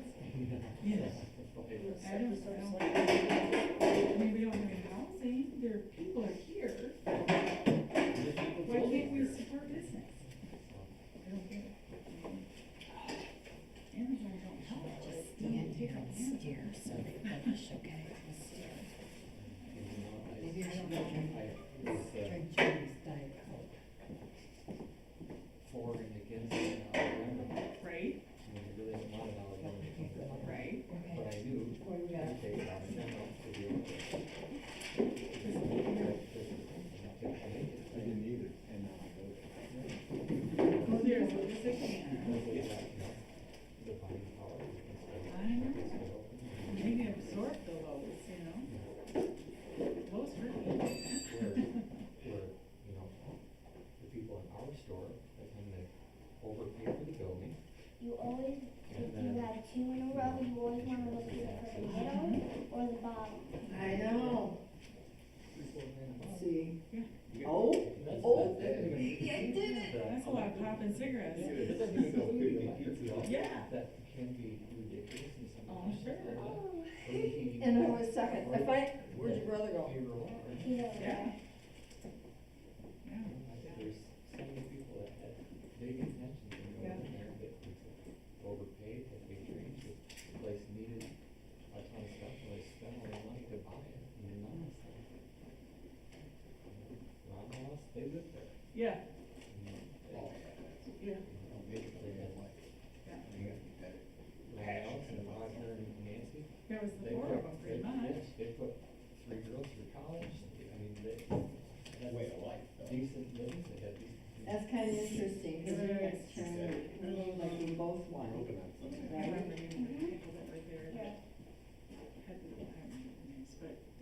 Okay. Well, first of all, You can go right in the middle. when you're gone all the time, things happen. Right in the middle is basically You the know, best, you're gone all the time, you're paying place somebody to else. put it, because I mean, then you have a bunch of especially starting out. Yeah. directions you can go in, and then she has less time to react. You can't run it. Stop. You just give it to your family. What? Right. When we get that guy that came and bought all his coolers and stuff from us, he's got a small old place over the other side of Gator. And he built the cooler, you know. She's impossible to beat. She's No, impossible. no, I was second, and I actually won one. Oh, you won won one. twice. I think so, it was the second time though. Yeah. But I legitimately won one. No, I didn't. I was gonna pick I either could have done it in the middle or the side, and I went in the middle, and yeah. It's little ways. You use it.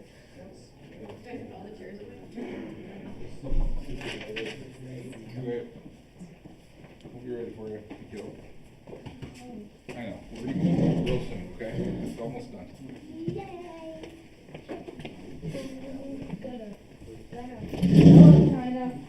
Can you pass those down? And then this is What am I doing? the family. We got These are- one more thing to take those are care of. more- Oh, there's so you guys right there. That's all yours. And then we'll go. Thank you. I really don't like this getting paid every month. It's all I- the work I gotta do. Said no one ever. Well, I kind of feel bad Don't for. like getting paid every month. I hate it. Yeah. That check to show up when it did.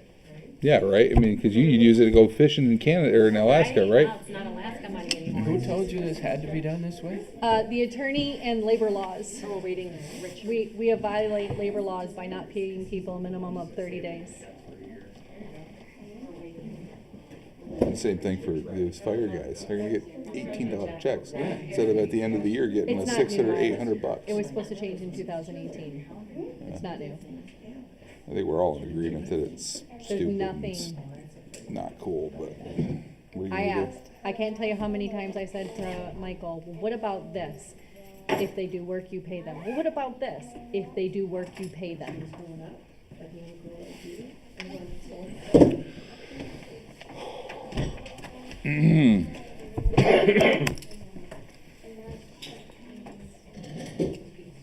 All right. All right, welcome back, everybody. It's 10:17 here. 10:17. It's 10 o'clock. That's why we need a clock. I've been checking the stove and All right. Last thing here is just Budget amendments. no, we did that. No, we didn't. Well, we're not doing all those tonight. We'll Okay. do them in March. Then we're done. We did the one for the 310. We did. No, but Do a motion we're for gonna. You want to make the motion? motion for the closed session? I did that already. We did a motion for No, that. the motion resulting. Oh from the yes, closed yeah. session. Do you want to give it? I Or you want think me so. to? Okay, go ahead. Fire away. That we post at our planning commission meetings, EBA meeting, and township board meeting, that members of the other commissions may attend. There may be a quorum. May be a quorum, but no business will be transacted.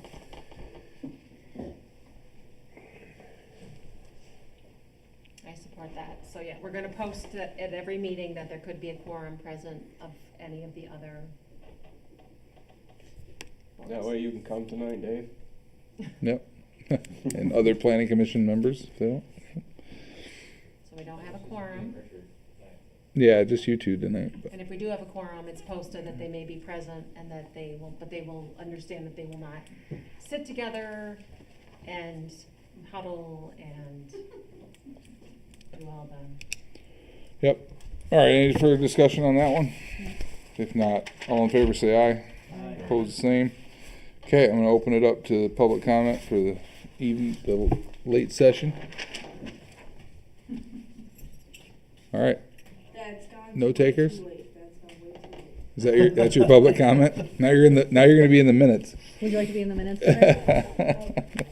Your meetings are way too long. All right, okay, then I will, make a motion, we adjourn. Support. All in favor, say aye. All right, thank I'll you write all down text tomorrow and stick it. for this meeting. You might as well. then. Good meeting, long but good, we got a lot You done. emailed it to me. Yeah, here's the. Clock in that office, ate something. It's broken, it's only right twice a day.